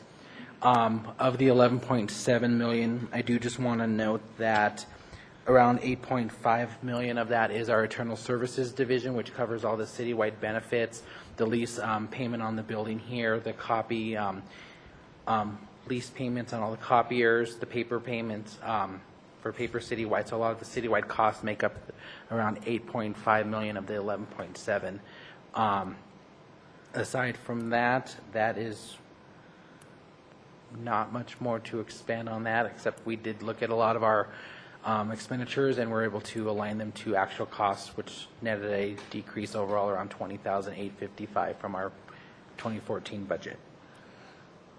Does anybody have any comments on the Finance Department budget? That was fast. Other than, yeah, what took you so long? Again, it's great to see that our staff is doing everything they can to find ways to save the taxpayers' money. Yep, thank you. So thank you. Yep. And what does Cheryl owe you, a lunch or something? I don't know. I think her and Roger owe me something after tonight. So. All right. All right, take care of it. Next, we'll move into the legal budget presented by Bob Gaylor with help from Jim Benson, or Jim Hayes. That Jim. Oh, okay, Jason's going to help. Yeah. Well, at the outset, let me remind the council that I submit a quarterly report to you on the activities of my office, and you would have received that report approximately a month ago. Came out right after the 1st of July. So I got comments from several of you regarding that report. It has nothing to do with the budget, but it tells you that we just don't sit around observing what's going on in the organization. We're doing work over there too. As far as the budget is concerned, what you see there on personnel services, that's just the salaries with a 2.5%.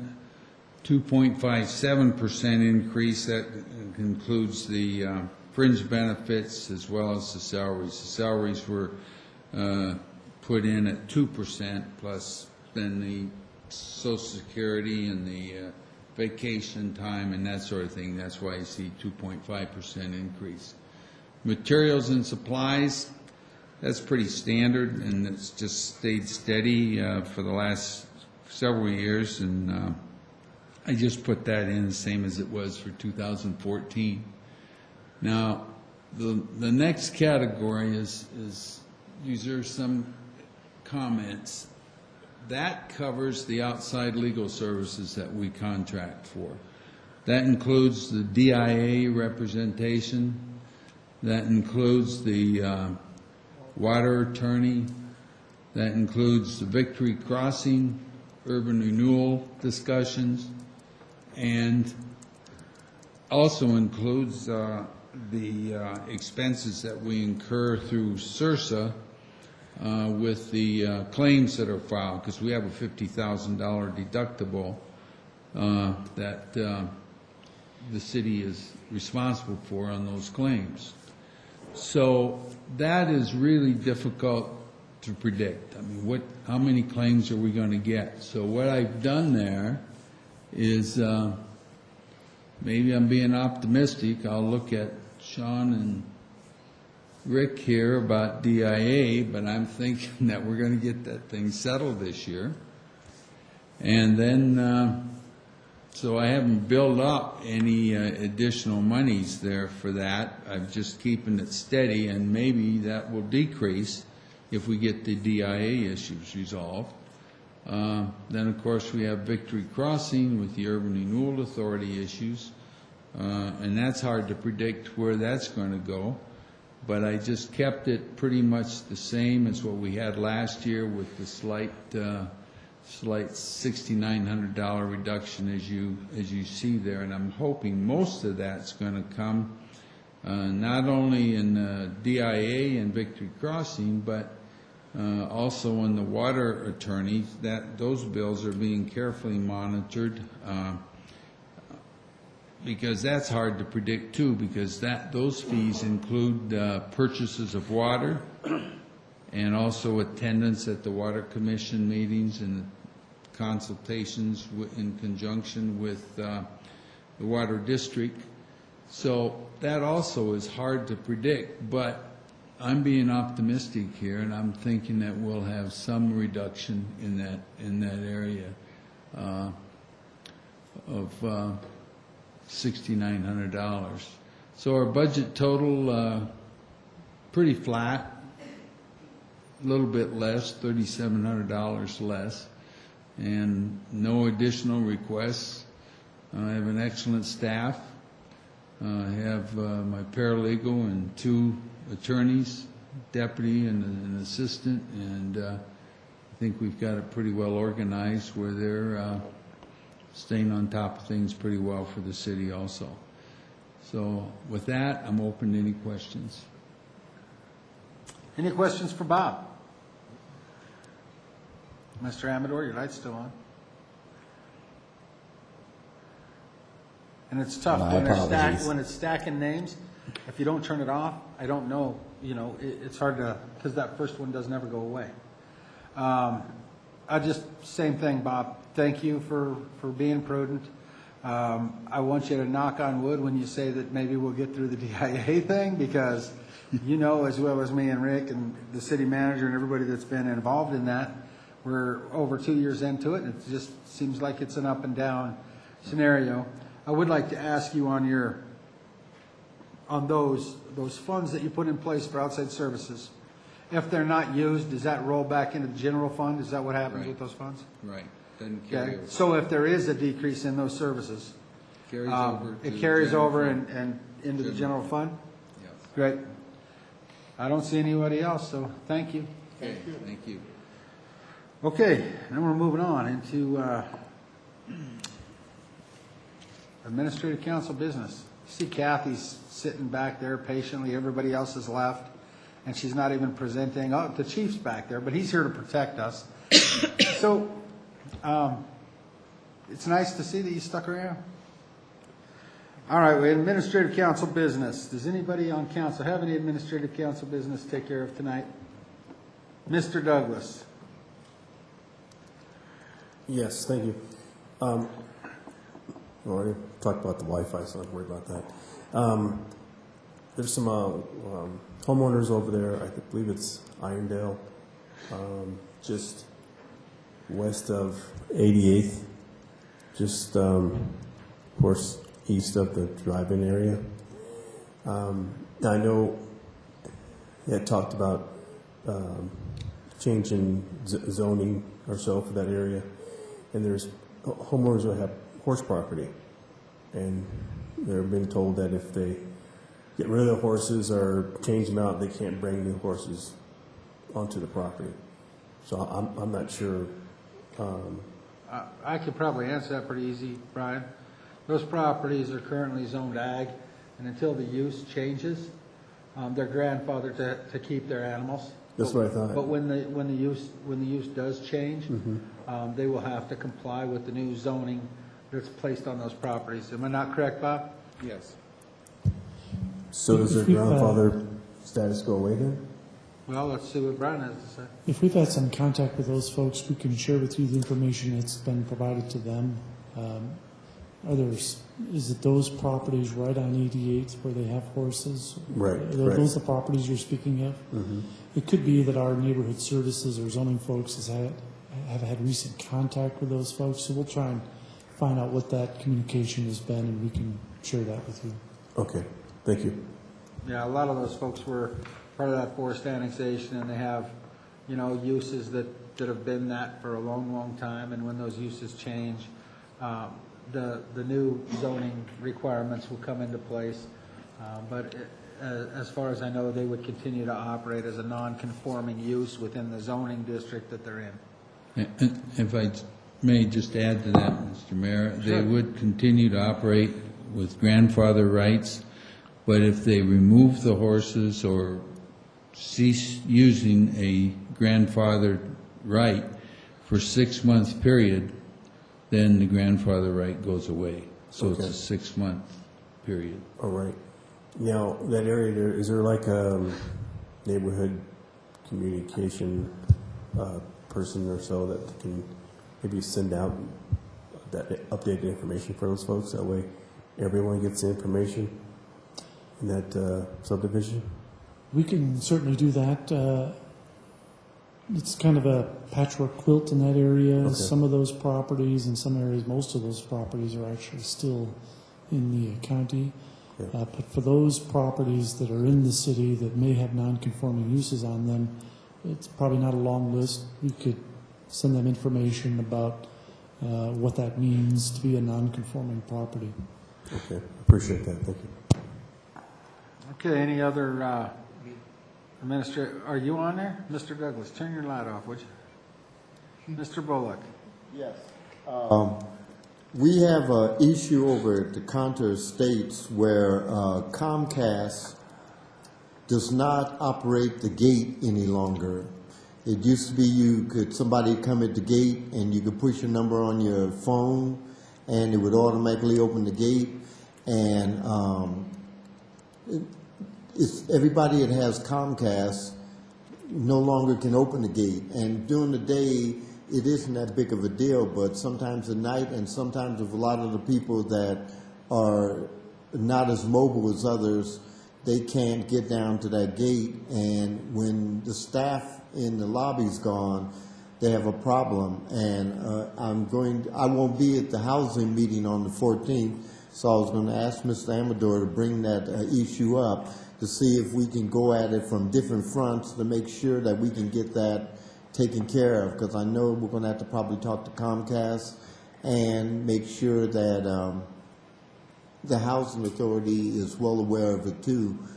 But I just wanted to bring it up to the staff here so everybody's aware of the fact and we don't run into a problem that nobody knew and that's why nothing got done.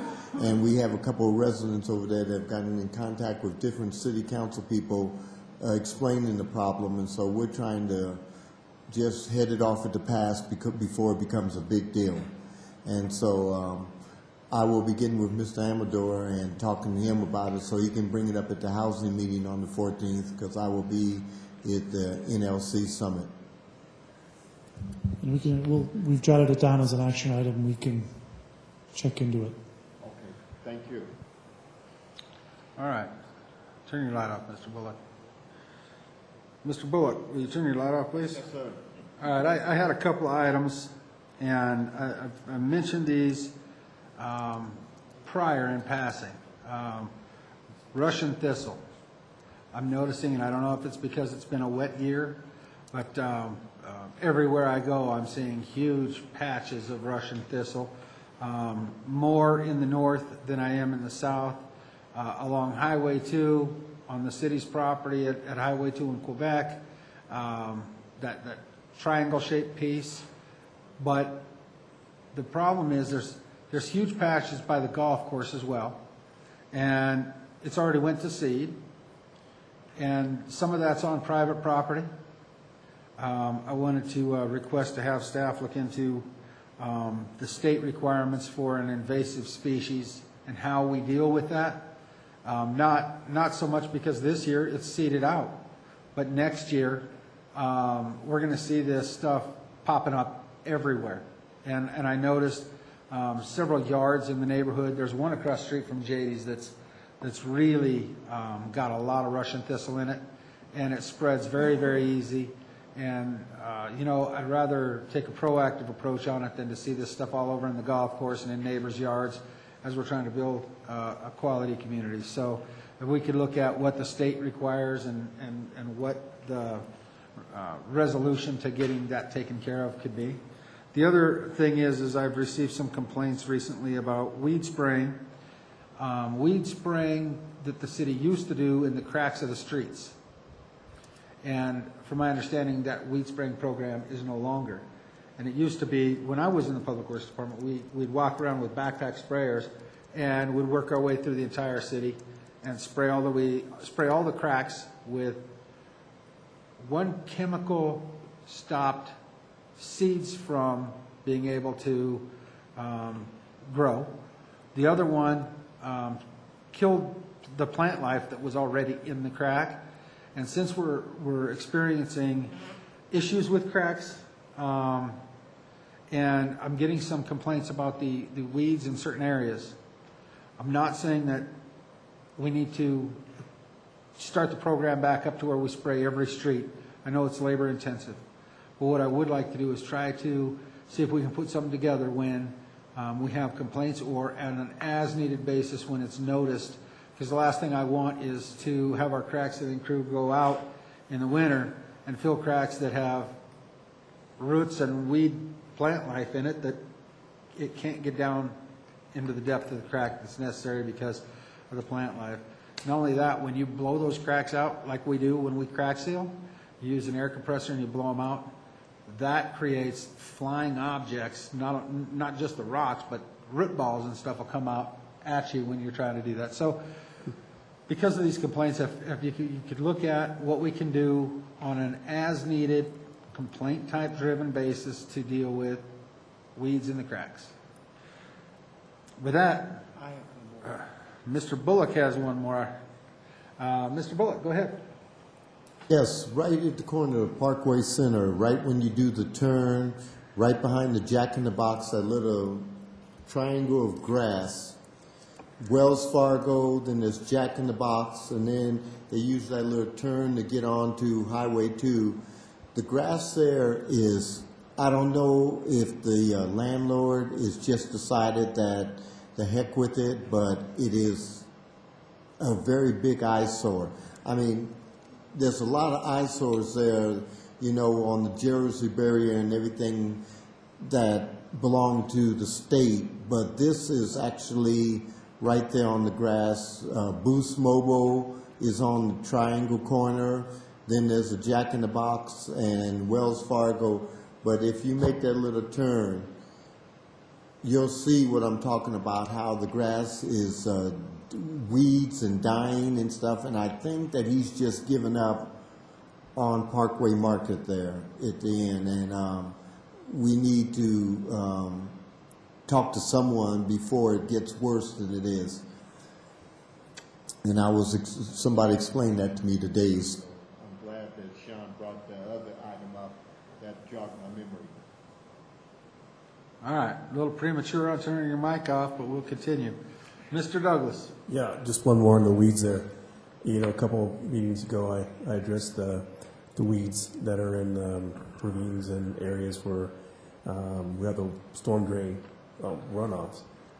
Certain areas through the cities, there's tumbleweeds, trees growing in there, and I don't believe those are supposed to be in those areas. I could understand throughout our water-type plants there, but not weeds, because they're growing at a rapid pace and they're releasing seeds. So, is there any? How does that work for developers in common areas if there's an excessive amount of weeds and they're getting into people's yards? So it's becoming homeowners' problems from common areas. Is this the issue you brought up previously, Mr. Douglas, about weeds in drainage areas, or right, yeah. Separate specific areas where you're concerned well, about? Yeah, just there's certain sections throughout the city just like that. In common areas, there's weeds, excessive amount of weeds growing in people's yards. So as far as maintaining that, is that something the city could go out and our neighborhood services and tell the different developers that to maintain their weeds in those areas?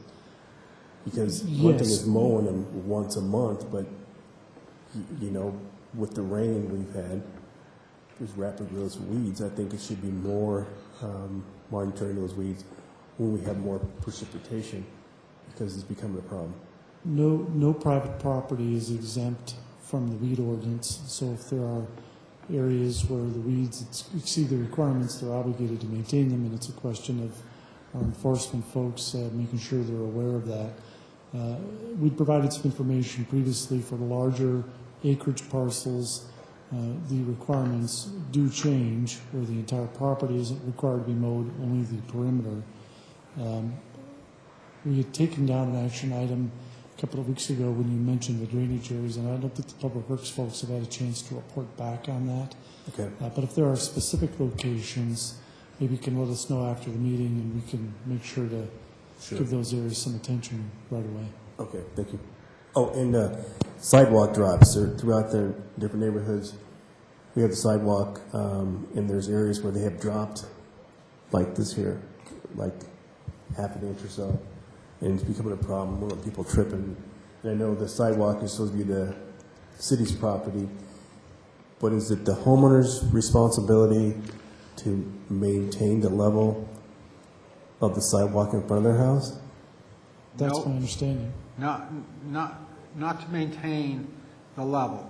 What it's always been in the past is if there's a sidewalk that's not in alignment, that if you get that complaint, have them do C3 the complaint, and the city they have a grinder that can grind that high side so that it's not a tripping hazard. But you just need to have those kind of complaints go to the normal, is C3 Gov, is that the normal site where you can log a complaint? Okay. Okay?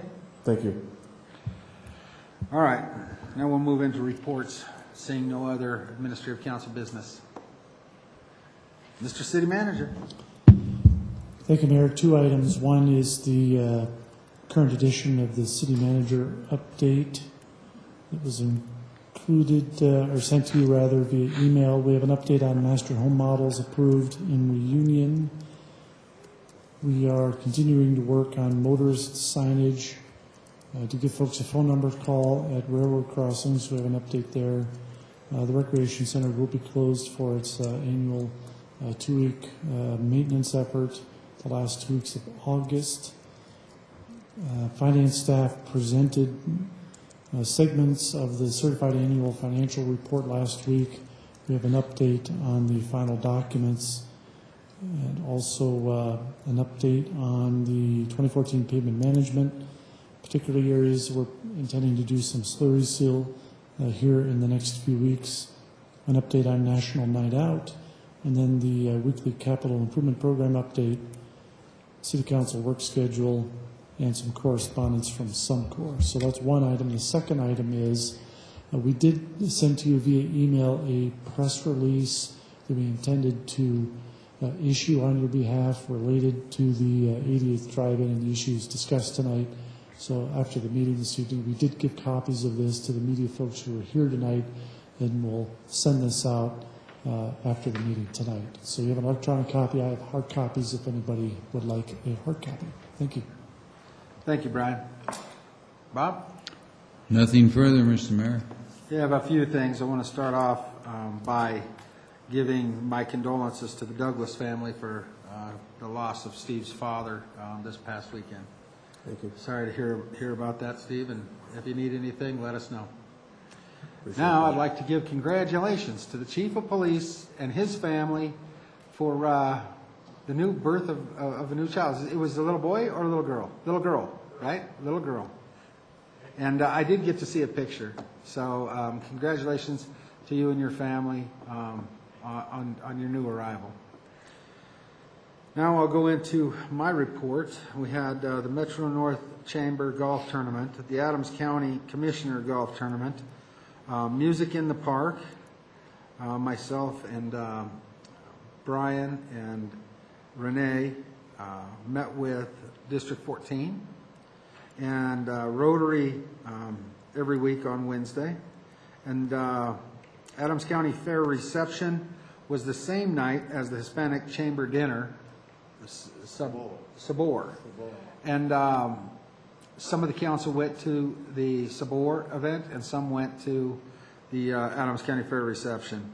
And then I wanted to thank Renee Bullock for showing the goat at the Adams County Fair for me, because every year I show an animal as part of the elected officials showing, and you help 4-H, and the kids that are involved with 4-H teach you about their animal. And I was tied up at a funeral, but Renee stepped in, and apparently the goat was trying to eat his clothes. So, you know, it gave him a little bit of having to do, take on the role of mayor for the evening. So thank you to Renee.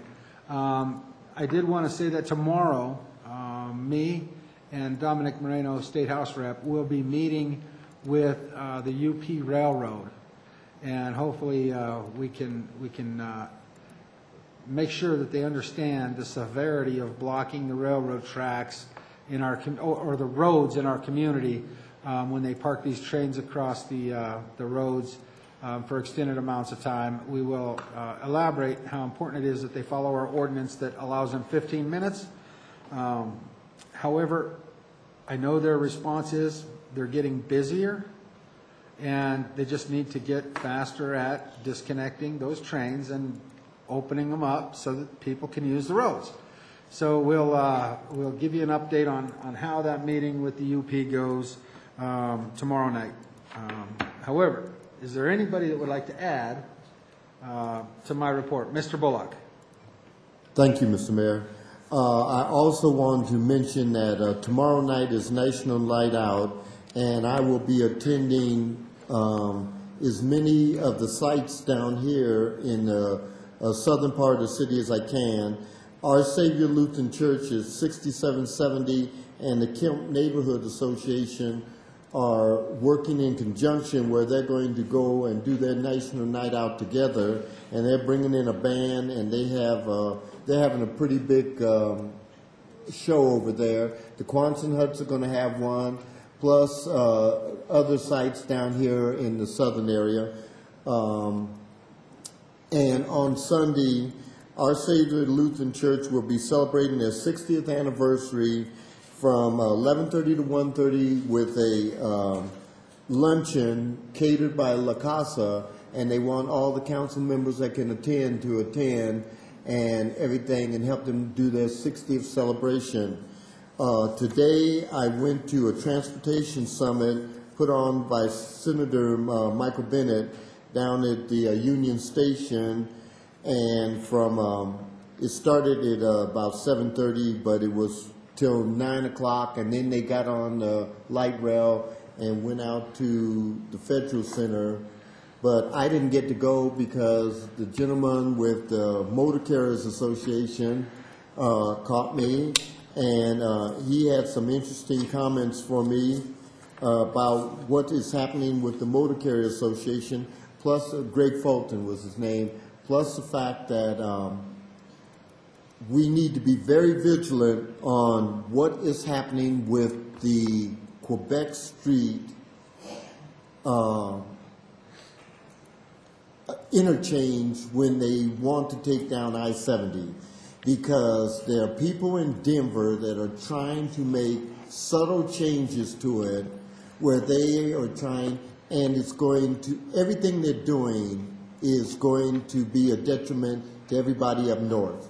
They're still trying to make Colorado Boulevard their main. They want to put in more traffic circles and not have it full access. The fact that I think the Auditor Gallagher is fighting them with the cost, I think they're trying to do these changes without having to go through all the processes they were before, because they say, oh, the lid will still be there and they'll still have access on the I-70 from Vasquez. But we were going to have full access, and now they're trying to get it down to just access going one way from Vasquez and access going another way from Colorado Boulevard, where they can still move all this traffic to Colorado Boulevard and do it. So if we don't keep our eye on them, and Denver City Council is one of the main people that are doing this. There are people on the council that they think they know what's good for the whole northern area, so they're going to try and push through their ideals. So we need to make sure that our voice is at the table, and this is one of the things that Greg was really hammering me about, that I'm glad he did, because he's on the same page we are with it, but I missed the train out to the Fetcher Center because we talked so long that the train doesn't wait for anyone. It leaves without you, and it left without me. So I just want everybody to keep to know these things and be aware of what's happening, because there's a lot of behind-the-scenes jockeying that doesn't involve us. That it? That's it. Thank you. I need to add to my report Derby Days. Derby Days was Saturday. Several of the council members were there, as well as myself. Looked like there was a pretty good turnout, so we did attend that as well. Councilwoman Carson. Yeah, I just wanted to share, I had learned something Saturday when I was sitting at the Rapids Stadium. Mr. Cerna, you should have shared this with us all a long time ago. I was sitting there, and one of the players introduced onto the field then was Dylan Cerna. I didn't, Mr. Teeter saying he knew that. I didn't know that, and I don't know how many others in Commerce City didn't know that. But we're going to share in that pride you have. This is only the third homegrown player for the Rapids. So I just wanted to share that.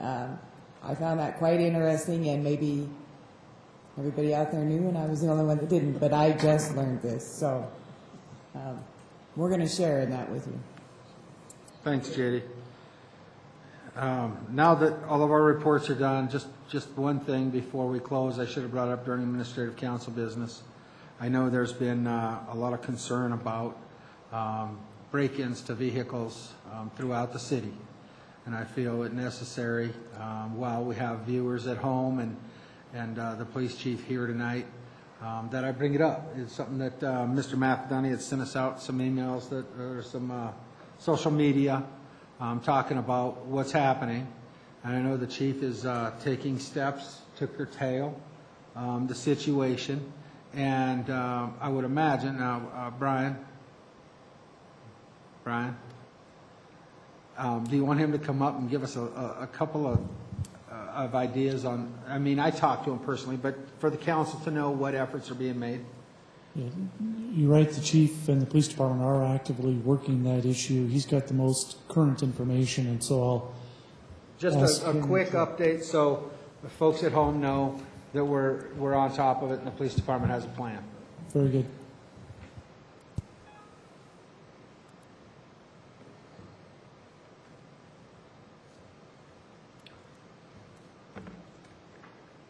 Good evening, Mayor, members of council. Yes, you are correct, particularly over this past weekend.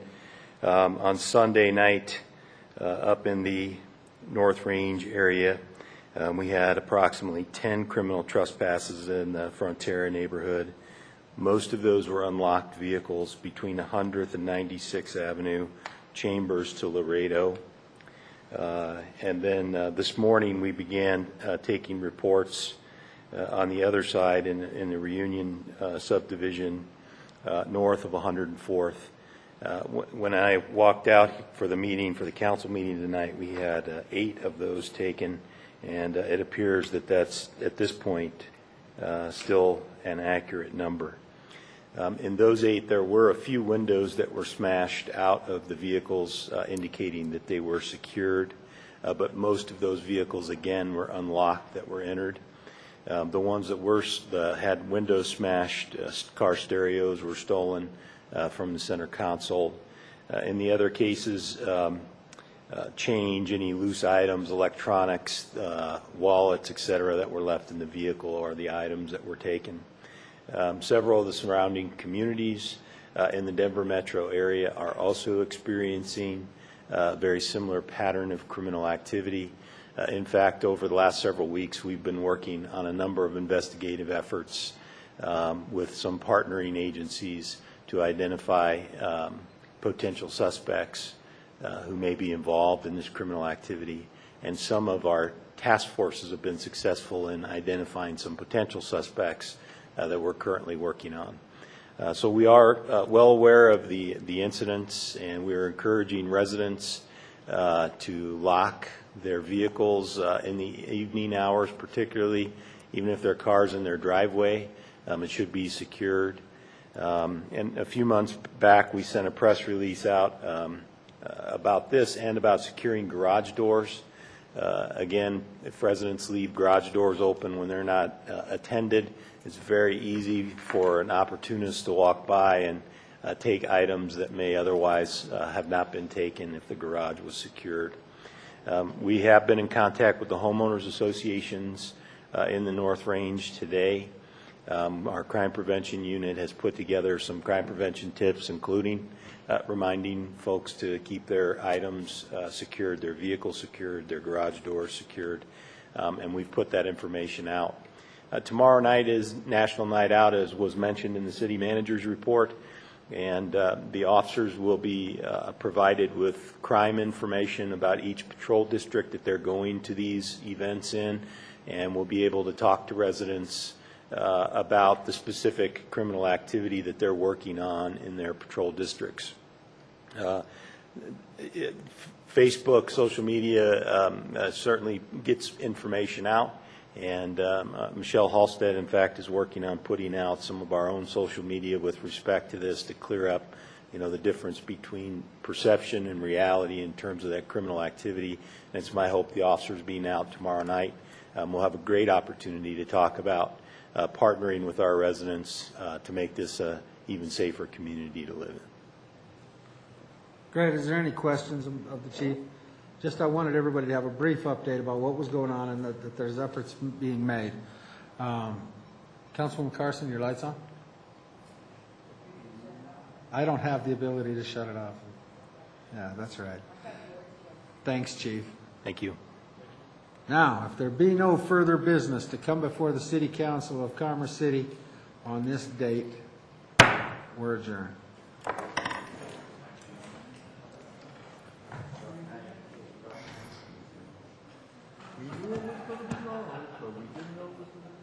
One hour out? That agenda was put together. Attended, very easy for an opportunist to walk by and take items that may otherwise have not been taken to garages secured. We have been in contact with the homeowners associations in the North Range today. Our crime prevention unit has put together some crime prevention tips, including reminding folks to keep their items secured, their vehicles secured, their garage doors secured, and we put that information out. Tomorrow night is National Night Out, as was mentioned in the city manager's report, and the officers will be provided with crime information about each patrol district that they're going to these events in, and will be able to talk to residents about the specific criminal activity that they're working on in their patrol districts. Facebook, social media certainly gets information out, and Michelle Halstead, in fact, is working on putting out some of our own social media with respect to this to clear up, the difference between perception and reality in terms of that criminal activity. It's my hope the officers being out tomorrow night will have a great opportunity to talk about